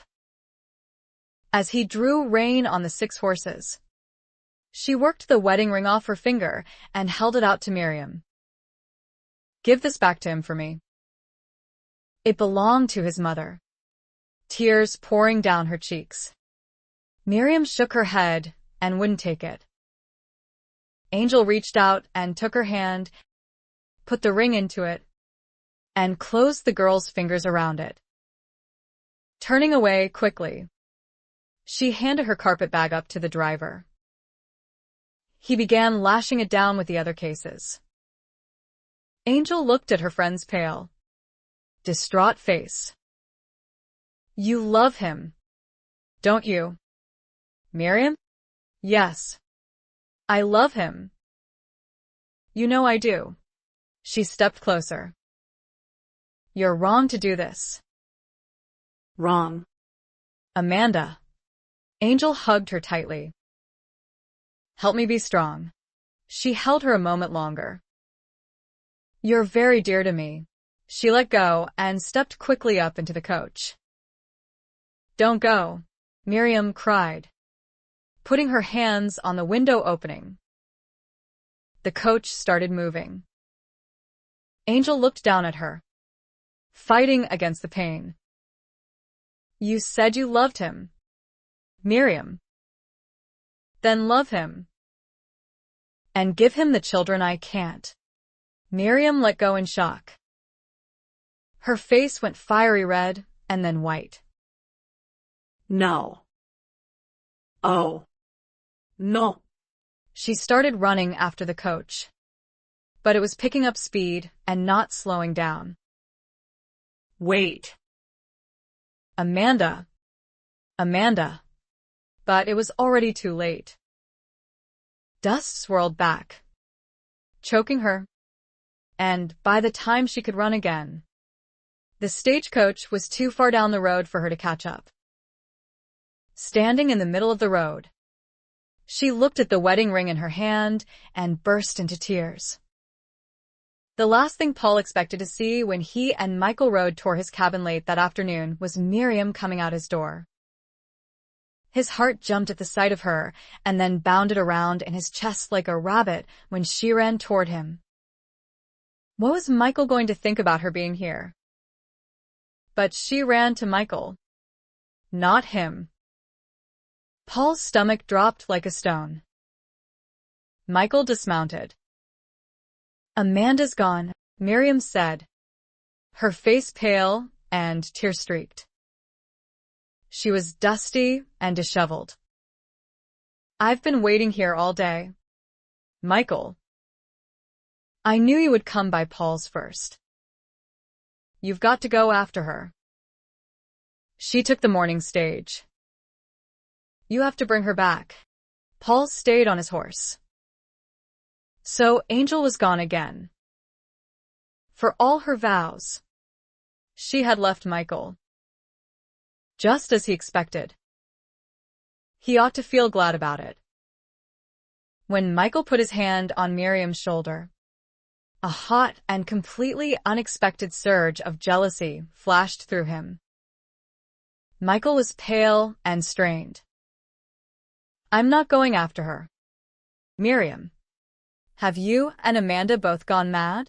Miriam cried out, tears welling in her dark eyes. You don't understand. How could she tell him? Oh, God, what was she to do?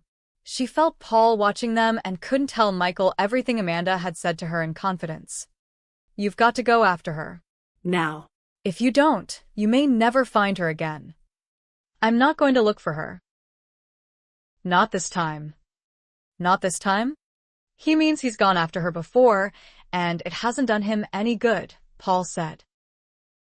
She hasn't changed since the day he met her. Miriam turned on him, face livid. Stay out of this. Go hide in your cabin. Go stick your head in the sand like you always do. Paul drew back, shocked by her fury. Miriam turned back to Michael, clutching the front of his shirt. Michael, please. Go after her before it's too late. He took her hands. I can't. Miriam. If she wants to come back, she'll come back. If she doesn't, then she doesn't. Miriam put her hands over her face and wept. Michael looked up at Paul and saw that he didn't intend to comfort the girl. Sighing heavily, he took Miriam in his arms. Her whole body was shaking with her sobs. Paul stared down at them and felt a stab of pain go through his middle. This was what he wanted, wasn't it? This was what he had planned. Hadn't he been waiting for that witch to leave so Michael would turn to Miriam and have the wife he deserved? So why was it that he had never felt so lonely? Whatever he had thought he wanted, he couldn't look at them holding on to one another now. It hurt too much. Turning his horse, he left them alone. Chapter 29. Behold a pale horse, and his name that sat on him was Death, and hell followed him. Revelation 6 verse 8. San Francisco was no longer a mean little town beside a bay, but a city spreading across the windswept hills. Happy Valley was no longer a tent encampment, but a community of houses. Many of the ships that had been dragged ashore and turned into stores, saloons, and boarding houses had burned down. They'd been replaced by frame structures and brick buildings. Planked sidewalks now lined the muddy streets. The ferryman stood with his face into the wind. "Every time the city burns, they just build her back up better than ever," he told her as they crossed the bay. He warned her about the brackish water from shallow wells and said she would find better lodgings up the hill away from the docks. Angel was too tired to venture far and ended up in a small hotel on the water. The smell of the sea and garbage reminded her of the dock shack of her childhood. It seemed 100 years ago. She had supper in the small dining room and suffered the bold stares of a dozen young men. She ate the stew to fill the void in her stomach. But the one in her heart remained. "I did the right thing in leaving Michael. I know I did." Returning to her small room, she tried to sleep on the narrow bed. The room was cold, and she couldn't get warm. She curled into a tight ball beneath the blanket and thought longingly of Michael's solid warmth beside her. She couldn't stop thinking about him. Was it only 3 days ago she had danced for him in the moonlight? What did he think of her now? Did he hate her? Did he curse her? If she could cry, she might feel better. But she had no tears. She held herself tightly, aching.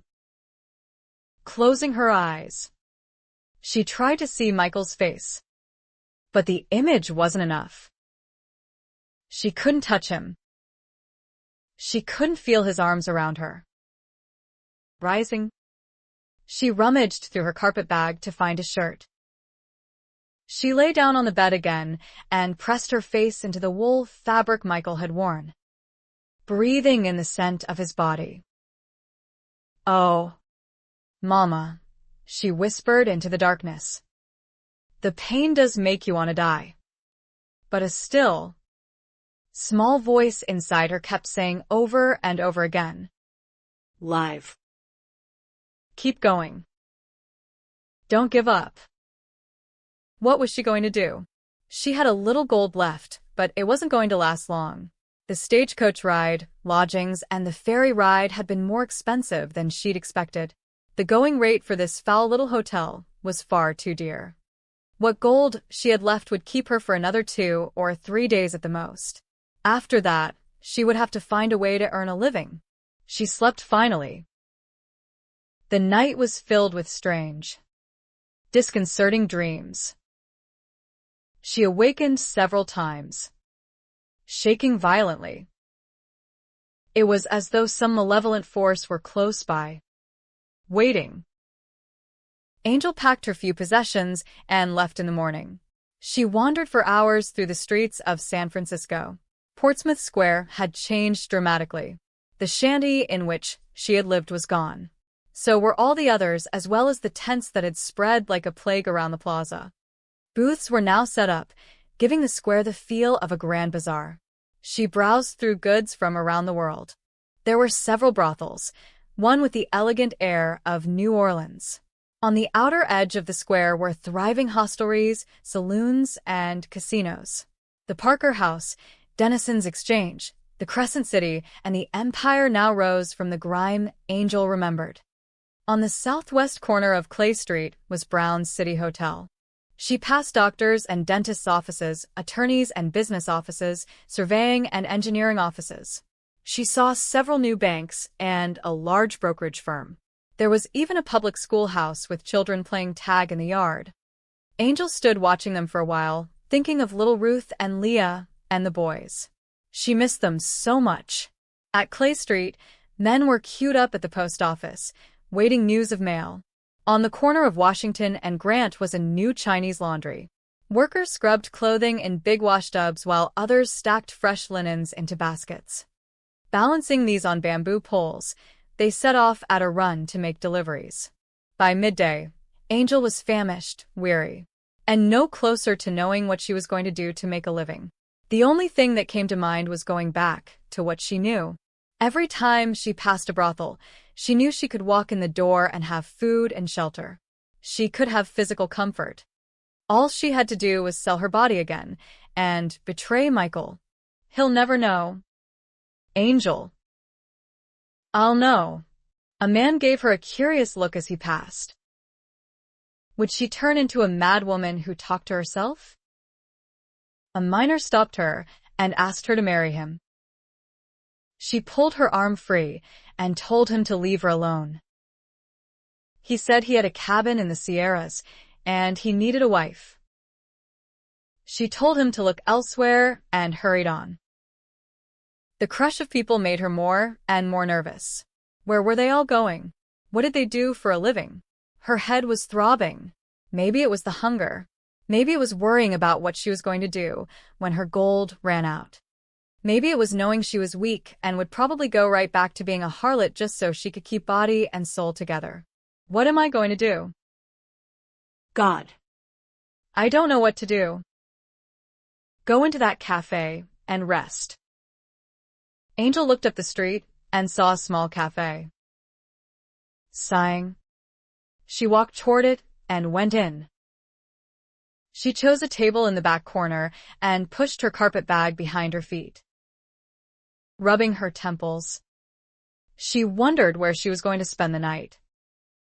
Someone banged on the table a few feet away from her, making her jump.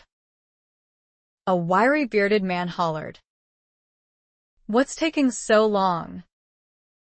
I've been waiting near an hour." "Where's the steak I ordered?" A small red-headed man hurried out of the back room and tried to quiet the angry patron with a whispered explanation of the delay, but that only incensed the man further. Face red, he grabbed the smaller man and held him up to his face. "Under the weather, huh? Drunk is what you mean." He shoved the little man back, banging him into another table.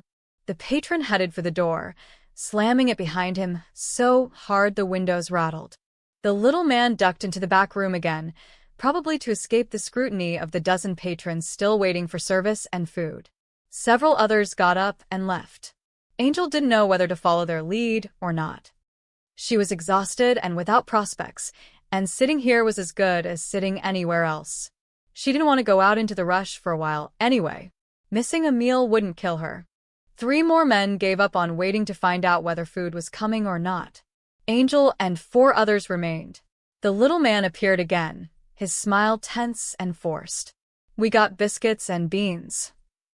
The 4 remaining men vacated the premises with disgruntled remarks about having had enough of that fare to last a lifetime.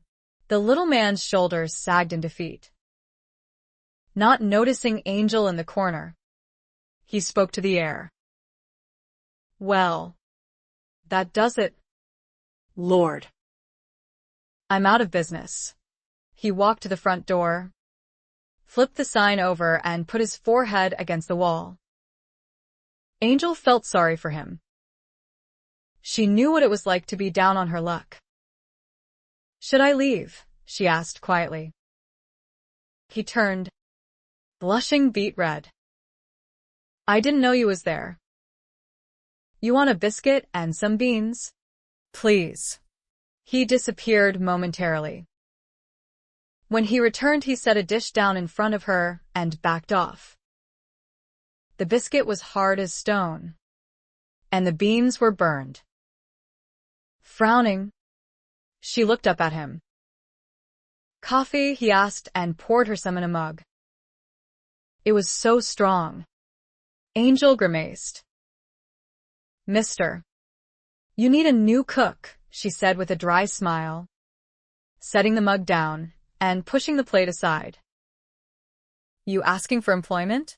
Her eyes shot wide open. "Me?" He took note of her surprise and looked her over again. "I guess not." She felt the heat coming up into her face. Did her past show that clearly? Was it emblazoned on her forehead for the whole world to see? Had knowing Michael a year made no difference in her at all? Her back stiffened. As a matter of fact, I was looking for work. She gave a short laugh. And though I'm far from the greatest cook in the world, I think I can do better than this. She winced at the congealing mass of greasy beans on her plate. In that case, you're hired. He slammed the coffee pot down and stuck his hand out before she could utter a word. My name's Virgil Harper. Mom. She was trying to take in the fact that she had work and that it had fallen right into her lap like a ripe plum from heaven. How had it come about? One minute she was frantic about what she was going to do to make a living. The next she was employed by a banty rooster. Hold on, she said, putting a hand up. I'll need to find a place to live first. I may not even stay in San Francisco. You don't need to look for nothing, lady. You can have the cook's quarters as soon as he moves his things out. And he's packing right now. Your room is next to mine above the kitchen. Real cozy. Good bed. Chest of drawers. Her eyes narrowed. She should have known there was a catch. It's got a good lock on the door, he said. You can check it out first if you like. Can you fix pies? We get a lot of requests for pie. She could scarcely catch her breath. He was going so fast. How much will this room cost me? Nothing, he said, genuinely surprised. Comes with the job. Now, what about the pies? Can you bake or not? Yes. I can bake bread and pies, she said. Elizabeth and Miriam had taught her everything they knew. If you can get me flour, apples, berries. Harper threw his head back and his hands in the air. Lord Jesus. I love you. He spun around and stamped his feet up and down. I love you. I love you. Angel stared at him, jumping around like a grasshopper, and wondered if the poor man had gone completely off his rocker. He saw her staring and laughed. I've been down on my knees all week wondering what I was going to do. You know what that drunk did? He relieved himself in the soup and served it all day Monday. He told me that night. I thought I'd be hanging from a post by morning. And he just laughed and said he was seasoning the broth. I won't even tell you what he did this morning. She looked down at the bowl in front of her. Did he do anything to the beans? Nothing that I know about. Why don't I feel reassured? Come on in the kitchen, and I'll show you what I got on hand in the way of supplies. And you can see what you can do with them. What do I call you? Mom? I didn't even think to ask. Hosea, she said. Mrs. Hosea. Michael sank the axe deeply into the log. It went straight through and embedded in the block. He gave it a hard tug and freed the blade again. He set up another log and split it with one swing. Over and over, he did the same thing until sections piled up around the block. He kicked them aside and set up another log. He swung again, harder than before, and the axe sliced clean through, bouncing off the block this time and narrowly missing his leg. Shaking, Michael dropped the axe and sank to his knees. Sweat was pouring into his eyes. He wiped it away with the back of his arm. He heard something. Squinting into the sun, he saw John sitting on his horse, watching him. Michael hadn't even heard him ride up. How long you been there? He asked, chest heaving. Couple of minutes. Michael tried to get to his feet, but couldn't. As soon as he had stopped the frenzied labor, all his strength had left him. He sank back again and leaned against the block. Glancing up, he gave John a wry smile. Didn't hear you arrive. What brings you by? John rested his forearms on the pommel. You got enough wood there for 2 winters. Bring a wagon over and take what you want. The saddle creaked as John dismounted. He came and hunkered down before Michael. Why don't you go after her? Michael raked a shaking hand back through his hair. Leave it be, John. He didn't feel like talking.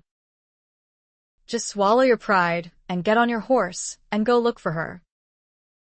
I'll watch over your place. It's got nothing to do with pride. Then what's stopping you? Michael leaned his head back and took a deep breath. Good sense. John frowned. Then it's like Paul said. Michael looked at him. What did Paul say? Nothing much, John hedged. Michael, women are emotional. Sometimes they do stupid things. She thought this out. It wasn't an impulse. How do you know that? Michael raked his hand into his hair.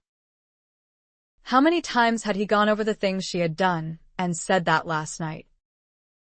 He could still see her slender body in the moonlight, her pale hair floating about her. He shut his eyes. I just know. Miriam blames herself for all this. She won't tell us why she thinks that. But she's mightily convinced of it. It's got nothing to do with her. You tell her that for me. I have. She tried to get Paul to go find Amanda for you and bring her back. Michael could well guess the outcome of that conversation. At least Paul had been sensitive enough over the last weeks to not come by and gloat. Paul never liked Angel. Angel? John said blankly.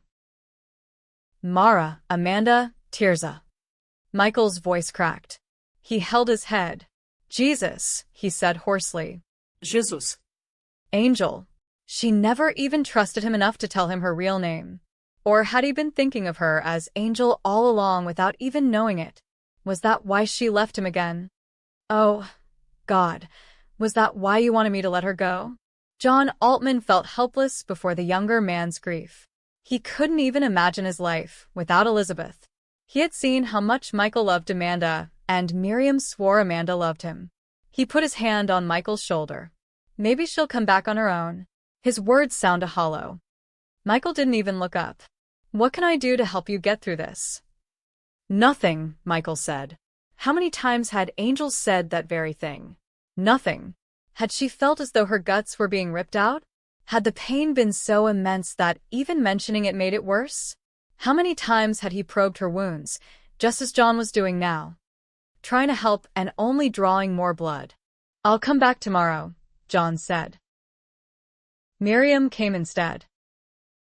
She sat with him beneath the willow tree and said nothing. He could hear her mind working, the question hanging in the air. Why won't you do something? But she didn't ask. She dug in her pocket and held something out for him. His stomach dropped when he saw his mother's wedding ring in the palm of her hand. Take it, she said. He did. Where did you find it? He asked hoarsely. Miriam's eyes filled. She gave it to me before getting in the coach. I forgot to give it back to you the first day. Then I was embarrassed. He made a fist around it. Thanks. He didn't ask her anything. Have you changed your mind, Michael? Are you going to try and find her? He looked at her steadily. No. Miriam. And don't ask me again. Miriam didn't stay long after that. She had said all she could the day Amanda left him, and she had not persuaded him then. Michael knew all the possible motives for Amanda's desertion. But beyond that, beyond comprehension, he knew God's will was working. Why this way? He cried out in anguish. Why did you tell me to love her if you were only going to take her away from me? He raged at God and grieved for his wife. He stopped reading his Bible. He stopped praying. He turned inside himself seeking answers. He found none. And he dreamed dark, confusing dreams with forces that were closing in on him.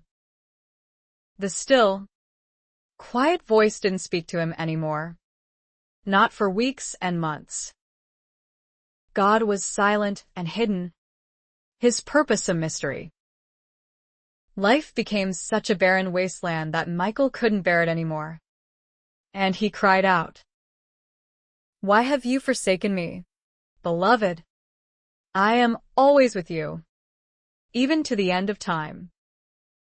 Michael slowed his frenetic work and sought solace in God's word. "I don't understand anything anymore, Lord. Losing her is like losing half of myself. She loved me. I know she did. Why did you drive her from me?" The answer came to him slowly, with the changing of the seasons. "You shall have no other gods before me." That couldn't be right. Michael's anger grew. "When have I worshipped anyone but you?" He raged again. "I've followed you all my life. I've never put anyone before you." Hands fisted. He wept. "I love her, but I never made her my God." In the calm that followed his angry torrent of words, Michael heard and finally understood. "You became hers." Angel stood in the middle of the night-shrouded street and watched Harper's cafe burning. Everything she had worked for over the past 6 months was burning with it. All she had left was the worn gingham dress she was wearing and the stained apron that covered it. There had been so little warning. Virgil had burst into the kitchen, yelling there was a fire. She didn't even have time to ask questions as he pulled her outside. 2 buildings were burning a few doors away. Then a breeze came up and swept the fire right down through the remaining buildings on the block.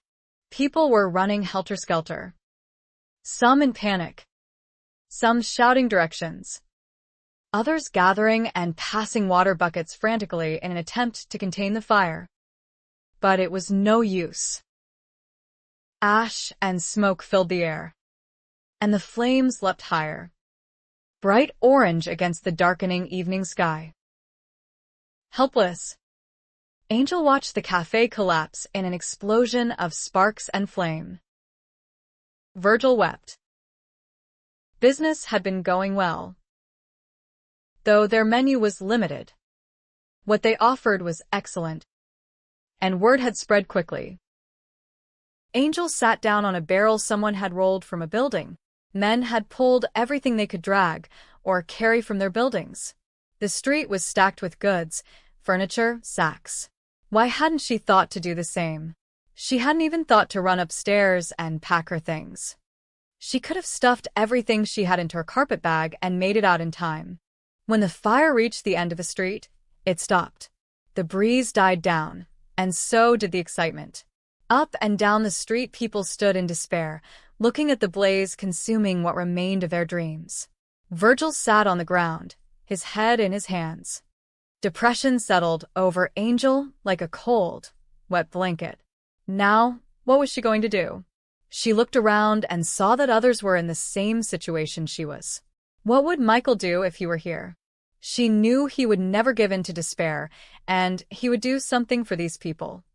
But what could she do? One woman, destitute herself. One thing she knew she couldn't do was stand by and watch Virgil sobbing in the street. She sat down beside him in the dirt. "As soon as the fire dies, we'll dig through what's left and see if there's anything that can be salvaged. What's the use? I ain't got enough money to rebuild," he sobbed. She put her arm around his shoulders. "The land is worth something. Maybe you can get a loan on it and start again with that." They slept against a pile of packs using borrowed blankets. At dawn, they dug through the ash and rubble. Choking on soot, Angel found cast iron pots and pans. The stove could still be used. The utensils were melted, but many of the dishes were intact. A good scrubbing would make them usable. Face covered with ash, her throat raw from breathing it, Angel rested. She was hungry and tired. Every muscle in her body ached, but at least Virgil was feeling more hopeful, even though he had not yet found them a place to stay. The hotels in the area were already full with paying customers and unlikely to give space in a lobby to those who couldn't. The thought of sleeping in the street with the cold bay mists was daunting, but she supposed things could be worse. Someone had given them a couple more blankets. They worked to clear away the charred wood. Angel collected shards of glass from shattered windows in a bucket, dumping it in a pile to be carted away later. Virgil was pale with exhaustion. I guess we'll have to camp right here until I can get the money to rebuild the place. The priest has room at the church if you want to stay there. Some of the others are going. No. Thanks, she said. She would sleep in the mud before she went to a church for help. Virgil nodded toward some men standing in line outside a building across the street. Father Patrick set up a soup kitchen over there. Go get yourself something to eat. I'm not hungry, she lied. She wasn't going to ask a priest for anything. But she desperately needed a drink of water. A few barrels had been put out for drinking.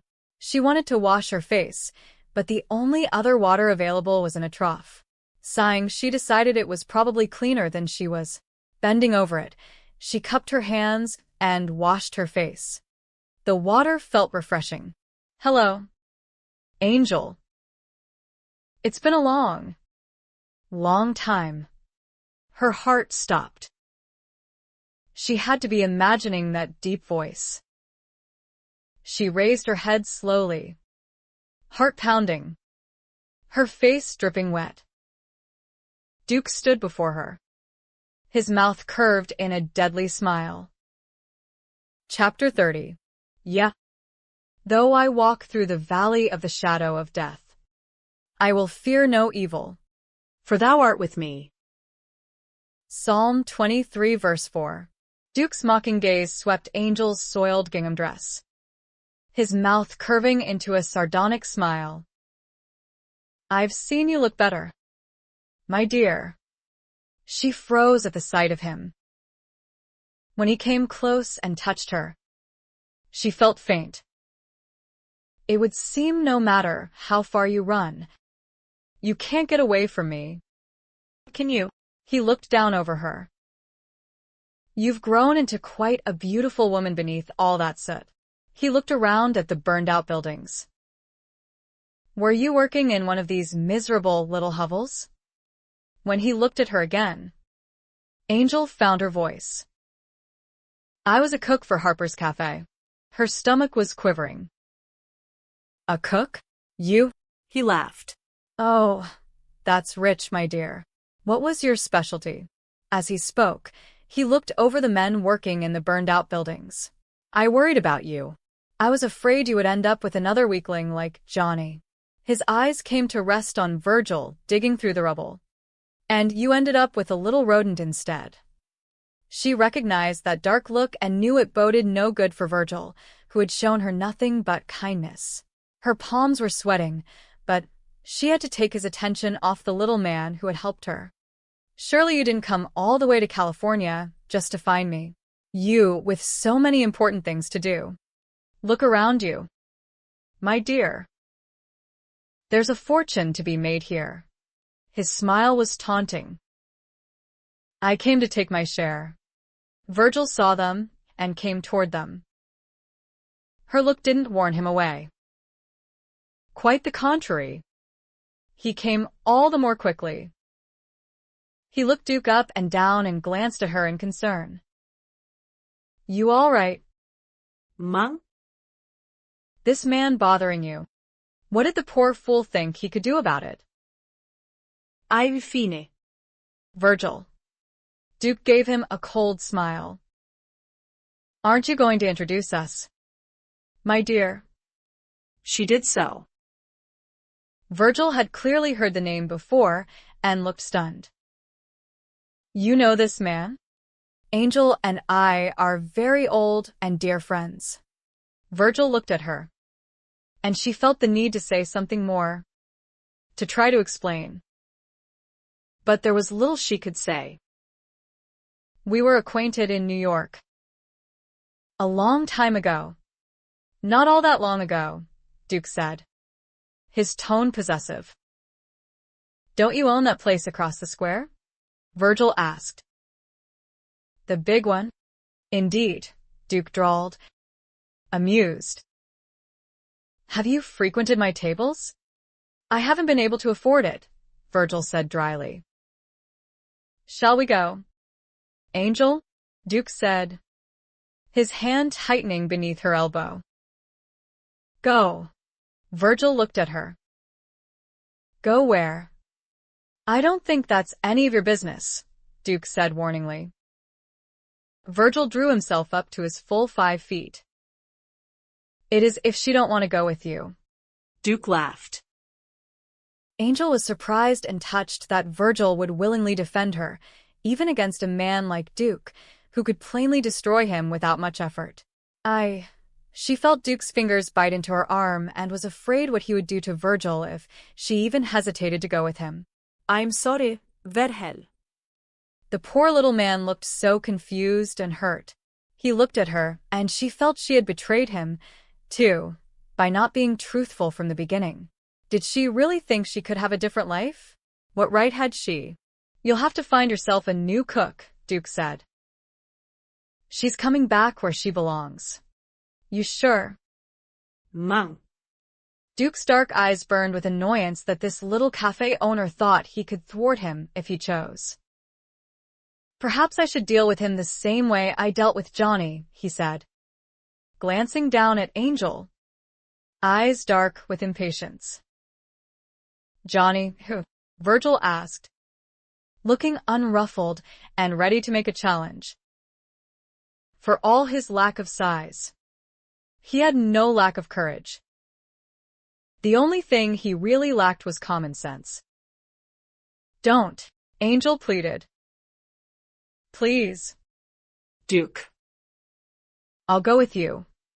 You've become so polite. My dear. Benevolent, once more. He smiled at Virgil. Do you own this piece of land? I do, Virgil said cautiously. Would you like to sell it? Not on your life. Duke laughed. No. Well. If you need cash to rebuild, come by and we'll talk terms. If you have trouble finding another cook to replace Angel, I might even be able to help you there as well. He looked amused. Thanks, Virgil said. But Angel saw he wouldn't take Duke up on anything. Mrs. Hosea. You sure about this? Mrs. Hosea, Duke said quietly, one dark brow rising as he looked down at her. Her heart was in her throat.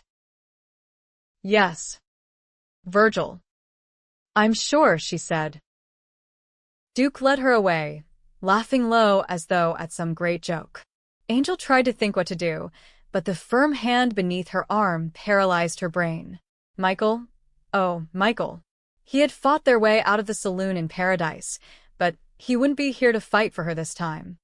She was alone, and Duke was holding her so tightly she knew he didn't mean to let her get away again.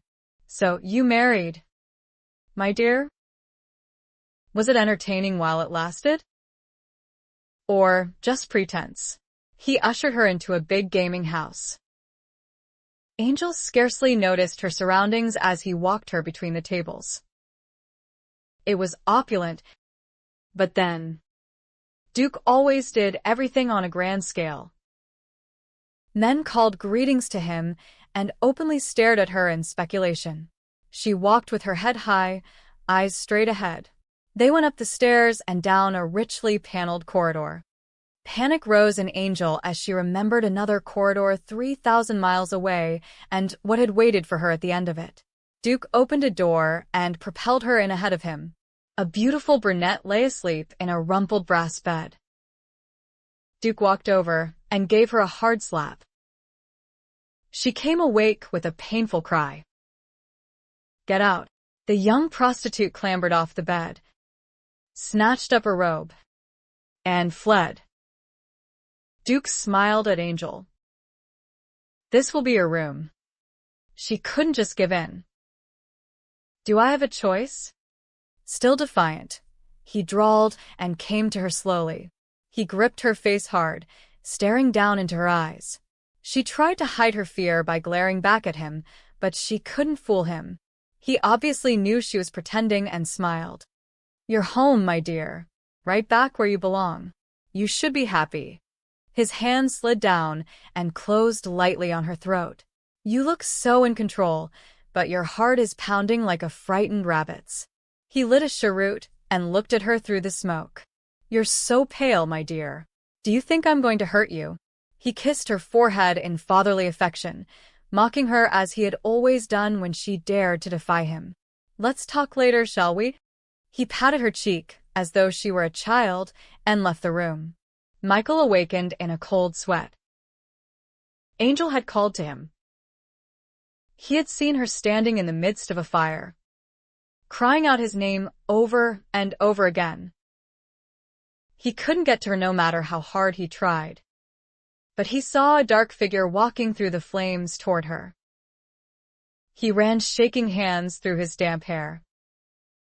Sweat was running down his bare chest, and he couldn't stop shaking. It was just a dream. The foreboding he felt was so heavy he was nauseated. He prayed. Then he rose from the bed and went outside. It would be dawn soon. Things would look better in the light of day. When dawn came, the sensation that something was wrong would not go away, and he prayed again, fervently. He was full of fear for his wife. Where was she? How was she surviving? Was she hungry? Did she have shelter? How was she making her way alone? Why didn't she come back to him? Something ominous hung in the air all day. He could feel it like a blackness covering his soul. And he knew without a doubt it had to do with Amanda. He prayed unceasingly for her. He knew he was helpless. There was nothing he could do if she was in trouble. He didn't know where she was or what kind of help she needed, but letting go of her was so hard. He still loved her so much. He trusted God to protect and guide him. Why couldn't he trust that the Lord would do the same for her? Because he knew she didn't believe. Angel tried the door, but it was locked. She went to the window and pushed the elegant lace curtains aside to look out. No way out there. Either. Duke liked to safeguard his property. She paced, palms sweating as she thought of what he might do to her. She wasn't fooled. He was seething with rage beneath his amiable demeanor. Leaving her alone worked in his favor. He knew she would eat herself up with all the thoughts of what he could do. Not this time, she whispered to herself. Not again. Looking around, she decided she could make the bed and tidy the room. She could do something to keep her mind off the inevitable. Finishing those small chores, she sat at the window and watched the people milling about below. The fear rose again. Closing her eyes tightly, she wrestled with it. Michael, show me what to do. She pictured him working in the fields. She could see him straightening, the hoe at his hand, the smile on his face. She could see him sitting before the fire, the Bible in his lap. Trust in the Lord, he said. Trust in the Lord. The door opened, and she forced herself to sit calmly where she was as Duke entered. He was followed by a burly man. She feigned indifference as the servant gathered the other girls' things from the armoire and carried them from the room. Duke stood studying her passively. She looked up at him and smiled faintly. You won't make me crawl, you devil. You won't turn my mind inside out this time. I'll think of Michael. I'll just keep thinking of Michael. A Chinese servant came in to strip the bed and put on fresh linens. Angel sat sedately in the high-backed chair, her hands resting lightly on the arms, her heart beating violently. Duke had not moved or said anything, but she knew that look, and fear grew like a knot in her belly. What retribution was he planning? Bring the tub up, he ordered, and the Chinese man bowed. Make sure she has plenty of warm water. The Celestial bowed again and backed out of the room. Duke's eyes narrowed as he studied her face for a long moment. "I'll send someone to attend you." He turned and left. Surprised, she let out her breath. He had been disturbed by her manner. She had never been able to fool him before. But then it had been almost 3 years since she had last seen him. Perhaps he had forgotten her ruse. And perhaps that would only make matters worse. A young girl came in to help her undress. She was no more than 13. Angel knew she wasn't Duke's mistress, though she might very well have been at one time. She was pretty enough. But Angel knew that as long as a girl was Duke's exclusively, her face was clean. She wore pastels, braids, and hair ribbons. This girl's cheeks and lips were reddened, and her hair was spilling in a curly mass over thin shoulders. She had that look of having come through hell. Full of pity, she smiled at the young girl. "What's your name?" "Cherry," the girl said, dumping Angel's gingham dress and underthings beside the door. "I'd like to have those things back once they're washed," Duke said to throw them away. And one must always obey Duke. She didn't want to get the girl in trouble. "Did he bring you to California with him?" "Me and 3 other girls," she said as she tested the water. "It's not too hot. You can bathe now." Angel removed her worn underclothing. Lowering herself into the warm water, she sighed.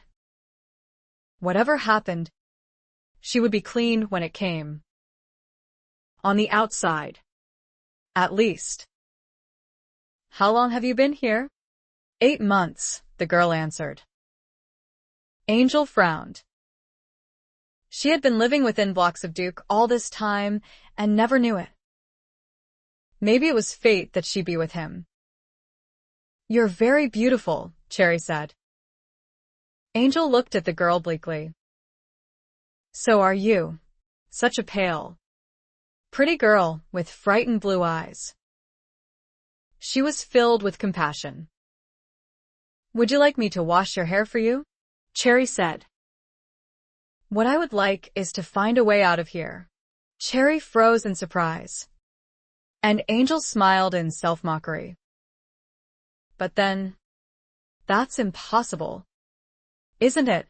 She took the sponge and bar of lavender-scented soap from the girl and said nothing more. Duke came in without knocking. Cherry jumped, her face paling. Angel put her hand on the girl's and felt how cold she was.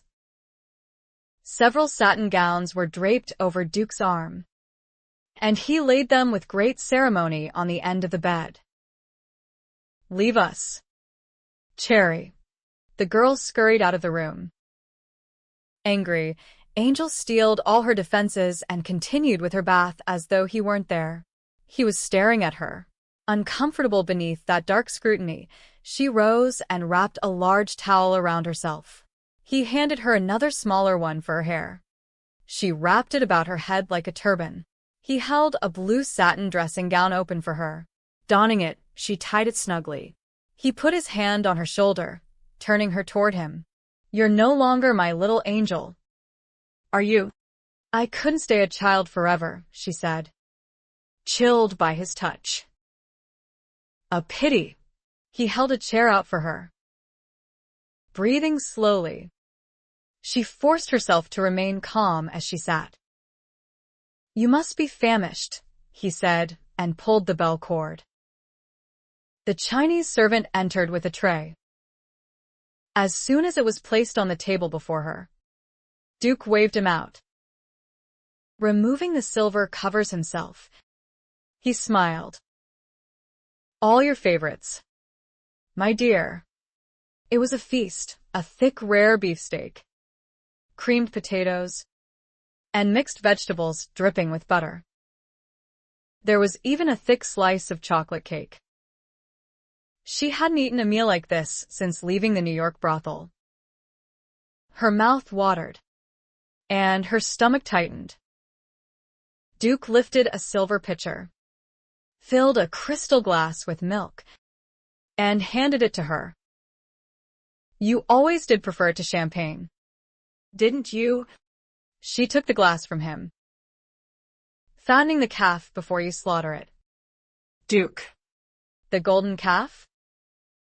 Now. Wouldn't I be a fool to do so? She hadn't eaten since before the fire, stubbornly refusing the charity offered by that priest. Eat his soup. And he would expect her to confess her soul before he told her it was beyond redemption. So she was starving now. I'll join you later, Duke said, surprising her again. She had expected him to stay. As soon as he was out the door, she tucked into the sumptuous meal. She hadn't tasted food this good in 3 years. Duke had always set a good table. She poured herself a second glass of milk. Only when her stomach was full did she realize what she had done, and shame filled her. Oh. Michael, I'm weak. I'm so weak. I was right to leave you. Look at me. Stuffing myself on Duke's food. I'm selling my soul for a steak and a slice of chocolate cake when I swore I'd starve before I went back to my old ways. I don't know how to be good. I could only manage it when I was with you. You look distraught. My dear. What is it? Something you ate. Duke's voice startled her. She hadn't even heard him come back into the room. Or, are you worried what my punishment will be? She pushed the empty plate away, her face flaming with humiliation, sick at what she had done. I don't care what you do, she said in a flat voice. She got up and turned her back on him. Pushing the lace curtains back from the window, she looked down at the busy city street. What's happened to all the fine moral strength I possessed while I was with you, Michael? It's gone again. I'm right back to being Angel, all in the space of a few short hours and 1 tray of supper. She closed her eyes. God. If you are there, Strike me dead. kill me so I won't give in completely. I haven't the strength to fight this devil. I haven't any strength at all. I worried about you, Duke said in a cajoling tone. She felt his hands on her shoulders, his thumbs kneading her tight muscles. I've only your best interest at heart. Just as always, she said dryly. Did you ever have to deal with the lower classes? My dear, you only had the best. How many 16-year-old girls have had a senator and Supreme Court justice visiting them on a regular basis? Or a shipping magnate? Charles was quite devastated when you disappeared. He hired his own contacts to search for you. It was he who told me you were on a ship to California. Good old Charles, she said, remembering the spoiled young man. Shrugging Duke's hands off of her, she faced him. What if I told you I wanted out? His mouth lifted slightly. Tell me about this man, Hosea. Her muscles tensed. Why do you want to know about him? Just curious. My dear. Maybe talking of Michael would give her the strength to resist whatever came. He's a farmer. A farmer? Duke said, surprised and amused again. And did you learn to plow? Angel? Can you milk a cow and sew a fine seam? Did you enjoy having dirt under your fingernails? He took her hand, turning it palm up. She remained passive. Calluses, he said in disgust and let her go. Yes. Calluses, she said proudly. Even covered with dirt and sweat. I was cleaner with him than I've ever been with you. He slapped her, and she reeled back. Straightening, she saw something in his face that made her less afraid. She wasn't sure what it was. But he didn't look so in command of himself or the situation. Tell me all, my dear. She did. Did you love him? I still love him. I'll always love him. He's the only good thing that's ever happened to me in my life. And I'll cling to that until I die. His face darkened. Are you in a hurry for that to happen? Do what you will. Duke. Do what you please. Haven't you always? She turned away from him again, half expecting him to swing her around and hit her. But he didn't. She sat down on the edge of the bed and looked up at him curiously. So, where is this paragon of virtue and manhood now? Duke asked. On his farm. Perhaps he had turned to Miriam by now. You left him? Yes. I left him. He smiled, satisfied. Bored. No. One of Michael's dreams was to have children, and as we both know, I can't have them. She couldn't keep the bitterness from her voice. Nor did she try. So, you haven't forgiven me for that yet? I told Michael I couldn't have children and why. He said it made no difference to him. No. No. But it made a difference to me. I wanted him to have all he deserved and wanted. Duke's face hardened more with each word she spoke. She ignored the warning. She was thinking only of Michael. It wasn't the first time I left him. I married him when I couldn't do anything else, and I left the first chance I got. I wanted no part of him. I wanted to go back and get the money that was owed me. By the time I got there, the brothel was gone. It had burned down. And the madam was gone. So I ended up working for a saloon keeper. I got a good taste there of all those lower classes you talk about with such disparagement. You know what Michael did when he found out where I was? He came and got me out. He fought our way out. And he took me home again. He forgave me. She laughed bleakly. But I kept running away. He made me feel things. Amazing things. It was as though he was turning my whole life inside out. Loving me. Always loving me no matter what he learned about my past. No matter what I did. No matter how much I hurt him. He wouldn't give up on me. Duke gripped her chin. Just as I haven't. His eyes burned like coals. Or have you forgotten you ran away from me? 2. Several times. And I always brought you home and forgave you. She jerked her chin away and glared up at him. Forgave me? You owned me. You see me as a possession. Something to be sold to the highest bidder. Something to be used. Michael loved me. You always thought you owned my soul. Michael showed me no one does. No. He gently touched the cheek he had struck. Don't you feel right at home here? Angel? Haven't you missed the good food? The beautiful clothes? The lavish setting? The attention? She shifted uneasily and saw him smile. I know you, he said. For all you protest. You love the feel of silk against your skin. You enjoy having a personal maid to attend you. He picked up the empty pitcher from the table. You love milk. He laughed at her. Angel's face was aflame. His expression was filled with malicious delight as he pressed her. I used to watch the way you played the men who came to you. Clay in your hands. They were besotted with you. And that gave you power over them. Yes. It did, he readily admitted.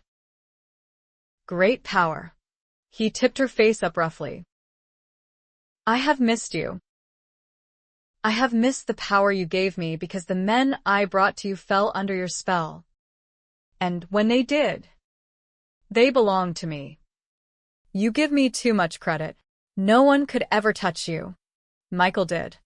She saw the flash of rage in his dark eyes. Oddly, she wasn't afraid. There was a stillness inside her. Just thinking about Michael gave her courage, but she knew it wasn't a courage that would last. Not once Duke got started. He wasn't like Magowan. He wouldn't lose control, and he would never kill her. Duke rose. I'll leave you for now, my dear. Rest. I'll be back to talk with you again. We have business to discuss. After all, you must earn your keep. When he leaned down to kiss her, she turned her face away. His hard fingers clamped on her cheeks like a vice, forcing her head up. He kissed her hard. She felt no passion in him, nor did she see it when he drew back. He had tired of her in that way when she was a little older than Cherry. Duke paused at the door. By the way, Angel, if your Michael comes for you, I will kill him the same way I killed Johnny. He smiled slightly. And I'm going to make you watch. Her courage withered. He saw and smiled again. Angel heard the key turn in the lock and sank down onto the bed. Duke didn't come back the next day or the day after that. Cherry brought her food, and a guard made sure the door was locked when the girl left. Angel knew what Duke was doing, but knowing didn't help. Her nightmares returned. She was running, night closing around her. Heavy footsteps echoed in the alley behind her. Before her were the docks, ships' masts filling the horizon. She ran from one to another, pleading that they would let her come aboard. Saudi. Mum. All filled up, the sailors said, one after another. She ran down the last pier and saw below her a garbage scow. The ropes were being untied. Looking back, she saw Duke. He was calling to her, his dark voice pulling at her. Rats crawled over the refuse in the scow below her, feasting on rotting meat and vegetables. The foul smell assaulted her senses, but she jumped anyway and landed hard. Her hands sank into an oozing mass as rats squealed and scurried in all directions. She almost fainted from the foul stench, but clung tightly as the scow began to move. It pulled away from the dock just as Duke reached the end. You can't get away. You can't get away. Angel. Then he was gone, and she was in the middle of a storm-tossed sea. Waves crashed around her, splashing over the sides of the scow. She tried to climb to a safer haven, but there was none. She pulled herself higher to get away from the cold spray. When she reached the top, she saw Rab lying on his back. The black cord was still around his neck, and rats were tearing away his dead flesh. Crying out in fear, she slid down the heap again, huddling in the farthest corner of the scow away from him. Shivering with cold, she covered her head. I wish I was dead. I wish I was dead. Darling, where is it? Angel looked up and saw her mother standing before her, shimmering in white. Where is it? Darling? Where's my rosary? Angel scrambled over the heap, searching frantically. I'll find it, Mama. I'll find it. She saw something glimmer brightly and reached for it. It's here. Oh, it's here, Mama. The scow lurched violently and rose at one end, dumping garbage into the sea. Angel cried out, trying to reach her mother's rosary as she tumbled. Her fingertips just brushed the crucifix and beads before it slipped away, spilling over the side into the turbulent sea. Angel felt herself slipping away as well. Instinctively, she grasped hold of something, but nothing was solid enough to hold her safe. Everything was going. She splashed into the cold water, decaying debris churning around her. She kicked and fought to make the surface, and when she did, it was calm. She saw a shore and swam toward it. When she reached it, she could hardly stand under the weight of the filth clinging to her. She staggered onto the beach and sank down, exhausted. Her skin was blotched with ugly sores and disgusting growths, like the baby of the young prostitute. When she looked up, she saw Michael standing in a field. The soft wind made the wheat look like a golden sea around him. The air was sweet and clean. Miriam was walking toward him, a baby in her arms. But he paid her no attention. "Amanda," he called out, running toward her. No. "Michael, go back. Don't come near me." She knew if he touched her, the foulness covering her would cover him as well. "Stay away. Stay back." But he would not listen. He came ahead. She was too weak to run away. She looked down at herself and saw her flesh decaying and dropping away. Michael walked toward her without hesitation. He was so close. She could see his eyes. "Oh God, let me die. Let me die for him." No. Came a soft voice. She looked up and saw Michael standing before her. A small flame burned where his heart was. "No, beloved." His mouth hadn't moved, and the voice was not his. The flame grew larger and brighter, spreading until his entire body was radiant with it. Then the light separated from Michael and came the last few feet toward her. It was a man, glorious and magnificent, light streaming from him in all directions. "Who are you?" she whispered, terrified. "Who are you?" Yahweh. El Shaddai. Jehovah Mikadishkum. El Elyon. El Olam. Elohim. The names kept coming, moving together like music, rushing through her blood, filling her. She trembled in fear and could not move. He reached out and touched her, and she felt warmth encompassing her and the fear dissolving away. She looked down at herself and found she was clean and clothed in white. "Then I am dead, that you may live."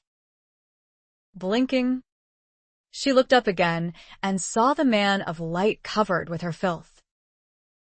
No, she wept. "Oh, God, I'm sorry.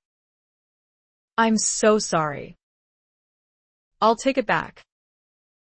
I'll do anything." Yet even as she reached out, the defilement disappeared, and he stood before her perfect again. "I am the way. Sarah. Follow me." As she stepped forward and reached out for him, there was a thunderclap, and Angel awakened in darkness. She lay still, staring upward, her heart racing. She closed her eyes tightly, wanting to go back to the dream, wanting to see it finished. But she couldn't grasp it. She could scarcely remember it now. It eluded her. Then she heard the sound that had disturbed her sleep. It came from the next room and was so familiar it tore into her heart. Duke was speaking in low, seductive tones, and a child was crying. Chapter 31. But now, Thus says the Lord, your Creator, O Jacob, and He who formed you, O Israel, do not fear, for I have redeemed you. I have called you by name. You are mine.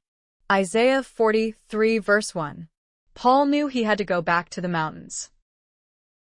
He couldn't stay on this land another week. He couldn't stay this close to Miriam and not go crazy. Better the disillusionment and drudgery of gold panning than seeing her walking across the field toward Michael's cabin. But he needed money to buy supplies.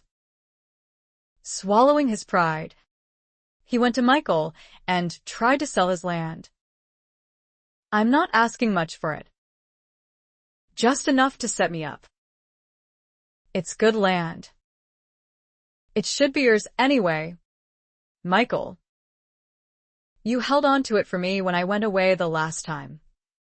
I'm land poor, Michael said, and refused the offer. Wait until your spring crops are ready for harvest. Then take what you earn and go if you have to. The land will be waiting when you come back. I'm not coming back. Michael. Not this time. Michael put his hand on Paul's arm. Why do you torture yourself? Why do you drive yourself before any wind that blows? Paul tore loose. Angry. Why do you wait for a harlot who's never coming back? He left before he said more to regret. He had no choice now but to go to John Altman. John invited him into the cabin. Elizabeth was rocking the baby, and Miriam was bending over the fire, stirring a bubbling stew. The sight of her made his pulse jump. She straightened and smiled at him, and his knees felt weak. Sit down, Paul, John said, slapping him on the back. We haven't seen you in a while. Paul found his gaze drifting to Miriam again. He lost track of what John was saying as he watched her roll out biscuit dough, cut it, and place the pieces in a cast-iron pan. John's silence drew his attention again. Elizabeth was smiling at him. So was John. He could feel the heat rising in his face. I came to offer you my land. John. Out of the corner of his eye. He saw Miriam straighten and look at him. A muscle jerked in his jaw. I've decided to go back to the mountains, he said with finality. John's brows flickered. Elizabeth frowned. This is rather sudden, isn't it, Paul? No. He could feel Miriam staring at him now. Hands on her hips. Have you thought about what you're doing? John asked. You've put a lot of work into that land. I've thought about it. I guess I'm just not cut out to be a farmer. Miriam turned her back and slammed a lid down on the pan. Elizabeth and John jumped and glanced at her in surprise. I'm not asking much for it, Paul said, trying to ignore her. He named his price, further shocking them. It's worth far more than that, John said. He rubbed his chin, troubled by the offer. Why are you doing this? Miriam swung around. Because he's a fool. Miriam, Elizabeth said, stunned. I beg your pardon, Mama. He's an idiot. A dunderhead. A blockhead. A dunce. That will be enough, John said, rising from his chair, his face darkening with outrage. Paul is a guest in our home. Miriam just looked at Paul, her eyes blazing as tears ran down her pale cheeks. I'm sorry, Papa. I guess I forgot my place. Excuse me. She hurried across the room, snatched down her shawl, and opened the door. She looked back at Paul. Go ahead. Run away to your mountains and your gold panning. She slammed the door behind her. Paul sat motionless, shattered. He wanted to go after her and explain, but what could he say? That he was in love with her and it was driving him mad? That Michael would get over Angel and she would be wise to wait? John sat down again. I apologize, he said. I don't know what's gotten into her. I'm sure she didn't mean it. Paul, Elizabeth said. It would be better if she did. What do you say, John? Do you want the place? Or shall I go into town and see if anyone's interested? The sooner he got out of here, the better. Frowning, John looked at his wife. Let me think about it. I'll let you know by the end of the week.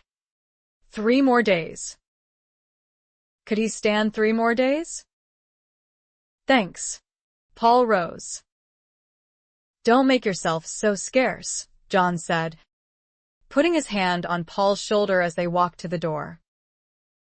And whatever happens, you'll always be welcome here. He walked him outside. Whatever's bothering Miriam, she'll get over it. Paul saw her walking across the field, heading in the direction of Michael's place. I reckon she will. He smiled bleakly. I'll talk to you in a few days, John. He put on his hat and headed for home.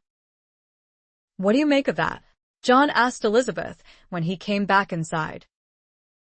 John, I haven't been able to make sense of anything since Amanda left. They waited for Miriam to come home, hoping that she would finally confide in them as she used to. It was after dark when she came in the door. We were worried, Elizabeth said in reprimand. They hadn't expected her to be gone so long. Where have you been? John demanded. I went to Michael's. Then I walked. Then I sat. And then I prayed. Miriam hunched over and began to sob. John and Elizabeth looked at one another in surprise. Though their daughter was tender-hearted, she wasn't given to such outbursts of emotion. What is it, darling? Elizabeth asked, putting her arm around her. What's wrong? Oh, Mama. I love him so much it hurts. Elizabeth looked at her husband. But he's married. You know that. Miriam reared up, face red. Paul. Mama. Not Michael. Paul. Elizabeth said, greatly relieved. But we thought. It's always been Paul. And I know he loves me. Too. He's just too stubborn to admit it. Even to himself. She looked at her father. I can't let him leave. Papa. If you buy his land, I'll never forgive you. If I don't, someone else will. He tried to make sense of what was happening. If he loves you, why would he be selling his land so he can leave? I think he might be going for the same reasons Amanda left Michael. You never did tell us what she said to you, Elizabeth reminded her. Miriam blushed. I can't. She sank down into the chair and covered her face. I just can't. Elizabeth knelt down beside her and tried to comfort her. How do you propose to stop Paul from leaving? Her father asked. He's made up his mind, Miriam. And that's the way it is. Miriam looked up. I could make him change his mind. Studying his daughter's determined face, John frowned. Just what did you have in mind? Miriam bit her lip and looked between her mother and father. Something from the Bible. She wiped the tears away and sat straighter. What part of the Bible? Her father asked sternly. I know what it'll take, Papa. but you're going to have to trust me. How old is she? Duke. His mouth curved mockingly. Jealous. Angel? She wanted to kill him. 8? 9? She can't be much older than that. Or she couldn't arouse your interest. His expression became dangerous. You do well to curb your nasty little tongue. My dear. He held out a chair for her. Sit down. We have things to discuss. Angel was dressed in a pink satin and lace confection. Though the gown fit her slender body perfectly, Angel hated it. She hated having every curve revealed to Duke's perusal. He was checking out the merchandise, deciding how to display it to the best advantage. Pink no longer suits you, he said, dismaying her that their thoughts could be so alike. Red, I think, or deep sapphire blue, even emerald green. You will look like a goddess in those colors. He touched her bare shoulder before he took his own seat. She faced him across the small table, schooling her face to show nothing. He studied her with a tight smile.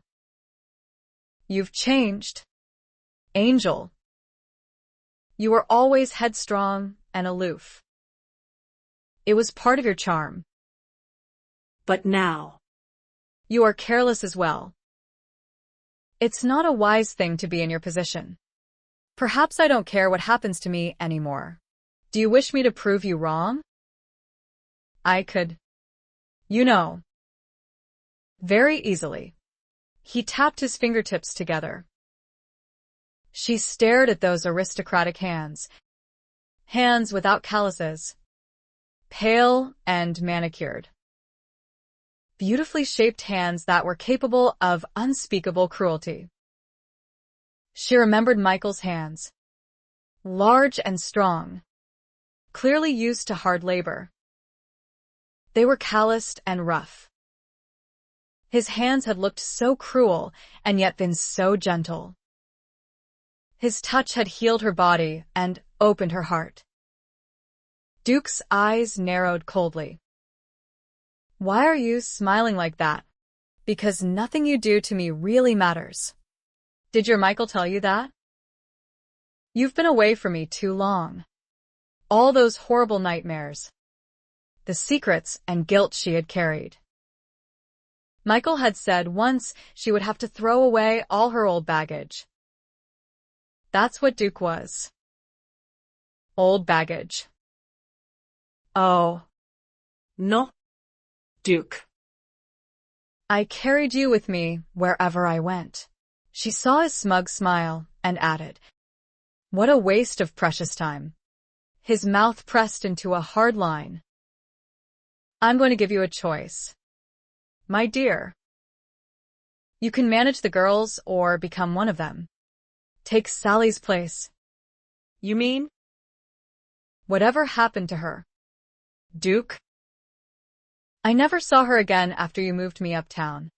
She's still in New York, making out very well for herself at the Brownstone.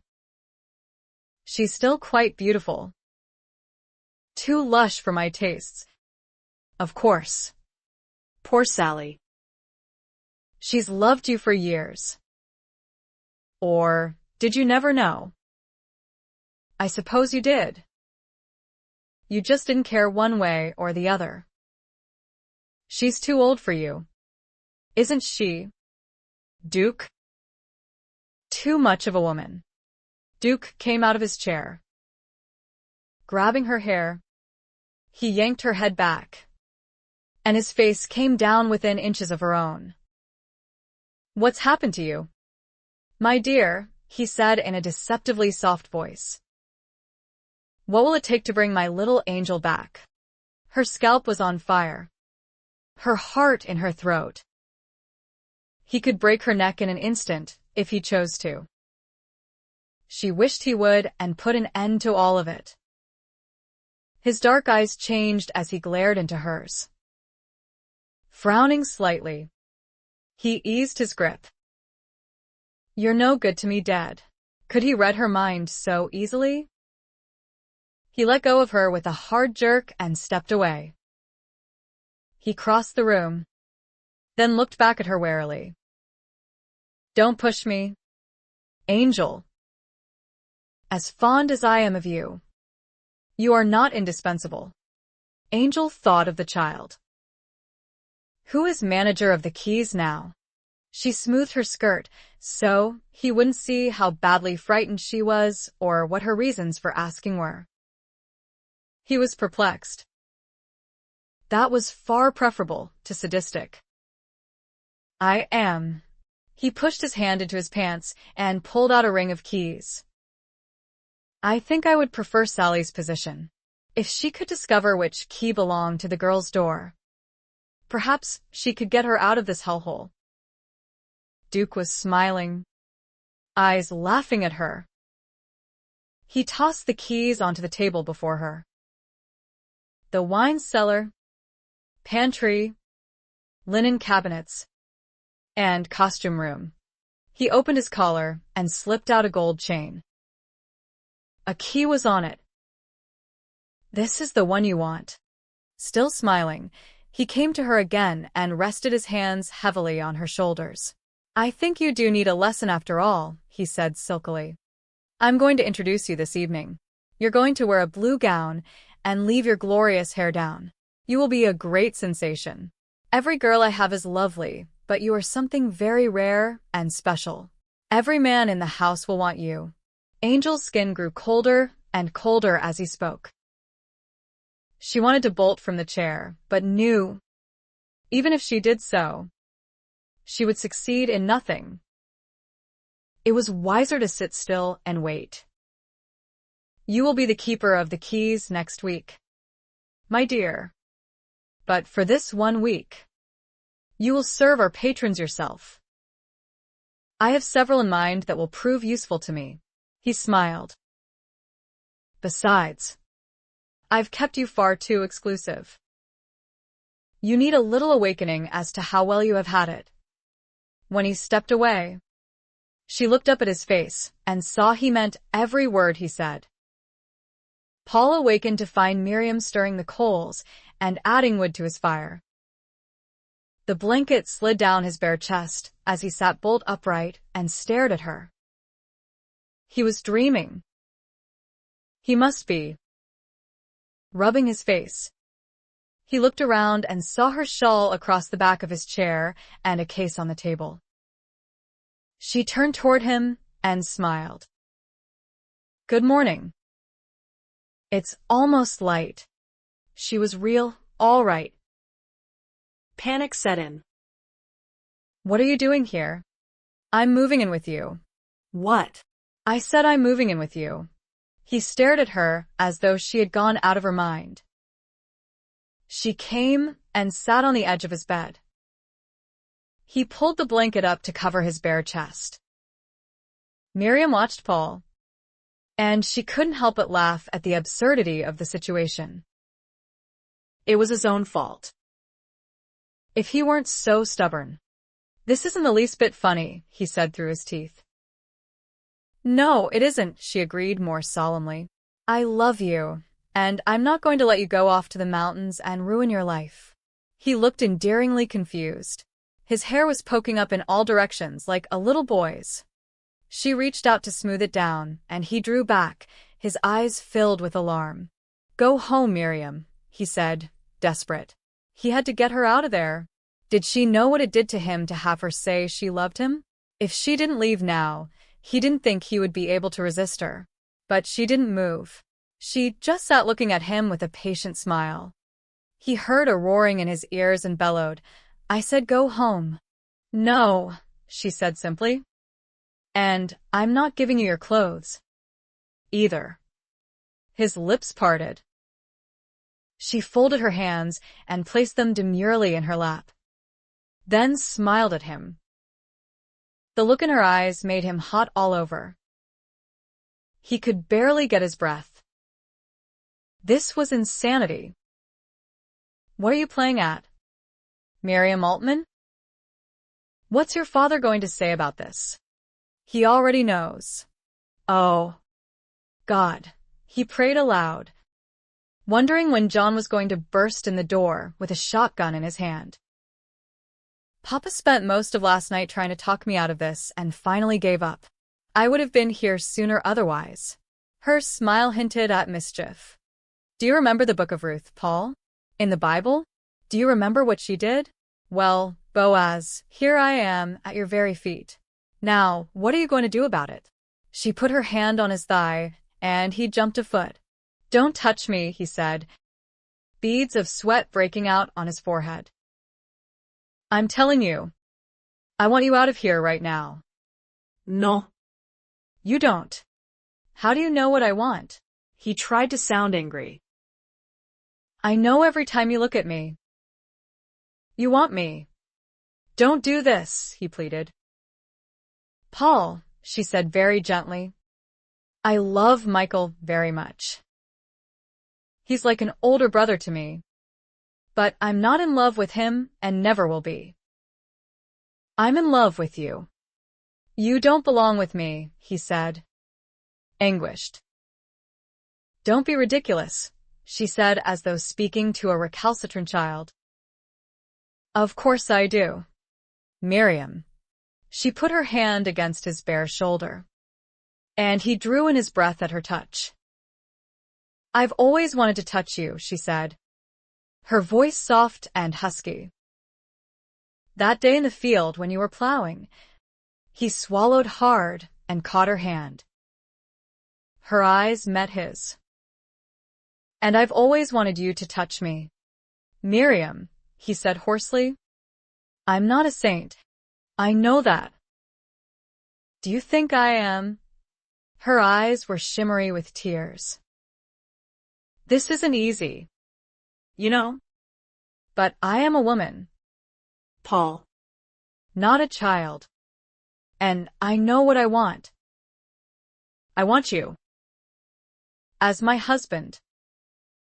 To live with for all our days. He was shaking. Don't do this to me. He watched a tear slide down her cheek and couldn't help himself. He reached out to brush it away. She put her hand over his, trapping it there against her cheek, but only briefly. Her skin was so soft, her hair silky. His thumb slid down, feeling the wild pulse in her throat. Miriam. Oh, Miriam, what are you trying to do to me? Nothing you haven't wanted for a long time. Admit it. Her arms slid around his neck, and she kissed him. When she raised her mouth from his, he couldn't have stopped for the world. He framed her face with his hands and kissed her, gently at first, then with all the pent-up love he'd been feeling for months. He kissed her as the starving man he was. Her surrender to him made his senses swim. She was firm and smooth and warm, and she tasted like heaven. I love you, he whispered, almost afraid to say the words aloud. I've been going mad. I couldn't stand it. I had to get away from you. I know, she said, trembling, her hands in his hair. She started to weep. I love you so much. Oh, Paul. I do. He drew back, looking down into her face, noting how her cheeks were flushed, her eyes filled with her love for him, and he thought his heart would burst. She was his. She belonged to him. He could scarcely take it in. She saw the look burning in his eyes and reached up to touch his cheek, her face softening with tenderness. I want us to begin right. Marry me first, Paul. Be my husband. I want to share everything with you, without any shadows over us. Without any regrets. If you make love to me now, you'll be ashamed tomorrow. You know you will. You won't be able to face my father and mother. You'll think you took advantage of me. She smiled tremulously. Even though it's the other way around. I thought I could leave you, he said, knowing he would have carried her with him the rest of his life. A torment he would never escape. I guess we'll have to ride up to Sacramento and see if we can find a preacher. No. We don't. He looked at her. Surprised. Blushing. She smiled shyly. More the Miriam he knew, and not the bold young woman who had stolen into his cabin at night. Papa said he would marry us himself. He was going through the trunk when I left, looking for his book of common prayer. He was rather in a hurry, I think. He kissed her again, unable to help himself. I never had a chance. Did I? He said, laughing softly. No. You didn't. She smiled. Content. Michael always said you'd come around. I just got so tired of waiting. From where she stood behind the curtain to the left of the stage, Angel could hear the men who jammed the casino. The place was a circus, and Duke was going to put her right in the center ring. He had already given them a show of dancing girls, jugglers, and acrobats. Where he had found such people, Angel couldn't even guess. But Duke had his ways and means. Perhaps he had waved his hand and produced them from the fire and smoke. She moved restlessly, and the hand beneath her arm tightened. She hadn't been without a guard since Duke had put her in the upstairs room. There was no escape, and she was sick with dread and fear. Closing her eyes, Angel fought down the nausea. Maybe she shouldn't. Maybe she should go out center stage and vomit. That would dampen the ardor Duke was inciting in the crowd. She almost laughed, but she knew if she did she would give in completely to hysteria. She could hear him, working his audience. He had an orator's voice. It had served him well in politics, and afterward when he decided working behind the scenes was more lucrative. He was putting a fire beneath the waiting men, rousing them. She could almost smell their lust. In a few minutes she would face it. Hundreds of pairs of eyes staring at her, taking off her clothes, imagining whatever they wanted to do to her. And Duke would let them make those imaginings real. For a price. Anything for a high enough price. For a week. You'll serve them. Angel closed her eyes. God. If you're there, Kill me. Please. Send a lightning bolt and wipe me off the face of the earth. Send me into oblivion. Send fire. Turn me into a pillar of salt. Any way you want to do it. Only do it. Please. God. Help me. Help me. Easy. Little lady, the man said, smiling down at her coldly. Oh. God. Oh. Jesus. Please help me. He's almost got them ready for you. Then, just when she thought her heart would stop for the terror, she heard it. Sarah. Beloved. It was the same soft voice she had heard in Michael's cabin. The one she'd heard in her dream. Be still, for I am here. She looked around, but only her guard and the performers were there. Her heart was racing madly, and her skin rose with goosebumps as it had that strange night in the cabin. Where? Where? She whispered frantically. The guard looked down at her questioningly. What's the matter? Did you hear someone speaking? With all that racket out there? He laughed. She was shaking violently. Are you sure? His hand tightened, giving her a hard jerk. You'd better get yourself together. Pretending you're crazy isn't going to do any good. Duke's just about ready for you to come out. Listen to those men. Sound like hungry lions, don't they? Angel was ready to dig in her heels, but what was the use? She closed her eyes tightly again, trying to block out the maddening crowd sitting in front of the stage, trying to focus on the frightening, quiet voice in her head that called her by a name she had heard only once in a dream since her mother died. What do you want me to do? Tell me. Oh. God. Tell me. My will. Despair filled her. She didn't know what that was. There's your signal, her guard said. Are you going to walk on your own? Even if she were able to get away, where could she run? She opened her eyes, and suddenly the shaking inside her stopped.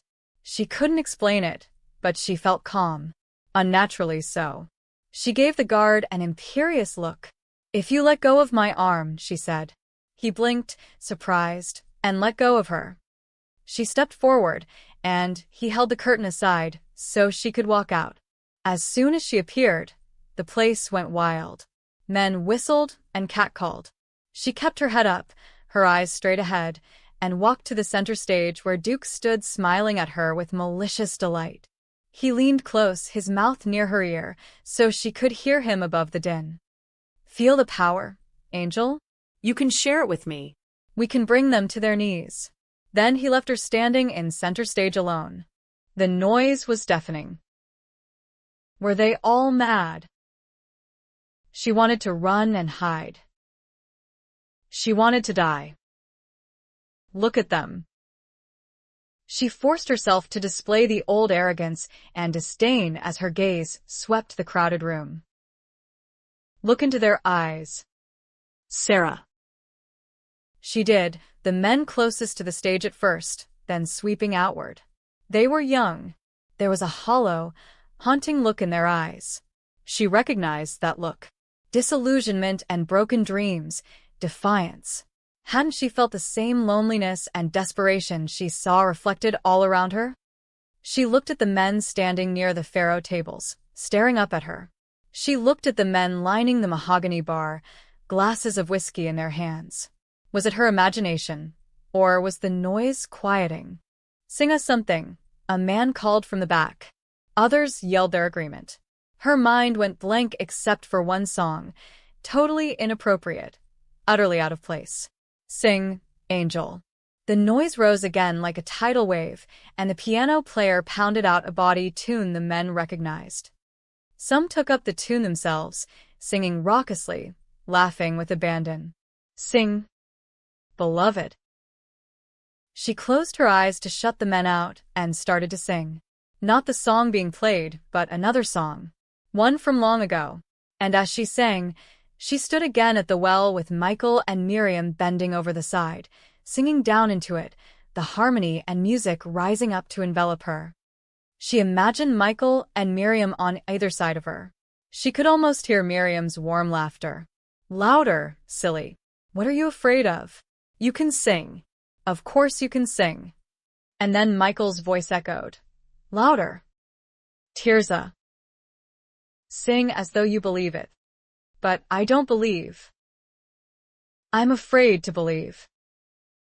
She stopped abruptly and opened her eyes. Her mind suddenly blank. The words to the song were gone. Vanished. The place was silent. Every man staring up at her where she stood. Alone on the empty stage. She could feel the burn of tears behind her eyes. Oh, God. "Make me believe." Someone began singing for her, picking up the words where she had left off. His voice was rich and deep, so like Michael's her heart jumped.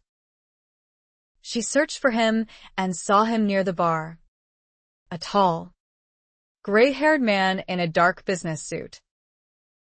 As suddenly as they disappeared, the words came back to her, and she sang with him as he continued. He walked slowly through the parting crowd. He stopped below the stage and smiled up at her. She smiled back. Then she looked around at the men again, all silent now, stunned. Some couldn't meet her eyes but looked away, ashamed. "Why are you all here?" she cried out. The tears so close she was afraid they would choke her. "Why aren't you home with your wives and children? Or your mothers and sisters? Don't you know what this place is? Don't you know where you are?" The curtains swished open behind her, and the dancing girls came racing out. The piano player began again, and the young women began singing loudly around her, kicking their bare legs up high. Some of the men began to clap and cheer. Others just stood there, silent, ashamed. Angel walked slowly off the stage. She saw Duke waiting for her, a look in his eyes that she had never seen before. Perspiration beaded his brow, and his face was pale with fury. He grabbed her arm brutally and yanked her into the shadows.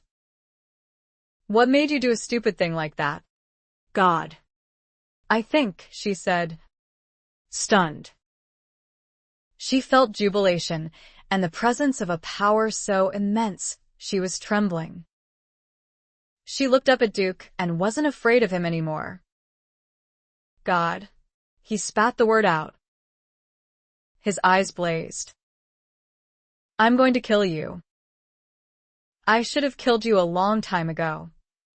You're afraid, aren't you? I can smell it. You're afraid of something you can't even see.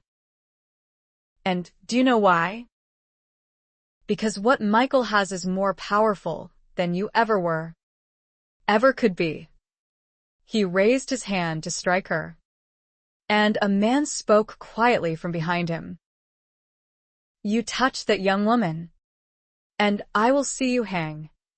Duke swung around. The man who had sung with her was standing a few feet away. He was slightly shorter than Duke and much leaner, but there was something about him that gave him an aura of strength and authority. She looked up at Duke to see if he felt it too, and saw he did, indeed. Her heart began beating wildly. "Would you like to leave, miss?" the stranger asked. "Yes," she said. "Yes, I would." She didn't question his destination or intentions. It was enough that she had a way of escape, and she grasped it. She expected Duke to threaten the man for his interference, but he just stood by, silent and pale, his teeth gritted. Who was this man? She would find out later. She started toward him, then halted. She couldn't leave yet. She turned to Duke. "Give me the key, Duke." Two men looked at her, one in question, the other livid with rage. And something more. Fear. "The key," she said again, holding her hand out. When Duke didn't give it to her, she ripped open the front of his shirt, grabbed the chain, and broke it. He stared at her in shock, sweat pouring down his temples. She looked straight back into his eyes. "You can't have her." She held the key in her fist right beneath his nose. "Burn in hell, Duke."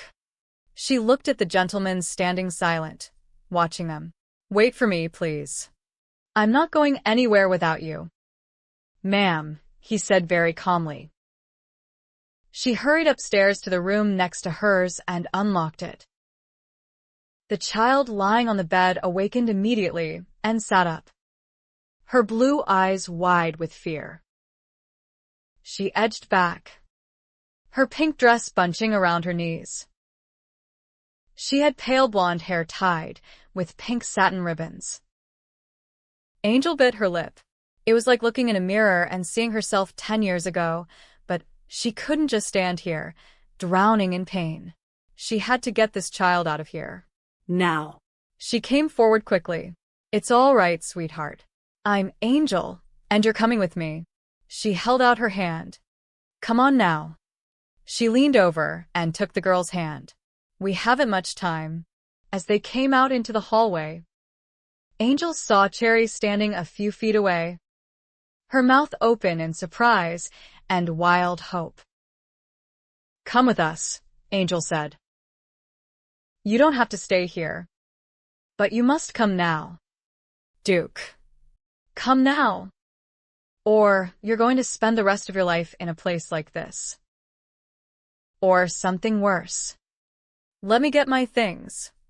Forget everything. Just leave it. Don't even look back." She hurried down the corridor. Cherry stood undecided for a moment and then raced after her. They came down the stairs together, and the stranger was there to meet them. Duke was nowhere in sight. As the gentleman looked at the two children with her, his face filled with wrath.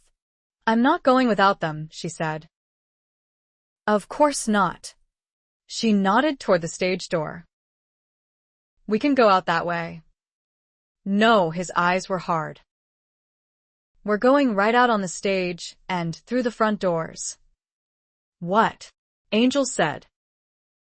Was he crazy? We can't. We will.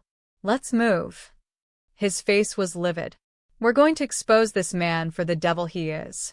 The little girl was crying and clutching at Angel's blue satin skirt, and Cherry was hugging close as well. Here, I'll carry the child, the gentleman said, but when he moved, the girl tried desperately to hide behind her. She won't let you touch her, Angel said, kneeling and giving her a hug. Hold tight, sweetheart. I'm going to carry you. She looked up at the stranger and said firmly, We won't let anyone hurt you. Duke's not going to stop us. The girl's legs clamped around her waist as Angel straightened. Her thin arms clung to Angel's neck, and she appealed to the man. Another way would be safer. This way is best. He held the curtain aside. There are a dozen men who'll stop us. There isn't a man in that room who'll touch me. Who do you think you are? God. No. Mom. Just Jonathan Axel. But I do own one of the largest banks in San Francisco. Now. Shall we go? He wasn't giving her any choice. Angel hugged the trembling child closer. Close your eyes. Sweetheart. We'll get you out of here. Or die trying. Cherry stayed close to her side as Jonathan Axel led them out to center stage. The music came to a discordant end, and the dancing girls came to a confused stop. Angel looked around and saw the shocked expressions on men's faces. Duke was nowhere in the room. Neither was the man who had guarded her.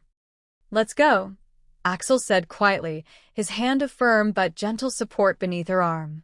She went down the steps into the middle of the room. The men parted before her. Many of the patrons were staring at Cherry. Dressed and made up like a fast woman, though she was clearly still a child. Men moved back to open a path before her. The child's whimper seemed to fill the room. The men began talking in low, stunned voices. Angel overheard some of the remarks as she passed. Why would he have a little one like that in a place like this? Angel stopped and looked at him. Why do you think, she said softly, grief-stricken, and saw the man's mouth drop open in horrified comprehension. Voices rose like a groundswell behind her, and she heard the violence in them. The men wanted blood, but not hers. She came out into the night air and let out her breath, not even aware she'd been holding it. This way, Axel said. I'm sorry, but I've no carriage. It's several blocks. Can you manage? Angel nodded and shifted the child's weight. She followed him some distance in silence before asking, Where are you taking us? To my house. Her eyes narrowed. What for? So my wife and daughter can see to your needs while I figure out what's to be done about that place. It should be burned. And that devil with it. She was embarrassed for her distrust. But she didn't know anything about this man for all his apparent sympathy. The fact that he was a banker didn't mean he had goodwill in mind. She had known bankers before. The weight of the child seemed to increase with every step. Her muscles ached, but she kept walking. Cherry kept looking back worriedly. Do you think he'll come after us? No, Angel assured her. Then directed a question to Axel. Why did you help me like that? I'm a stranger to you. It was what you sang. The Lord couldn't have made it any more clear that I was to get you out of there. She glanced at him in surprise. She didn't say anything for a while, but she couldn't stop thinking about it. Mr. Axel, I've got to be honest with you. About what? I don't believe in God. She felt a piercing pain as she said it. Don't you? The question came from deep within her, and she frowned. She had called to God in her fear, and here she was. And then there was that voice. Had she imagined it? Axel's next words echoed her confusion. No. You sounded pretty convincing back there. I was scared to death, and it was the only song I could remember. He smiled. There's something in that. I don't believe in some little shriveled up old man in a long white beard sitting on a throne looking over me. He chuckled. Neither do I. I believe in something a lot bigger than that. And I'll tell you something else. His smile was gentle. Just because you don't believe in the Lord doesn't mean His power isn't working for you. She blinked. Her throat closed tight, and she felt ashamed. She had tried every way to get away from Duke and been unable to accomplish it. And then tonight, a single hymn Michael had taught her had done the trick. How? It didn't make any sense. That voice had said my will, but all she had really done was the only thing that came into her mind. And this man had come forward from nowhere. Words Michael had read came back to her. Yeah. Though I walk through the valley of the shadow of death, I shall fear no evil, for thou art with me. Duke had been afraid of her. She hadn't mistaken that. Not of you, Sarah. Of me. She shivered, goosebumps breaking out over her pale skin again as her heart opened wide. O God. I've denied you so many times. How could you rescue me now? Though you deny me, I love you with an everlasting love. What happened back there? I don't even know. How do we get out? Oh. Jesus. I don't understand. I just don't understand how you did it. It began to drizzle, the heavy bay mists closing around them. Cherry hung closer to Angel as they walked.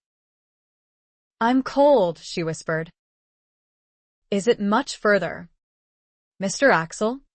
Her voice quavered. But not from cold. Just up the hill. She saw a big house looming above them. He was rich, all right. The rain was coming down hard now, and the thought of shelter drove her on. Lanterns burned in the windows. She thought she saw a woman peering through a curtain. Jonathan Axel opened the gate. The door opened before he was halfway there, and a tall, slender woman with her hair pulled back severely stood before them. Angel couldn't make out the woman's face, but her heart sank. What was this lady going to say about her husband bringing home 3 prostitutes, regardless of the tender ages of 2 of them? Come in before you catch your death, the woman ordered. She was clearly agitated. Angel didn't know whether she was talking to Jonathan Axel or to all of them. And she stopped cold, not sure what to do. Come in. Come in, the woman said, beckoning to her. Jonathan put his hand beneath Angel's arm. You needn't be afraid of her, he said, amused. She's mostly bark. Angel steeled herself as she walked forward up the path. Maybe the lady would let them dry off before she threw them out again. She entered, Cherry right behind her, and looked around before facing the woman, who surprisingly turned out to be young and attractive, despite the unflattering bun and somber dress. There's a fire going in through here, she said, and led them into a large room with simple but comfortable furnishings. Sit down, please. Angel did. She looked up at the young woman and saw she was looking back at her with open curiosity. She took them all in from head to foot. It's all right, Angel whispered to the shaking child, stroking her back soothingly. But was it? The child relaxed in her arms and drew back enough to look around. Cherry was sitting on the settee beside her, her back straight, her face very pale and frightened. The young woman looked at Jonathan Axel for an explanation. If she was shocked by what they very clearly were, she didn't show it. "Father, what's happened?" "My daughter, Susanna," Jonathan Axel said, and the young woman nodded and offered a tentative, if confused, smile. "I'm afraid I don't know your names," he said in apology. "My name's Angel. This is Cherry," and she stopped, suddenly realizing she didn't even know the child's name. "Darling," she said softly, raising the girl's chin. "What's your name?" The child's lip quivered, and she whispered something before burying her head against Angel's shoulder again. "Faith," Angel said. "Her name's Faith. Some blankets are in order." "Susanna, would you see to that while I find your mother?" "Mama's in the kitchen warming up your supper," she said with a smile, and went hurriedly out the door. "Excuse me for a moment," Jonathan said, and left them alone. Cherry's shoulders hunched, and she started to cry as soon as he was gone. "I'm scared. Duke's going to kill me." "Duke's never going to touch you again." Angel took her hand. "We're all scared," she said softly. "But I think we can trust these people. They had to." What choice had they? Jonathan came back with a small woman with bright blue eyes. Her name was Priscilla. Angel could see the resemblance between mother and daughter. Priscilla quickly took charge. "First thing we have to do is get you girls out of those wet clothes," she said, taking them upstairs. "Then you'll come down to the kitchen for a nice bite to eat with Jonathan and me." She opened a door on the right side of the hallway, showing a spacious room beyond. "You two younger ladies will share this bedroom," she said. "And Angel can share Susanna's. It's just across the hall." Angel wondered what Susanna would have to say about that. Priscilla produced dry clothes for all of them, surprising Angel further. Did she have wardrobes in all sizes, or did she have other daughters not yet seen? The dresses were plain, functional wool, and comfortable. Angel wadded up the dresses she, Cherry, and Faith had removed and put them in the bucket near the fireplace. Susanna was waiting to take them downstairs to the kitchen, where Priscilla served them thick beef and vegetable soup and biscuits. Jonathan ate with them. Angel declined the hot coffee in favor of a glass of fresh milk. Faith was growing drowsy beside her. Coal was smeared below Cherry's eyes. She looked pale, but less frightened. Priscilla put her hands gently on Cherry's shoulders and pressed her cheek to the girl's soft one. "Come on, child. You're ready for bed." She held her hand out to Faith. And, amazingly, the little girl took it. Angel felt a great burden lifted. Susanna cleared the dishes. "Why don't you two go into the parlor and be comfortable?" "Father? Just don't discuss anything important until I join you." "Yes, dear," Jonathan said with mock submission. He winked at Angel as he got up. "We'd better do what we're told." Angel sat near the fire, nervous and worried. What was going to happen to all of them tomorrow? Jonathan went to a small table in the corner. She watched him pour a drink. He glanced back at her. "Would you like some cider?" No. "Thank you." He smiled slightly and put down the decanter. He took a comfortable seat opposite her. "You're safe here." "I know that."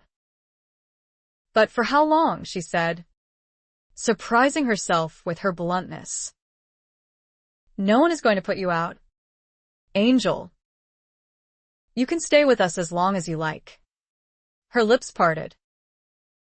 Her eyes burned, and she bit her lip, but she couldn't speak. He smiled. "You're very welcome," he said. She put her head back against the seat and tried to regain control of her emotions. "I wonder what he'll do," she said almost to herself. Jonathan didn't have to ask who was on her mind. If he was anywhere inside that building after we walked out, he'll be hanging from a post by now. Unfortunately, I don't think he's that stupid. No. Duke is anything but stupid. She sighed heavily. You're being very kind to us. Thank you. For I was hungry. And you gave me something to eat. I was thirsty. And you gave me drink. I was a stranger. And you invited me in. Naked. And you clothed me. I was sick. And you visited me. I was in prison. And you came to me, he quoted. Are you familiar with that? Michael had read those words to her once, right after he had taken the Altmans in, and she had asked him why. Her memories of him were so strong. She couldn't speak.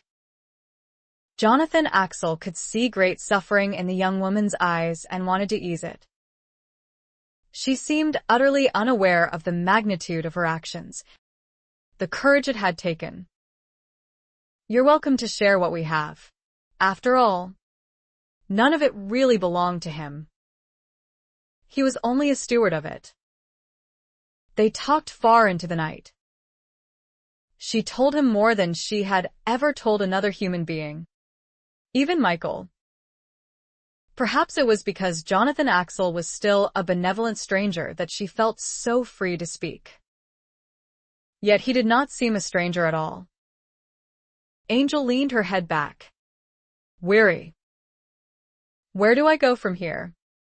Mr. Axel? That's up to you. Jonathan smiled. And the Lord. Priscilla awakened when Jonathan came into their bedroom. He undressed and slid beneath the bed covers, drawing her close. Her body was warm and soft, and her hand rested on his chest. I really must ask, Jonathan, what were you doing in a place like that? He laughed softly and kissed her forehead. I don't really know, my love. But you don't drink or gamble, she said. Whatever possessed you? It was a strange day, Pris. Something gnawed at me from noon on. I couldn't put my finger on it. Everything's fine at the bank. More than fine. I simply felt the need to walk. That's why I sent word I would be late. I was passing by that place and heard that devil making a speech. The place was in such a ruckus. I went in to hear what he was saying. But why? You loathe him. I don't know why. I just felt compelled. He was introducing Angel. It was obscene. It wasn't his exact words. It was his manner. The insinuation. I can't explain. I felt like I was standing in a pagan temple, and he was the priest introducing a new temple prostitute. Why didn't you leave? I thought of it. But every time I did, something told me to wait. Then Angel came out. She is very beautiful, Priscilla said quietly. It wasn't her beauty that held me, my love. She was so young, and she walked to the center of that stage with such quiet dignity. You can't even imagine it, Pris. Those men, they were like all the hounds of hell baying at her. And then she sang. She was so quiet at first, no one could hear her. Then the noise died down until the place was silent except for her. He felt his throat constrict and tears burned. She was singing Rock of Ages. Chapter 32. God moves in mysterious ways. His wonders to perform. William Cooper. Miriam watched Paul brood over his supper. He had hardly eaten a bite of his stew, and his mug of coffee was cold. She didn't even need to ask what was wrong. You've been to see Michael? Yes, he said bleakly. He pushed his plate back, a frown darkening his face. I don't understand him anymore. I don't understand him at all. Miriam waited, hoping he would say more. that this time he would explain. He was angry and frustrated. But something more was preying at him. Something deep and unseen. Something crippling. A cancer of the soul. Paul spoke through gritted teeth. When's he going to give it up? It tears at my guts to see him on his knees over that woman. He let out his breath sharply. Miriam, I wanted to hit him. He clenched his fist. I wanted to shake him. He was praying when I got there. Down on his knees in the barn, praying for her.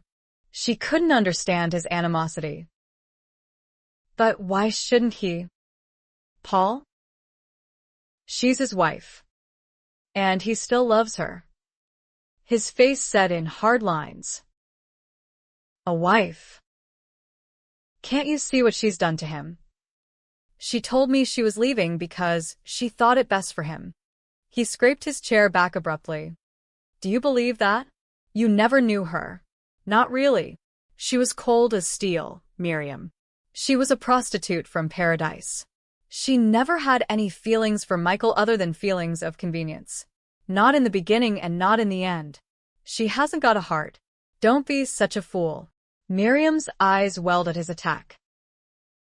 She had seen her father get angry many times.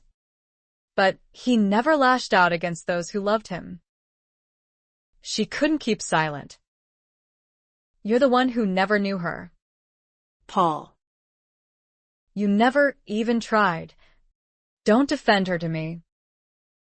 I knew her, he said harshly. I knew her better than you or Michael. You both saw what she wanted you to see. I saw what she really was. Miriam lifted her head. She wasn't going to sit silent while he violated her friend. You saw Amanda as some vile creature that wasn't even worthy of your slightest courtesy. His face grew livid. Are you reprimanding me for not falling under her spell like the rest of you? In my own house. Miriam's lips parted. He might as well have put a sword through her heart. Then it's only your home now. Even though we're married, she said in a constricted voice. I'm just a guest until you decide to cast me out. God help me if I do anything wrong. If I prove to be fallible. Paul regretted his words before she even began speaking. Miriam. I didn't. Her own anger was growing swiftly. I suppose I've no right to my own thoughts or beliefs if they're contrary to your own. Is that it, Paul? She stood and pointed to the door. If I want to speak my mind, I have to go outside to do it. Or better yet, be sure I'm on the other side of your boundary line. Guilt killed his remorse. Her words struck at his conscience. And he lashed out again in defense. You know that's not what I meant. When she started to cry, he wilted. Miriam. Don't, he groaned. I don't know what you mean anymore, Paul. You're eaten up with bitterness. You carry your hatred like a banner, waving it all the time. You won't say what it was Amanda did to you to make you hate her, so it makes me wonder if you were to party to it. Paul could feel the heat coming up into his face, his temper rising with it. He started to defend himself, but Miriam wasn't finished. I would never have come to you the way I did if not for Amanda. What are you talking about? Her voice dropped. I wouldn't have had the courage. She could see he didn't understand, and she couldn't explain. Her throat was closed tight with pain, and she just wanted to sit down and put her head in her hands. Even if she could tell him, he would never listen. He was deaf to anything that had to do with the goodness in Amanda. Her face was crumpling like a hurt child's, and he felt his insides twisting tight in pain. I love you, he said hoarsely. Miriam. I love you. You don't act like it. Angel got between Michael and me. Don't let her come between us. 2. You put her there. No. I didn't, he said fiercely. Can't you see what she does? He wanted to beg her to listen. He couldn't bear the look on her face. She's broken Michael, he said, his voice cracking. Michael's stronger now than he ever was. That's why he's on his knees. He's fighting for her the only way he can. Miriam. She got her hooks into him and then ripped him to pieces. Are you really that blind? Michael's the one who tore through all her defenses. She loves him. If that were the truth, wouldn't she have stayed? Nothing could have driven her away. But she didn't stay. Did she? She left him just like that. He snapped his fingers. And here you are trying to tell me she has a heart. Miriam sat down heavily and looked up at her husband's embittered face. Had she really thought to save him by herself? What arrogance! He was further from her now than if he had gone back to the mountains to look for gold. All she knew was what she felt.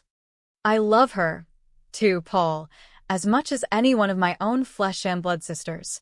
Whatever you think of her, I know her, and I'm going to pray every day of my life that she comes back. Paul slammed the door as he stormed out. Angel lay in bed staring up at the ceiling. She knew she had done the right thing, but sometimes her longing for Michael became so intense it was physical pain. Was he well? Was he happy? Surely, he would have given up on her by now. He would have come to realize they were never meant to be together. She knew he would never forgive her, but he could go on with his life. He would have Miriam. He could have children. She couldn't let herself dwell on it.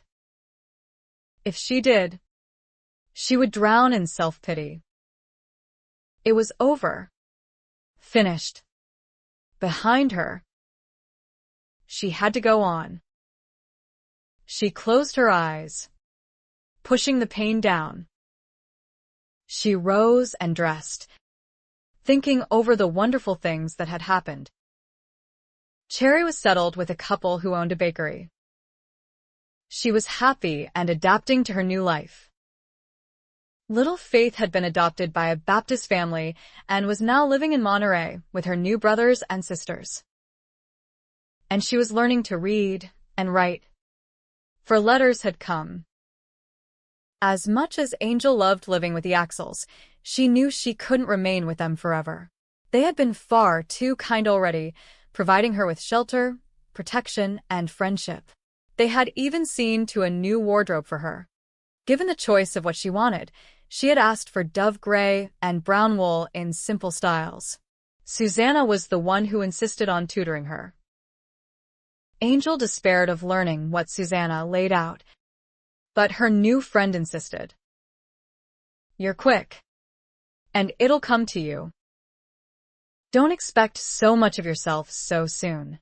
The lessons were hard, and Angel wondered if the effort would be worth the labor. She thought about going back to work for Virgil, then dismissed it. Somehow, she knew that wasn't what she was intended to do. But what was? Susanna took her along when she did the buying for the family. They wandered through the markets purchasing meat, vegetables, bread, and sundry items. Angel learned to bargain. It wasn't much different from selling pans to miners. She knew how to bluff.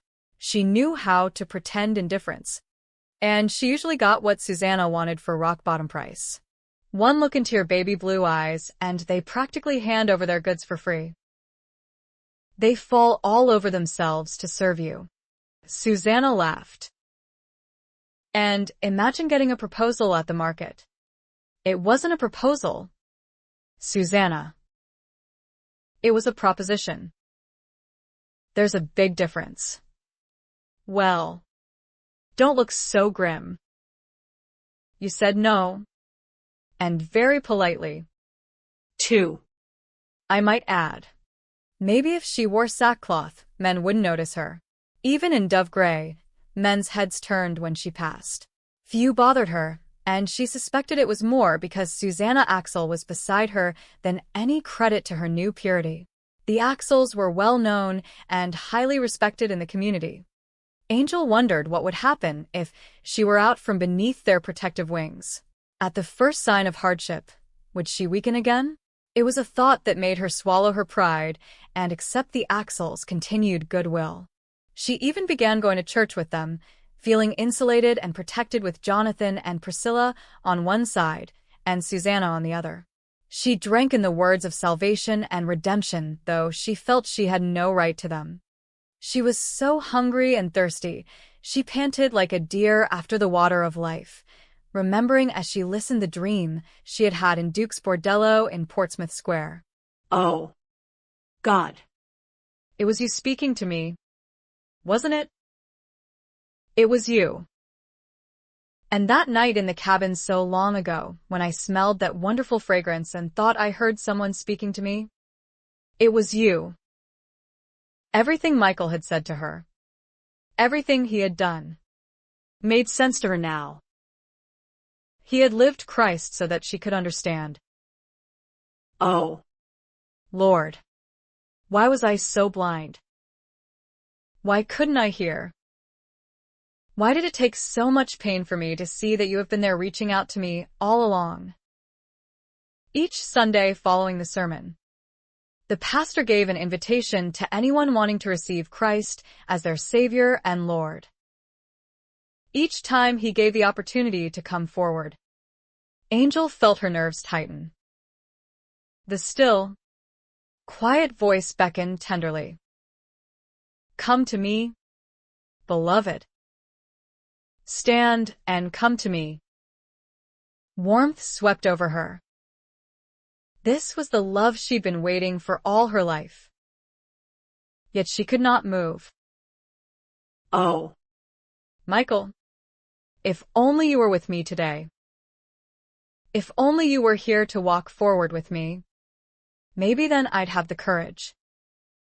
Each Sunday, she closed her eyes, trying to gather her nerve to answer the call, and each Sunday she failed to do it. She sat trembling, knowing she was unworthy, knowing that after all she had said against God, she had no right to be his child. On the fourth Sunday, Susanna leaned close and whispered, You want to go forward, don't you? You've wanted to for weeks. Eyes stinging, throat closed tight. Angel nodded once and hung her head, her lips pressed together. She was afraid, so afraid she was shaking. What right had she to present herself to God and receive mercy? What right? I'll walk with you, Susanna said, and took her hand firmly. It was the longest walk of Angel's life as she went down the aisle and faced the pastor waiting at the end of it. He was smiling, his eyes shining. She thought of Michael and felt a rush of anguish. Oh, Michael, I wish you were here with me now. I wish you were here to see this. Will you ever know you struck the match and brought light into my darkness? Her heart filled with gratitude. Oh, God, he loves you so. She didn't cry. She had years of practice containing her emotions, and she wouldn't give in to them now before all these people, not even with Susanna Axel at her side. She could feel the eyes of everyone in the church upon her, watching her every move, listening for any catch in her voice.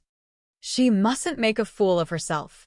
Do you believe that Jesus is the Christ, the Son of the living God? The pastor asked her. I believe, she said with grave dignity and closed her eyes briefly. oh, God. Forgive my unbelief. Make my faith larger than a mustard seed. Jesus. Let it grow. Please. And do you give your life to Jesus now before these witnesses? If so, would you signify by saying I do? Words meant for a wedding ceremony. A sad smile touched her lips. With Michael she had said, why not rather than I do? She had come to the end of her endurance and felt she had no choice. She felt that now. She had come to the end of her struggles, the end of her fight to survive on her own. She needed God. She wanted him. He had brought her out of her old life when she had no faith. And now that she knew he really was there, he was holding out his hand to her and making a proposal. Oh. Michael, This is what you wanted for me, isn't it? This is what you meant when you said someday I'd have to make a choice. Angel, the pastor said, perplexed. No one breathed or moved. I do, she responded, smiling radiantly. I most assuredly do. He laughed. Turning her toward the congregation, he said, This is Angel, a new sister in Christ. Welcome her. And they did. But things couldn't stay the same. She felt that in her very soul. She wasn't meant to stay in this safe bubble, protected by the Axels. Sooner or later she was going to have to leave them and find out if she could stand on her own. First she had to figure out what she was going to do with her life. The purchases put away in the kitchen, Angel went upstairs to her room. She took off her dark cape and hung it by the door. Priscilla had given her the bedroom cherry and Faith had shared. It was spacious, comfortably furnished, and had a fireplace in the corner. Someone had lit the fire. Angel pushed the lace curtains aside and looked out the window. The fog was rolling in, sending puffs of mist past the glass. She could see the wharf and a forest of ships deserted in the harbor. One by one, they were being stripped and sunk for landfill. She remembered another day when she had stood in the upstairs window, watching Michael below as he drove out of paradise. She remembered hearing his voice out of the agony she had brought on herself with Ma Gowan. She remembered Michael laughing and chasing her down in the cornfield. She remembered his compassion, his righteous rage, his tender understanding, his strength. She remembered his all-consuming love. And she knew what he would have her do to find the answers she needed. Pray. She could almost see his face as he said it. Pray. Closing her eyes, she sighed wearily. I know I've no right to ask anything of you, Lord, but Michael said I should. So, I'm doing it. Jesus, if you're listening, would you please tell me where to go from here? I don't know what to do. I can't stay here forever and live off these nice people. It's not right. I have to pay my own way in this world. What do you want me to do with the rest of my life, Jesus? I've got to do something or go mad. I'm asking. Jesus. I'm begging. What do you want me to do? Amen. She sat for more than an hour, waiting. No light from heaven came. No voice. Nothing. A few days later, Susanna came to her room after dinner. You've been very quiet all week. Angel. What's bothering you? Are you worrying about your future? Angel wasn't surprised that Susanna knew what was wrong. She seemed to anticipate people's thoughts and feelings. I have to do something, she said honestly. I can't stay here and live off your family for the rest of my life. You won't. It's been 6 months. Susanna. And I'm no closer to knowing what I should do than I was the night I came here. Have you prayed about it? Angel blushed vividly. Susanna's eyes shone. And she laughed. Well, you needn't look as though you've been caught in an indiscretion. Don't look so pleased, Angel said dryly. God didn't answer. Susanna shrugged. Not yet. Maybe. God always answers. In His time. Not in yours. You'll know what you're supposed to do when the time comes. I wish I could have your faith. You could ask for it. Susanna grinned. Angel felt a stab of pain. You remind me of Miriam. I'll take that as a compliment. Susanna's expression softened. Faith in God hasn't come easily to me. Either. Whatever you may believe. She got up. Come on. I want to show you something. She held out her hand. They went into Susanna's bedroom where they had talked many times before. Susanna let go of Angel's hand and got down on the floor and ducked beneath the bedspread. She took out a box and put it on the bed. "I have to get down on my knees to get it," she said, dusting off her hands as she got up. "I should dust under there one of these days." She tucked a loose curl of dark hair back into her bun and "Saturday, sit down," she said, patting the bed. Angel did as she was asked, looking curiously at the container between them. Susanna put the container on her lap. "This is my God box," she said. "When problems prey on my mind, I write them down, fold them up, and put them through the slot. Once they're inside this box, they're God's problem and not mine." Angel laughed. Susanna sat solemnly looking at her, and Angel's mirth died. "You're joking, aren't you?" No. "I'm quite serious." She rested her hands on the box. "I know it sounds ridiculous, but it works. I'm a fixer, Angel. A worrier. I've never been able to just let things go. I want to play God, if you will." She smiled in self-mockery. "Every time I do, things go awry." She patted the box. "So I have this." "A simple brown hat box," Angel said dryly. "Yes, a plain, ordinary hat box, but it reminds me to put faith in God and not in myself. The bonus comes when I see my prayers answered." Her mouth twitched. "I can see you think I'm out of my mind. Shall I show you?" She took the top off. Inside were dozens of small papers, neatly folded. She sifted through them and took one at random, opening it. "Cherry needs a home," she read. The note was dated. "I like to know how long it takes God to answer." She laughed at herself. "Since this prayer's been answered, I won't put the note back in the box." She folded it and put it on the bedspread beside her and took out another note. "God, give me patience with Papa. If he brings another prospective husband to the house, I may join a convent. And you know I would make a very bad nun." Angel laughed with her. "I'd better leave that one in the box." She took out another. She was silent for a moment before she read, "Please make Faith's nightmares go away. Protect her from the evil one." She folded it and put it back in the box. "Do you see what I mean?" "I think so," Angel said. "What if God says no?" The possibility didn't distress her. Then he's got something else in mind, something better than what you would think up for yourself. She frowned and looked down at the full box. "Angel, it's not always easy to accept." She closed her eyes and let her breath out slowly. "I had everything planned out for myself at one time. As soon as I met Stephen, I knew exactly what I wanted and what I was going to do. He was handsome and vibrant. He was studying to be a minister, and he was full of such fire and zeal." She smiled. "We were going to go west and spread the gospel to the Indians."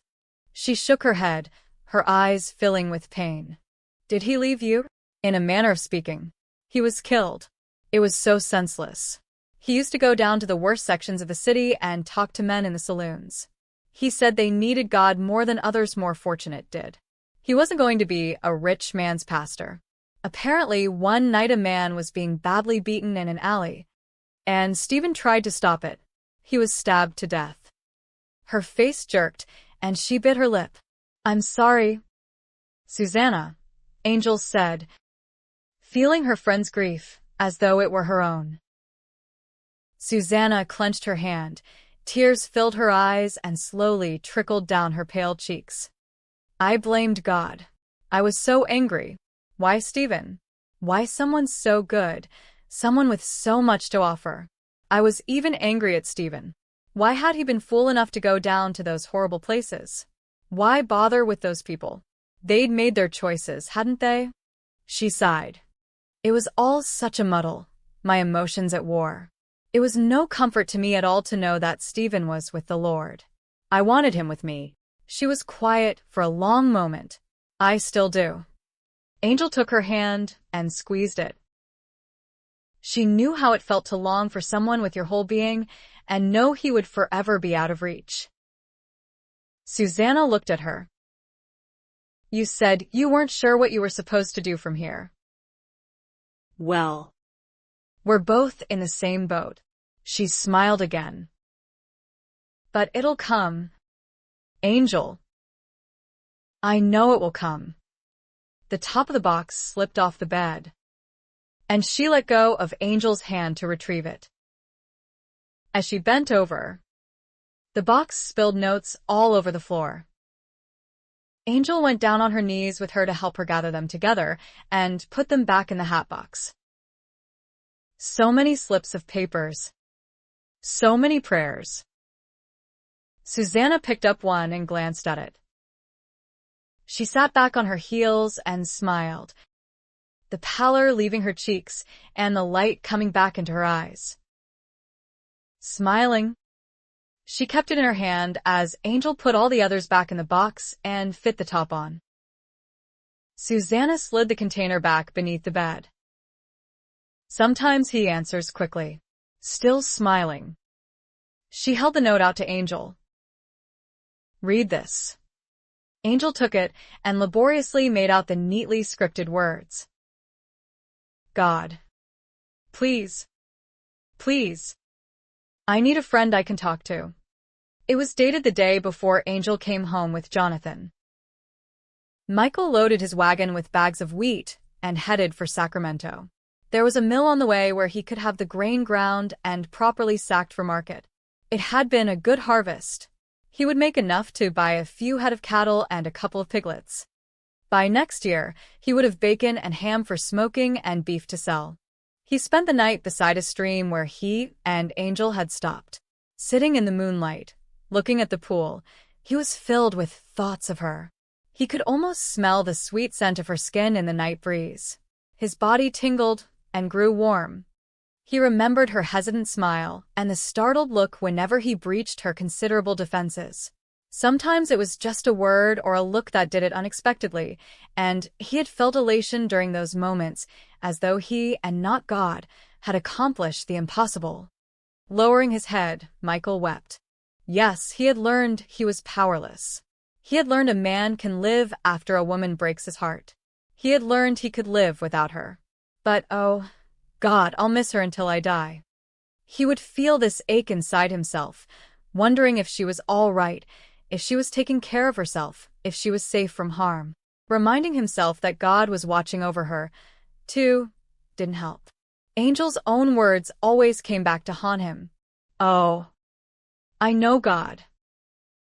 Do something wrong, and he'll squash you like a bug. Did she still believe that? Had his own faith and conviction been so weak that she couldn't see it? Had the cruelty she had suffered and her own powerlessness against it taught her nothing? Did she still think she had control of her life? As the tormenting thoughts built in his mind, he reached back and clung to one simple scripture. Trust in the Lord with all your heart and lean not on your own understanding. Sweat beaded his brow, and he clenched his hands. Trust in the Lord, trust in the Lord. He said it over and over to himself until his mind eased and his body relaxed. And then Michael prayed for Angel. Not that she would ever come back to him, but that she would find God for herself.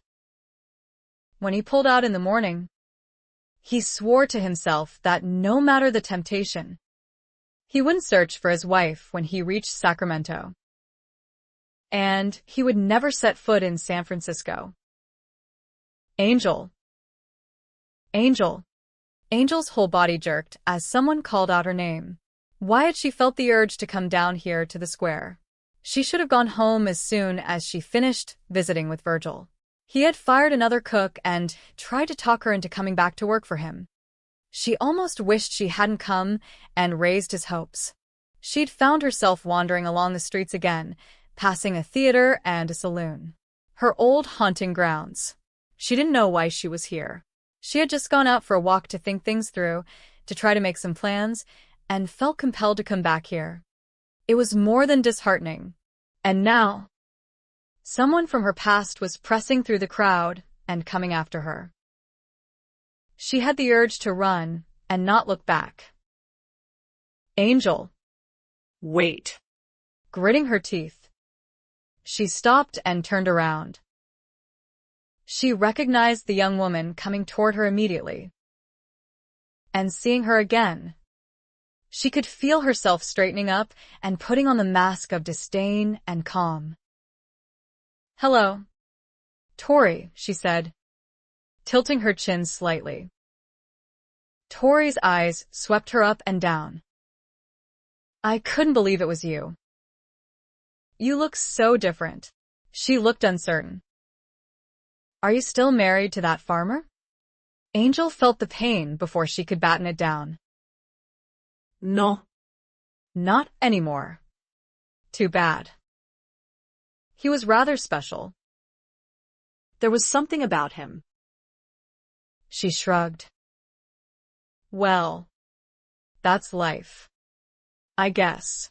She looked at Angel's dough-brown dress and cape and worried her lower lip. "You aren't in the business anymore, are you?" No. "I haven't been for over 2 years. You heard about Lucky?" Angel nodded. Dear. "Dear Lucky. My Ling was in the fire, too." "I know." She wanted to cut this conversation short and go back to the big house on the hill. She didn't want to think about the past. She didn't want to look at Tori and see how she had aged. She didn't want to recognize the hopelessness in her eyes. "Well, at least Ma Go-won got what he deserved," Tori said.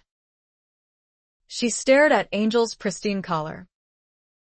"Meg's dying of the pox," she went on. "The Duchess turned her out as soon as she found out. I used to see Meggie once in a while, sleeping in a doorway with a bottle of gin in her hand." She raised one shoulder. "Not lately, though." "Are you still with the Duchess?" Tori gave a laugh. "Nothing ever changes. At least, for some of us." A cynical smile lingered. "It's not so bad, really. She just built a new place, and she's got a good cook. I'm doing all right. I've even got a little money laid aside for my future." Angel felt a heaviness in her chest. Was Tori pretending she was fine when she was bleeding to death inside? Tori talked on, but Angel hardly heard a word she said. She kept looking into Tori's eyes and seeing things she had never recognized before. And it all came back to her, everything she had ever experienced from the time she was 8 years old. The pain and loneliness of it, and it was there in Tori's eyes, too. "Well, I've kept you long enough talking about the good old times," Tori said, smiling bleakly. "I'd better get back to work. One more today, and then I can relax." As she started to turn away, Angel felt the strangest rush within her. Warmth filled her, then a burst of energy and assurance, such as she had never experienced before. She reached out quickly and stopped Tori. "Have lunch with me," she said, so excited she was trembling. "Me?" Tori was as surprised as Angel. "Yes, you," Angel said, smiling. She felt as though she would burst with the ideas expanding inside her. She knew what God wanted her to do. She knew exactly what he wanted. "I know a little cafe just around the corner." She looped her arm through Tori's and drew her along. "The proprietor's name is Virgil. You'll like him. And I know he's going to be pleased to meet you." Tori was too stunned to protest. "Did she say where she was going?" Jonathan asked his distraught daughter. No. Father. "You know how restless she's been these past weeks. This morning, she said she was going to go out for a walk. She wanted to go alone to think. She hasn't been back since. I think something's happened to her." "You don't know that at all," Priscilla said. "You're letting your emotions take over.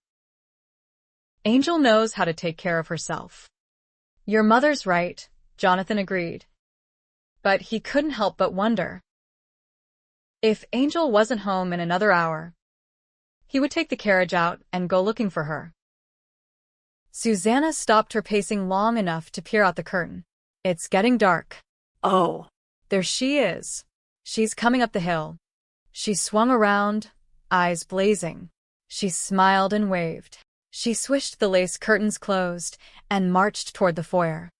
I'm going to tell her what I think of her worrying us half sick. Angel burst into the house and hugged Susanna before she could utter a word of reprimand. Oh, Susanna, you won't believe it. You just won't. Angel laughed. Well, I take that back. you would believe it. She shook her cape out and hung it up, tossing her bonnet on top with a careless air. Jonathan noticed the difference in her immediately. Her face was aglow, and the smile she wore was one of joy. I know what God wants me to do with my life, she said, sitting on the edge of the sofa. She clasped her hands on her knees and looked as though she was going to burst with excitement. He watched his daughter sit down slowly nearby. She looked as though she was losing her best friend. Well, maybe she was. I'm going to need your help, Angel said to Jonathan. I'll never be able to repay what you've done already, but I'm going to ask you for more. She shook her head. I'm going too fast. First I have to tell you what happened today. She told them about meeting Tori and lunching with her. She told them of the young prostitute's dejection and hopelessness and how she had felt the same way for so many years. She could have had a job with Virgil if she had known how to cook. As it is, he was kind enough to let her stay if I'd go down and work with her for the next few weeks until she knows what to do. She's quick. She'll be able to handle things on her own in no time. You're losing us, Jonathan said. The girl was so excited that she was making little sense. Tori said if she could find a way out, she'd take it. Virgil asked if she could cook, and she said no. And it came to me, right there in Virgil's. Why not? Why not what? Susanna said, exasperated. You're making no sense. Why not give her a way out? Angel said. Teach her to cook. Teach her to sew. Teach her to make hats. Teach her anything that would give her another way to make a living. Jonathan, I want to buy a house where someone like Tori can come and be safe and learn to earn her own living without selling her body to do it. Jonathan grew thoughtful. I have some friends who might help. How much money do you think you'll need to get started? There's a house a couple blocks up from the docks. She told him how much it was. His brows rose. It was a great deal of money. He glanced at Priscilla, but she gave him no help. Another look at Angel, and he knew he couldn't say no and blot out the look of hope and purpose in her eyes. We'll see to it tomorrow morning. Eyes shining. She bent and kissed his cheek. Thank you, dear friend. Father has other friends who'll help support the house, Susanna said. Jonathan glanced at his daughter and saw the change in her expression. He hadn't seen that sparkle since Stephen died. His chest tightened. Oh, God. The sudden insight hurt. I'm going to lose her after all, not to a wild young zealot who intends to take her off into the wilderness and convert the heathen Indians, but to Angel and others like her. He wanted his girl married and settled with children of her own. He wanted her in a house close by so she could come visit frequently. He wanted her to be more like Priscilla and less like himself. He watched Susanna pace back and forth, plans gushing forth like a fountain. Angel was laughing and tossing in her own ideas, one on top of the other. They were both so beautiful. It was hard to look at them. Light shining in the darkness. Jonathan closed his eyes. Oh, God. It's not the way I had things planned. But then, what of Rayal? lasting value ever is? Chapter 33. When I was a child, I spoke like a child. I thought like a child. I reasoned like a child. When I became a man, I gave up childish ways. 1 Coríntios 13:11. Paul headed for Sacramento to look for Angel. If he was going to save his marriage, he had to find the witch and bring her back. Michael clearly wasn't going to go looking for her, and Miriam wouldn't rest until she was home. Paul couldn't stand seeing Miriam grieving over Angel any longer. How she could still see good in Angel after all this time, he couldn't even imagine, but Miriam did. Maybe that's why he loved her so much. Hadn't she seen good in him? Right now he would do anything for her. Even leave their home and look for Angel, if it would make her relax and take care of her health. He figured Angel would be plying her trade in the nearest thriving community. He sought out the brothels first, thinking with her rare beauty, she would be easily tracked down. However, Angel turned out to be a common name among prostitutes. He found many, but not her. After a week, Paul left Sacramento and headed west for San Francisco. Maybe Sacramento had not been big enough for Angel. Just in case he was wrong about that, he stopped in every town along the way and asked after her. No trace. By the time Paul reached San Francisco, he was convinced the search was fruitless. Too much time had passed since Angel left the valley. It had been almost 3 years. She had probably boarded a boat to New York or China by now. He didn't know whether to feel thankful for his failure or keep on searching until he found some information. Miriam had been so sure, so adamant. She's still in California. I know it. Someone must have heard of her. How could a girl like Angel just disappear? The whole situation bothered him greatly. What if he did find her? What was he going to say? We want you to come back to the valley? She'd know he was lying. He didn't want her to come back. He never wanted to lay eyes on her again. He couldn't imagine Michael's wanting her back either after all this time. 3 years. God knew what she had been doing all that time, and with whom. But Michael did want her to come back. That was the problem. Michael still loved Angel. He would always love her. It wasn't stubbornness or pride that had kept him from going after her this time. He said she had to decide. She had to come back on her own. Well, she wouldn't. A year should have told Michael that much. Surely, 2 should have done the trick. When another year passed, even Miriam had given up hope that Angel would come back on her own. She said someone would have to find her. I want you to go. Paul, Miriam had said. It has to be you. Listening. He hated Angel more than ever. At last he reached San Francisco. Fog covered the city, and Paul searched half-heartedly. Finding Angel would create more problems than not finding her. Was he supposed to drag her back to the valley the way Michael had the first time she left? What was the use? She would only leave again. And again and again. Couldn't Miriam understand? Once a prostitute, always a prostitute. Apparently, some truths came too hard for a girl as sweet and naive as his wife. Or for a man as pure as Michael. Paul loved them both so much, and he couldn't see how finding Angel would help either of them. Why had Miriam been so insistent that he be the one to find her and bring her back? She wouldn't explain. She said he would find out for himself. At first, he'd refused, and she'd raged at him. He was stunned that his usually reasonable wife could be so fierce.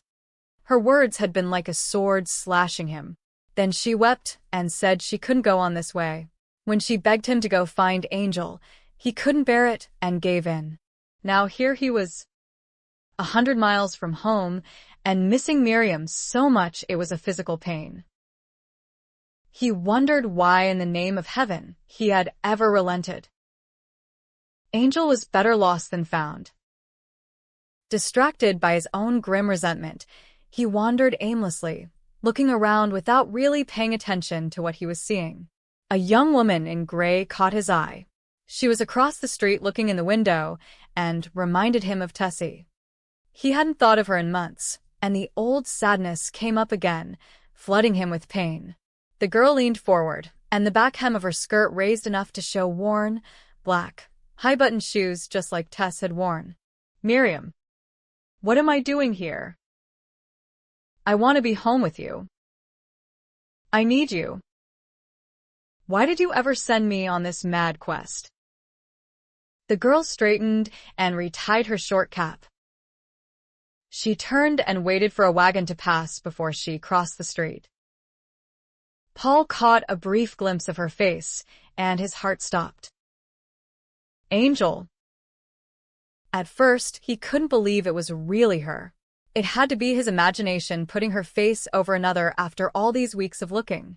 She hurried across the street and walked quickly away from him. Pushing his hat up, he stared after her, wondering if he had seen right. He must have made a mistake. It couldn't be her, not dressed like that, but he followed anyway, just to get another look. The young woman walked briskly, her head up. Men noticed her all along the way. Some tipped their hats as she passed by. Others whistled and made bold propositions. She didn't pause or speak to anyone. She clearly had a destination. When she reached the heart of the city, she entered a grand bank on a main corner. Paul waited outside in the cold mist for half an hour before she came out again. It was Angel. He was sure of it. She was with a well-dressed gentleman, a man considerably older and more prosperous than Michael. Paul's teeth clenched. He watched as the two spoke together for several minutes, and then the man kissed her cheek. High-class clientele, Paul thought cynically. And for all her prim and proper clothing, Angel was as brazen as ever. No decent woman would let a man kiss her on a public street. Not even on the cheek. Miriam's words haunted him. "You've always judged her. And so wrongly." Paul's mouth pressed tight. Miriam wasn't here to witness this scene. She didn't know anything about women like Angel. He had never been able to convince her. She had never quite believed in the existence of a girl called Angel and what she'd done in a brothel in paradise. "You're not even talking about the same person," she said. But he knew what Angel was, even if Miriam and Michael never faced up to it. What on God's green earth had they ever seen in that worthless woman? To love her with such solid, unchanging devotion? He would never understand it. He followed Angel to a simple, two-story clapboard building not far from Portsmouth Square. There was a sign on the front door. He had to cross the street to read it. House of Magdalena. There it was printed for any man to see. He had known all along. Now what was he going to do? Even if he told Miriam, she would never believe it. And convincing her would only hurt her more. Dejected and angry, Paul walked for a long time. It was Angel's fault he was in this situation. She had been a destroyer ever since he first laid eyes on her. First she'd come between him and his money. He had thrown away gold once in a vain attempt to spend half an hour with her at the palace. Then she came between him and Michael. Now she was coming between him and his wife. He spent the night in a cheap hotel. He ordered supper in the dining room and then couldn't eat it. When he went to bed, he couldn't sleep. He kept imagining Miriam's tear-streaked face. "You never even tried to understand her, Paul. And you don't understand now. Sometimes I wonder if you ever will. I understand all right. And I want the witch out of my life forever. I wish she was dead, buried, and forgotten." Paul slept fitfully and awakened long before dawn with the decision firm in his mind to go back to the valley. He would lie to Miriam. There was no other way to spare her. He would tell her that he had looked everywhere and couldn't find Angel. Or he could tell her he found out Angel had died of fever or the pox. No, not the pox. Diphtheria, pneumonia, anything but the pox. Or he could say she left for the East Coast and the ship went down going around the Horn. That would be believable. But he could never tell her he had seen her go into a brothel a few blocks up from the docks. Sickened at having to lie at all. He packed his things. All the weeks he had gone without his wife's sweet company because of Angel made him seethe. He would think of some way to convince Miriam it was a lost cause before he got home. He had to. On his way to the ferry that would take him across the bay, he began to have doubts. Miriam would want to know the name of the ship. She would want to know the people to whom he'd spoken. She would want to know 100 details he would have to make up. One big lie he could manage, but not a tapestry of smaller ones. Standing in the heavy fog, a chill started from within Paul. It wouldn't work. No matter what story he conjured up, Miriam would know. She always knew. Just as Michael had known what had happened between Paul and Angel on the road, without a word about it ever being spoken aloud. Furious, he went back to the clapboard building. Seeing no reason to knock, he walked right in. Before him was a small foyer sparsely furnished with 2 benches and a hat rack. There were no hats on it. In fact, there was no one to ask him what he wanted, let alone whom. He heard women talking. Removing his hat, he entered a large sitting room and froze. It was filled with women, mostly young, and all staring right at him. Heat filled his face. Several things came to him at once. The girls were all sitting in straight-backed wooden chairs. There were no men in the room other than himself, and the place looked more like a classroom than a brothel parlor. They were all wearing the same somber gray dresses that Angel had been wearing yesterday. Angel wasn't among them. A tall woman standing before the others smiled at him. Her brown eyes were alight with amusement. "Are you lost, sir? Have you come to mend your ways?" The younger women laughed. I beg your pardon, ma'am," he stammered, confused and embarrassed. "What was this place?" "He thinks this is a hotel," one of the girls said, looking at the pack slung on his back. The others laughed. "Oh, I bet he thinks this is something else altogether. Don't you, honey?" another said, looking him up and down. Someone laughed. "He's blushing. I haven't seen a man blush since 49. Ladies, please," the tall woman said, quieting them. She put down the piece of chalk. She brushed the white dust from her slender fingers and walked toward him. "I'm Susanna." She held out her hand, and he took it without thinking. Her fingers were cool, her grip firm. "How may I help you?" "I'm looking for someone." "Angel." "Her name's Angel. At least, she used to go by that name. I thought I saw her come in here yesterday afternoon." "Paul." He turned sharply and saw her standing in the doorway. She looked surprised and dismayed. "Come with me, please," she said. He followed her down a hall and into a small office. She took a seat behind a big oak desk. Papers were strewn over it, as were several books. On one corner was a plain brown hat box with a slot in it. "Please sit down," she said. He sat and looked around at the simple, pristine setting. He couldn't make any sense of it. Why would a madam have an office more suited to a nun? What sort of classes were being conducted in the other room?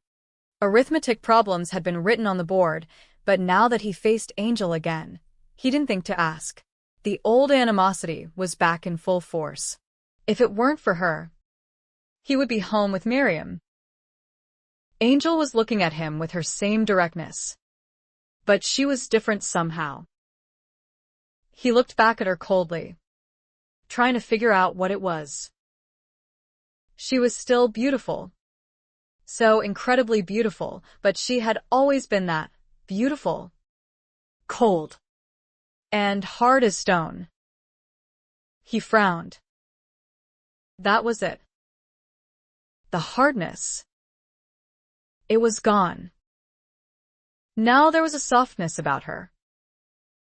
It was in her blue eyes, her faint smile, her quiet manner. She's serene.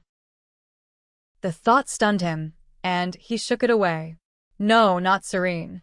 She just doesn't feel anything at all. She never did.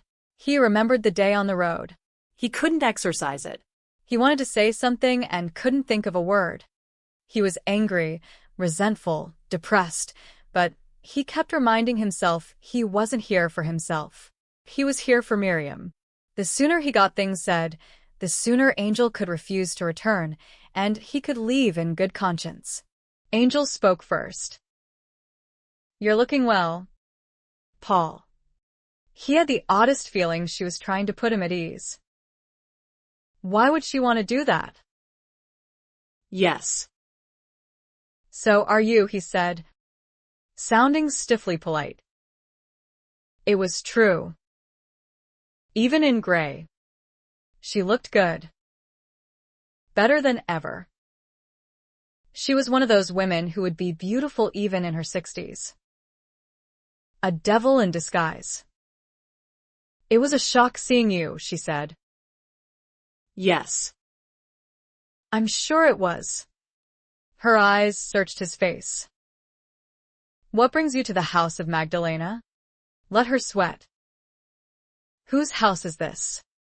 Meaning? She didn't elaborate. She waited for him to say something. "I saw you on the street yesterday and followed you here. Why didn't you come in?" "I didn't want to interrupt anything," he said. "Do you still go by Angel?" He couldn't get the edge out of his voice. And he couldn't understand the look in her eyes. As though every word he said grieved her deeply. Why should it? Nothing had ever grieved her before. It was another act. "I still go by Angel," she said. It seemed appropriate. Again, that directness. Straightforward, to the point, yet gentler in some way than he could ever remember her being. "You look different," he said and glanced around. "I expected you to be living in higher style than this." "Lower? You mean?" She looked amused, not defensive. He let a sneer show on his face. "Nothing changes." Does it? Angel studied him. He was right in one sense, at least where his hatred of her was concerned. Not that he didn't have enough reason. Still, it hurt. "No, I guess not," she said quietly. "It's understandable." She had so much to answer for. She looked away. She couldn't stop thinking about Michael. She was afraid to ask about him, especially from this man who loved him so much and hated her with equal intensity. What was he doing here? Paul didn't know what to say. He sensed he had hurt her. She sighed and looked at him again. And he wondered if she was as calm as she seemed, if anything really touched her. It was one of the things he had despised about her. No arrow he shot had ever drawn blood. "Do you ever go back to the valley?" she asked. The question caught him off guard. "I live there." "Oh," she said, Surprised. "I never left." She didn't rise at the accusatory tone. "Miriam told me you were planning to go back to the gold fields and try your luck again." "Out of desperation," he said. "Miriam talked me out of it." Angel's face softened. "Yes. I suppose she would." Miriam was always saving a soul. "How is she?" "She's going to have a baby this summer." He watched the color ebb from Angel's face and then come back slowly. "Thank God." "Thank God?" She smiled. But it was sad and wistful. He had never seen her smile like that before. He wished he knew what she was thinking. "That's wonderful news." Paul. Michael must be very happy. Michael? He gave a soft laugh, confused. Well, I suppose he is. He felt driven to say, he's been doing real well for himself the last few years. He bought some more land and a small herd of cattle last spring. He put up a bigger barn this fall. She didn't have to know she had taken half his heart with her when she left. Michael still had faith in God, and God would find him a good wife. He didn't expect Angel to smile at his news. But she did. She didn't look the least bit surprised. She looked relieved and happy. Michael will always do well. The heartless witch. Was that all she could say? Didn't she know how much Michael loved her? How much it had ripped him up when she left? And you, Paul? Have you worked things out with him again? He hated her for the reminder of what had happened. He hated her so much he had the taste of steel in his mouth. As soon as you left, things went back to the way they were, he said, knowing it was a lie. Michael had never held a grudge. He was the one who couldn't let it go. Nothing was the same. She was still a wall between them. I'm glad, she said, and looked at. He's always loved you. You know. He never stopped. She saw his expression and changed the subject. You can help him build an addition on the cabin. He'll need one now. An addition? What for? With the baby coming, she said. He and Miriam will eventually need more room. And there will be more children in time. Michael always told me he wanted lots of children. Now he will have them. Paul couldn't breathe. He felt cold and sick. Angel frowned. What's wrong? He saw the truth. And the feeling in the pit of his stomach was nothing to the lump of pain in his chest. Oh, God. Oh, God. Is that why she left him? He could feel Miriam's presence and hear her words. You never understood her, Paul. You never even tried. Miriam with tear-filled eyes. Maybe if you had tried just once, things might have been different. Amanda would never let me inside. Not completely. I don't think she ever let anyone know how much pain she felt, not even Michael. Maybe you could have tried to help her. Miriam standing firm before his scorn. I never knew Angel. I only know Amanda, and if it weren't for her, I never would have had the courage to come to you. Miriam on the day she had come to his cabin. I have to do what's best for you. Angel was searching his face. What's the matter? Paul? What is it? There's nothing wrong with Miriam. Is there? Miriam is my wife. Not Michael's. She drew back. Stunned. Yours? Yes. Mine. I don't understand, she said shakily. How can she be your wife? He couldn't answer. He knew what she meant. How many times had he thought he wasn't good enough for her? She was just right for Michael. He had kept thinking that, all the while he had fallen in love with her himself. He had been convinced right up to the day she had come to him in his cabin. Angel, Michael's still waiting for you to come home.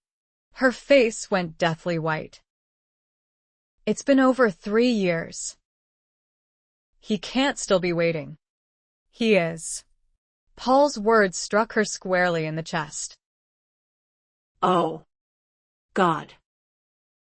She shut her eyes for a moment. She stood and turned away. She pushed the lace curtain back to stare out the window. It was raining. She couldn't breathe past the pain in her chest. Her eyes were on fire.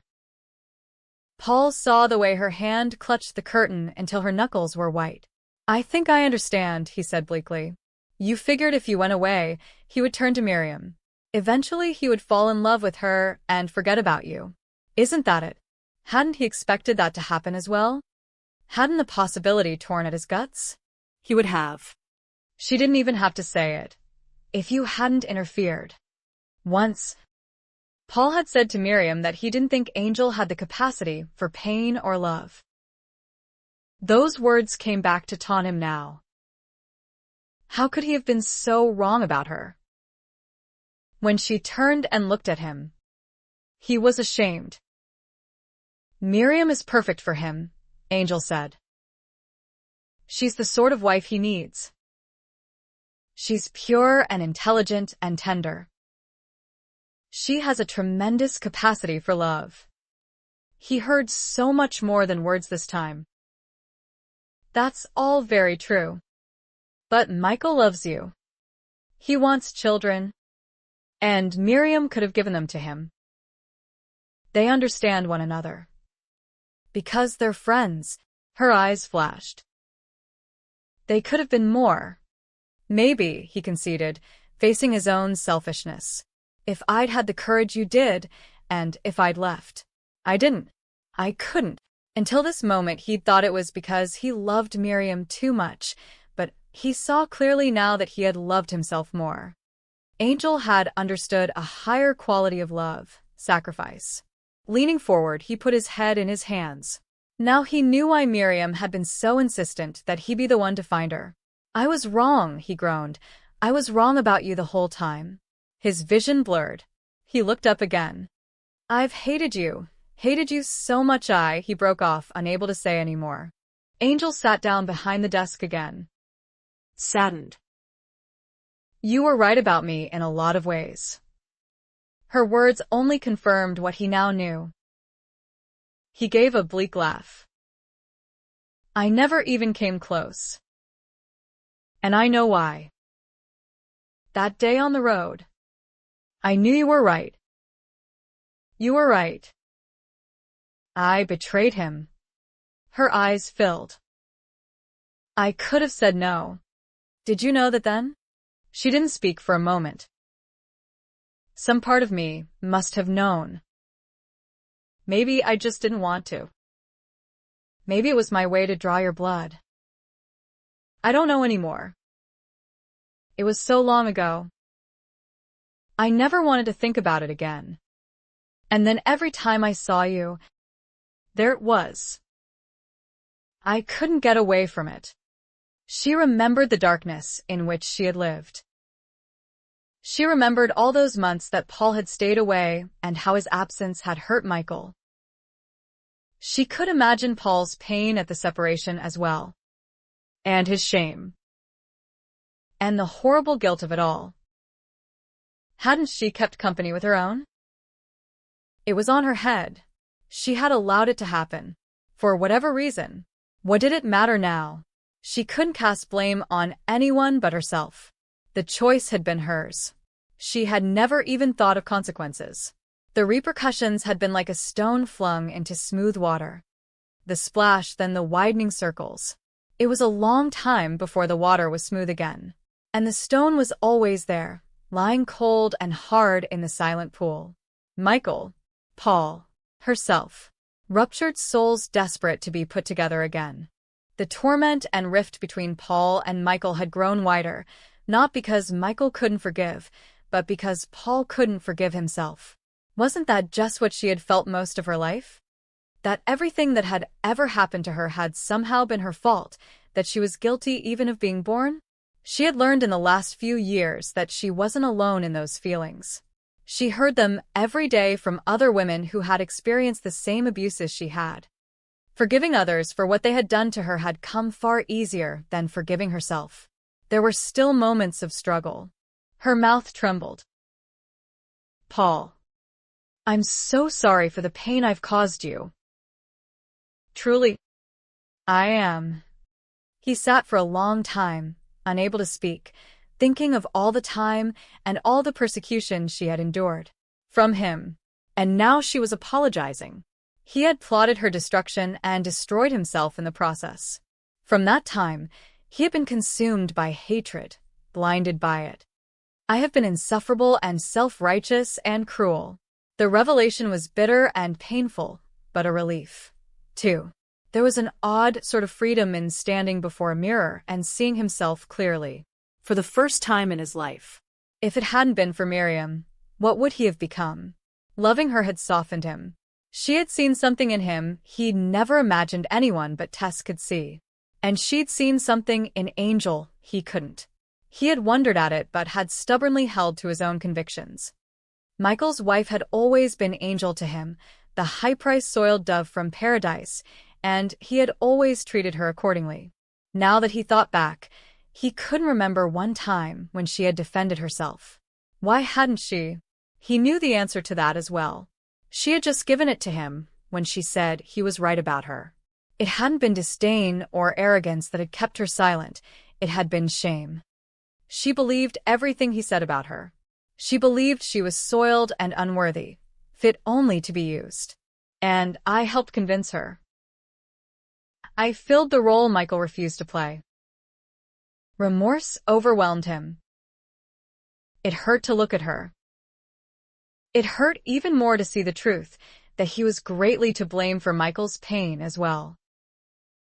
If he had reached out just once as Miriam had said, maybe things would have been different. But he had been too proud. Too sure he was right. I'm sorry, he said. So very sorry.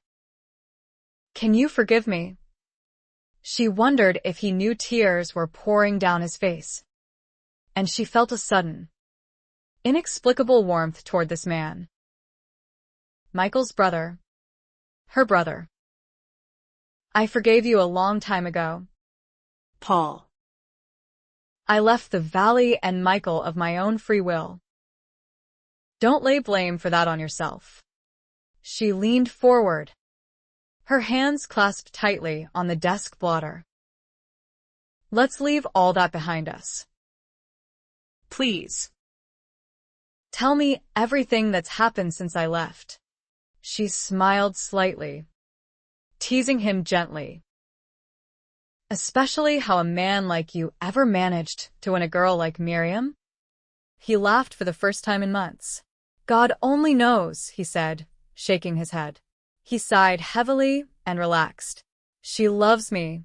She told me she knew the first time she met me she was going to marry me. Talking about Miriam made the warmth come flowing back.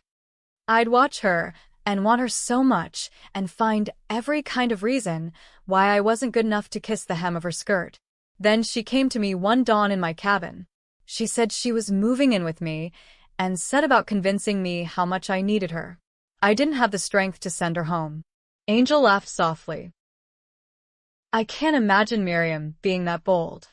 She told me she learned courage from you. He hadn't known what she meant then. Now he did. Angel had loved Michael enough to leave him when she thought it was in his best interest. Miriam had come to him for the same reasons. If she hadn't, he would have gone back to the gold fields and drinking and spending time in the brothels, and he probably would have died up there with his face in the mud. Miriam sent me to find you. Amanda. I want to take you home. He meant it. Amanda. Her throat closed, and she smiled. Another burden lifted, and she was grateful. But it wasn't that easy or simple. She couldn't let it be. I can't go back. Paul. Not ever. Why not? How much did he have to know to understand and become her ally? There's a lot about me you still don't know. Then tell me. She chewed on her lip. How much was enough? I was sold into prostitution when I was 8, she said slowly, staring down at nothing. I never knew any other way of life until Michael married me. She looked at him again. And I never understood him, not the way he hoped I would. I can't change who I was. I can't undo the things that happened. Paul leaned forward. You're the one who still doesn't understand, Amanda. There's something I didn't even comprehend until now because I was too stubborn and jealous and proud. Michael chose you. With all your past, with all your frailties, with everything. He knew from the beginning where you came from. And it didn't make any difference to him. There were plenty of women back home who would have jumped at the chance to marry him. Sweet, sensible virgin girls from God-fearing families. He never fell in love with any of them. He took one look at you. And he knew, right from the beginning. You. No one else. He told me all that, but I thought it was sex. Now I know it wasn't. It was something else. A crazy accident. I think it's because he knew how much you needed him. She shook her head, not wanting to hear it. But Paul was determined. Amanda. He bought you out of bondage with his own sweat and blood. And you know it. Don't tell me now you can't go back to him. It hurt too much because she still loved and needed him. Sometimes she thought she would die without the sound of Michael's voice. She would close her eyes and see his face and how he walked and how he had smiled at her. He had taught her how to play and sing and rejoice, things she had never known. And the sweetness of those memories was agonizing, the separation unbearable. Sometimes she tried not to think about him at all because the pain was so great. But the hunger for him was always there, the endless, aching hunger. Only he had opened himself to be used in her life by Christ. Through him, Christ had been able to fill her until she was overflowing. Michael had always said it was God. Now she knew that was true. And the knowledge that he'd been the bridge between her and her Savior only made her long for Michael all the more. She couldn't allow herself to think of all that. She had to think of what was good for him, not of what she wanted for herself. She had purpose now and satisfaction in her life. She wasn't plagued by nightmares and self-doubt. At least, not until now. And she had to tell Paul the complete truth, so he would understand. I can't have his children, Paul. Never. Something was done to me when I was very young. To make sure. She had to stop and look away briefly before she could go on. Michael wants to have children. You know that. It's his dream. She faced him again. Can you understand now why I can't go back? I know he would take me back again. I know I would still be his wife. But it wouldn't be fair. Would it? Not for a man like him. She struggled to control the tears that were so often near the surface lately. She would not give in. She couldn't. If she did, she would cry until she melted away into nothing. Paul didn't know what to say. Please, she said. When you go back, don't tell Miriam you saw me. Say anything. Say I left the country. Say I died. He cringed inwardly, hearing his own thoughts come back to haunt him. Please. Paul. If you tell her, she would only tell Michael. And he would feel he had to come and get me again. Don't let him find out where I am. You needn't fear that. He told Miriam he wouldn't drag you back this time. He said it was your decision, that you had to come back on your own, or you'd never really understand that you were free. He wanted more than anything now to convince her she had to come home again. Did you ever tell him you couldn't have children? Yes, she said quietly. What did he say? She shook her head, dismissing it. You know Michael. Indeed. He did. He stood up and put his hands on the desk. He married you, Amanda. For better or worse. And for as long as you both are alive. And that's how long he'll wait for you. And past that. If I know Michael. If you only knew how much he's hurting. Don't. You know him. Did he ever give up on you before? He won't give up waiting for you now. He'll never give up. She shook her head, pale and distraught. I can't go back. Paul straightened. He didn't know whether he had given her something to think about or just caused her more pain. I've said all I can. It's up to you, Amanda. Just don't take too long making up your mind. I miss my wife. He wrote down the name and address of the hotel where he stayed the night before. I'd like to leave by 9 tomorrow. Send word what you decide. He picked up his pack and shouldered it. What is this place anyway? A boarding house. She looked up at him, pulled back from her dilemma. In a way. It's a home for fallen women. Women like me who want to change their lives. We've been very fortunate. Several wealthy citizens gave us financial help. The man at the bank, Paul thought. God. Forgive me. What a fool I've been. You started it, didn't you? Not all by myself. I've had a lot of help along the way. What do you teach them in there? He nodded toward the big room through the door and down the hall. Reading, writing, and ciphering, cooking, sewing, how to run a small business. As soon as they're ready, we find positions for them. We've developed a way to accomplish that with the help of several churches. Father Patrick had been to see her often. Some Catholic priests were a lot like Michael. Devoted to God. Humble, patient, and loving. She hesitated. Magdalena is one of the things I need to think about. Paul.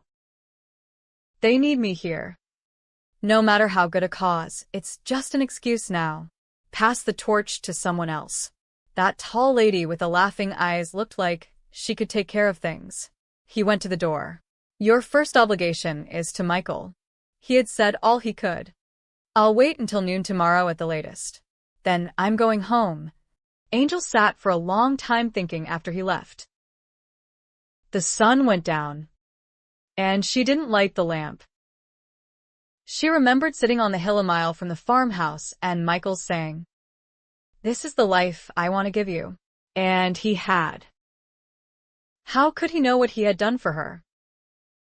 How could he even guess that her life was new because he had shown her the way to live? Paul thought she had gone back to prostitution. What if Michael believed the same thing? She couldn't bear for him to believe that. It would make everything he had ever done for her meaningless. And it had meant everything. God. Was I wrong? Should I go back? How can I face him again after all this time? How can I see him and walk away again? What do you want me to do? I know what I want. Oh. God. I know. But what do you want me to do? She held herself and rocked, biting her lips and fighting the grief. How can I not say thank you to him? Did I ever really explain what he did for me? What have I ever given him back but grief? But she had gifts to offer him now. She had stood firm against Duke. She had walked the road Michael had taught her. Because of it, people had trusted her and backed her in building the house of Magdalena. She was doing good with her life, and it was all because of him, because of what she had seen in him. Seek and ye shall find. He'd read to her, and she had. Maybe if she found a way to tell him, it would give him peace. Sarah. Beloved. God. I won't ask for more than that. She closed her eyes tightly. I won't ask you for more. Classes were long over when she left the office. The girls had finished supper and retired to their rooms. Angel went up the stairs. She saw light beneath Susanna's door and tapped. Come in. Angel entered. What's happened? Susanna asked, getting up from bed and coming to her. She took her hands. You look so pale. We missed you at dinner. Who was that man? A friend. Susanna. I want you to run Magdalena for me. Me, she said, astounded. She looked less assured than Angel ever remembered. She let go of her hands and stepped back. You can't mean it. I couldn't. I mean it. And yes, you can. Susanna was more than capable of handling things. She just didn't know it yet. She would walk through the fire and come out the other side even stronger than now. Angel was suddenly very sure of that. But why? Where are you going? Home, Angel said. I'm going home. Chapter 34. Come. Let us return to the Lord, for he has torn, that he may heal us. He is stricken, and he will bind us up. Hosea 6 verse 1. Paul. Miriam flew from the cabin to throw her arms around his neck, weeping in joy. Oh, I've missed you so much. She kissed every part of his face she could reach. He laughed and kissed her mouth, feeling the pieces inside himself come back together again. He was home. All the tension of the past weeks, the guilt of the months before evaporated. She pressed closer to him, and other emotions surged through his body. Having Miriam in his arms again was heady indeed. When he released her, she was flushed and breathless. She had never looked so beautiful to him. He looked her over and saw her pregnancy was beginning to show. How you've grown, he said, rubbing the bulge. She laughed and put her hand over his. Did you find her? In San Francisco. His heart lightened even more at the look in Miriam's eyes. She smiled up at him tenderly. I can see things worked out. She looked relieved and delighted. Her anger with him was completely forgotten. Where is she? She asked, looking past him. She wanted to sit for a few minutes up the road. I think she's preparing herself for an ordeal. She's hardly said a word the last 2 days traveling. She's changed. Miriam. She searched his eyes and smiled. So have you, my love? You've made your peace with yourself, haven't you? I had help along the way. Miriam saw Amanda then and left him standing while she ran up the road, arms outstretched, to meet her. The two women embraced warmly and Paul smiled. When Miriam let go, she was chattering on gaily, tears streaming down her cheeks. Angel looked pale and strained, not at all at ease. She glanced toward Michael's land, and Paul understood why. Amanda was afraid to face Michael after all this time. Lord, make it right for her and Michael. Please. I'd see it as a personal favor. I'll bring water up. And you can have a bath, Miriam was saying, looping her arm through Amanda's as they walked toward him. I made bread this morning, and there's soup simmering. You must be famished after your trip. I can't stay. Miriam. Miriam stopped. You can't? But why? I have to go to Michael. Well, of course. You do. But you can rest a few minutes and wash up. We can talk it over. I can't, Angel said. If I wait any longer, I may not be able to go at all. Her smile was weak. Miriam searched her face. She glanced at Paul and then back again. She hugged her tightly. We'll walk with you, she beseeched Paul with her look. Sure we will, he agreed readily, and Angel nodded. Now that the moment was at hand, they were all afraid of what would happen. Just how long was Michael's patience? Worse, would he be angry with them for interfering and taking things into their own hands? Or had they been doing God's will all along? When they were within sight of Michael's homestead, Angel stopped. I have to go the rest of the way alone, she told them. Thank you for coming this far with me. Miriam looked ready to argue. When she looked to Paul to agree, he shook his head. Amanda was right. Angel kissed Miriam's cheek and hugged her. Thank you for sending Paul, she whispered. They watched her walk away alone. Paul put his arm around Miriam's shoulders and watched Amanda. He remembered how Angel had always walked, had high back straight. Arrogance, he had thought, but it had been pride that had held her together for so long, and pride that had kept her separate. She had a quiet grace about her now, a beautiful humility. "She's afraid," he said quietly. "She's always been afraid," Miriam said, leaning against him. "Do you think we did the right thing, Paul? Maybe we should have let her come back on her own." It was the first time he had heard Miriam uncertain. "She wouldn't have. She had made up her mind. She thought you were married to him. Because she told me to. She said she wanted me to have his children." She looked up at him, her eyes swimming with tears. "But I only wanted yours." Oh. "My love." He held her close. "We'll have to remember the man Michael is." "Yes." She put her arms around him. "It's really up to them now, isn't it?" Paul turned her face to him and kissed her with all the longing he had felt during the weeks of their separation. "I don't know what I'd do without you." She reached up and pulled his head down to kiss him back. It was a lover's kiss this time. "Let's go home." Angel could see Michael working in the field. She was so full of conflicting emotions she could hardly bear it. Self-doubt, self-hatred, struggling pride, and fear.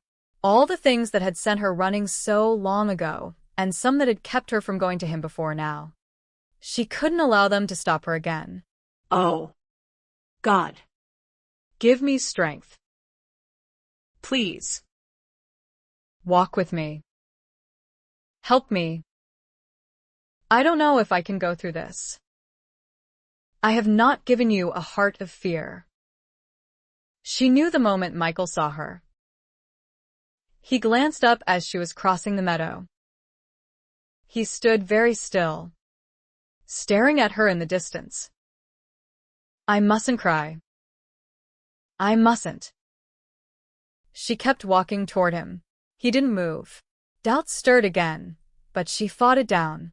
She wanted to shed all the barriers that had kept her from him, all those months of defiance and fear and uncertainty. She wanted to discard the horrible memories of her childhood and the guilt she had taken on herself for things she had been powerless to stop. If only things had been different. She wanted so desperately to be clean for him, to be new. She wanted to please him. She would give the rest of her life to that end if he would let her. She wanted to strip away her past. Oh, if she could only be Eve again, a new creature in paradise. Before the fall, with trembling hands, she removed the trappings of the world. She dropped her shawl and took off the woolen jacket. She worked at the tiny buttons of the shirtwaist. She shrugged it off and let it drop as she walked. She unhooked her skirt and let it slide down over her hips and to the ground. She stepped out of it, without faltering. She walked toward him. She had never said all she should have. He didn't know what he had done for her. He had been like the sea, sometimes storm-cast, with waves crashing against a cliff wall. Other times he was like the steady, lapping surf. Always he had been like the tide, washing her shore, reshaping her coastline. Lord, no matter what he does or says, I have to thank him. He was always your good and faithful servant, and I never thanked him. Not enough. Oh. God. Never. Never enough. She removed the camisole and slips, the corset cover and corset and pantalettes. With each garment she removed and dropped, she cast away anger, fear, and her blindness to the multitudes of joy in life, her own desperate pride.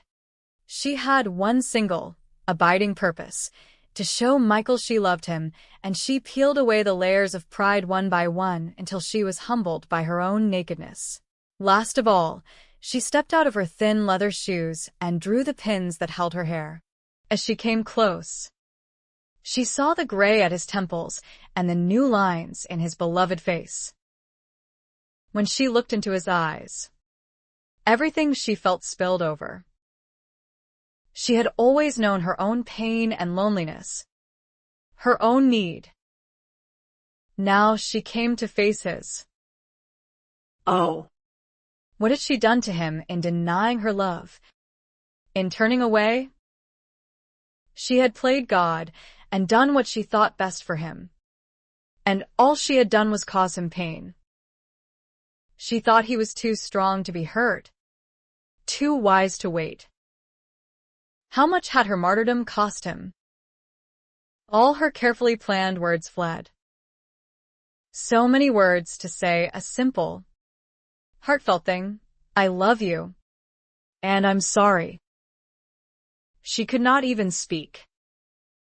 The tears that had been frozen inside her all her life came, and the last bastion melted away in a flood. Weeping, Angel sank to her knees. Hot tears fell on his boots. She wiped them away with her hair. She bent over, heartbroken, and put her hands on his feet.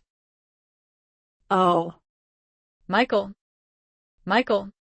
I'm sorry. Oh. God. Forgive me. She felt his hand on her head.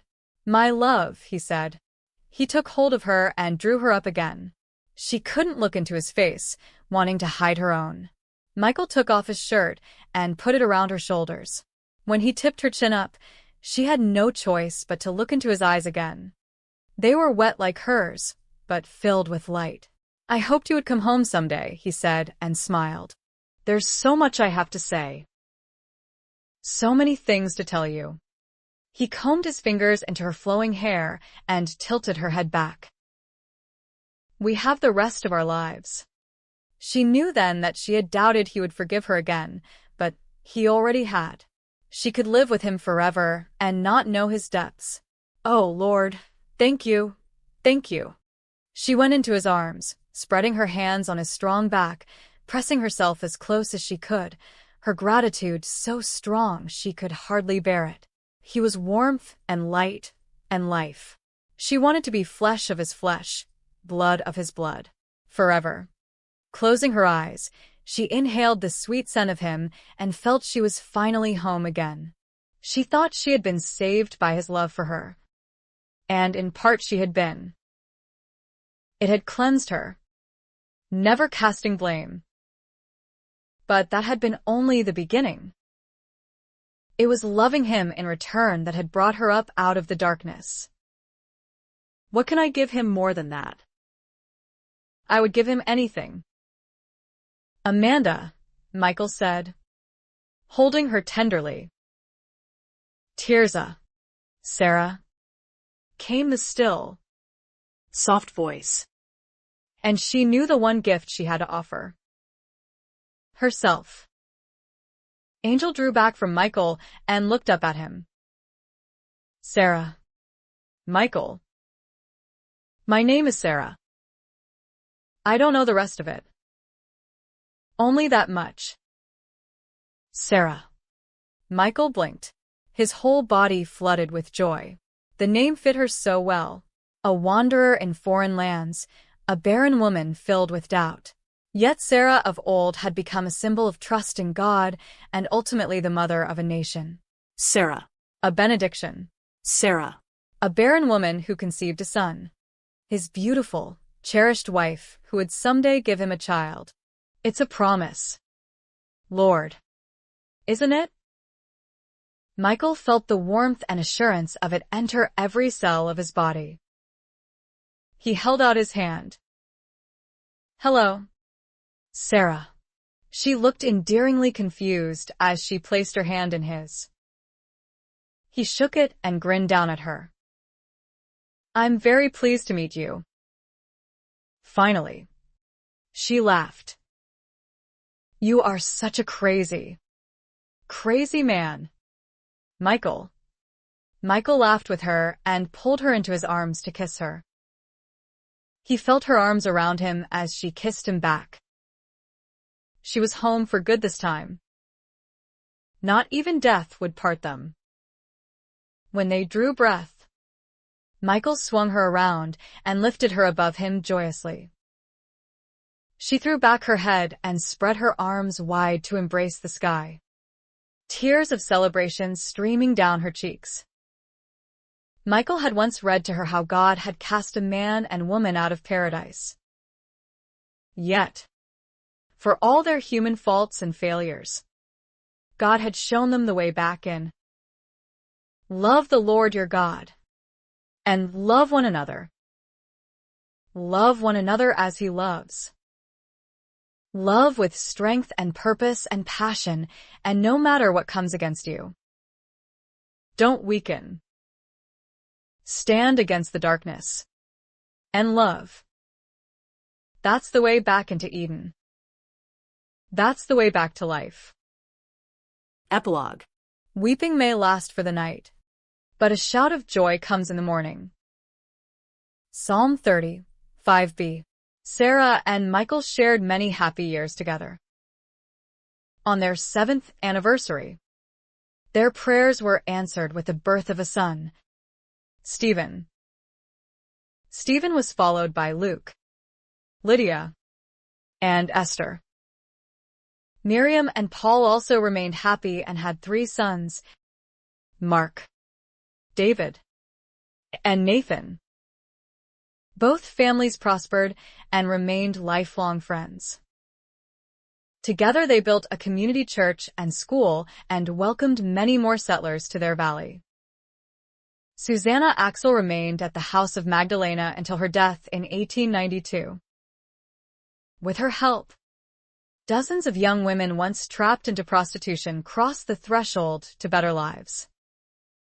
Several married well and became leading citizens. Though Sarah's family grew rich and famous, eventually including doctors, ambassadors, missionaries, and even a much-decorated veteran of San Juan Hill, she returned for 1 week each year to the house of Magdalena.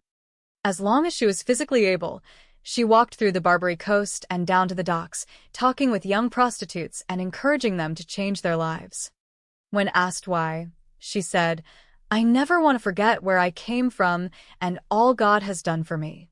She frequently returned from the docks to the house of Magdalena, holding an angel by the hand. After 68 years of marriage, Michael was laid to rest. Sarah followed within a month. According to their wishes, only simple wooden crosses marked their graves. However, a few days after Sarah's burial, an epitaph was found scratched into her marker. "Though fallen low, God raised her up. An angel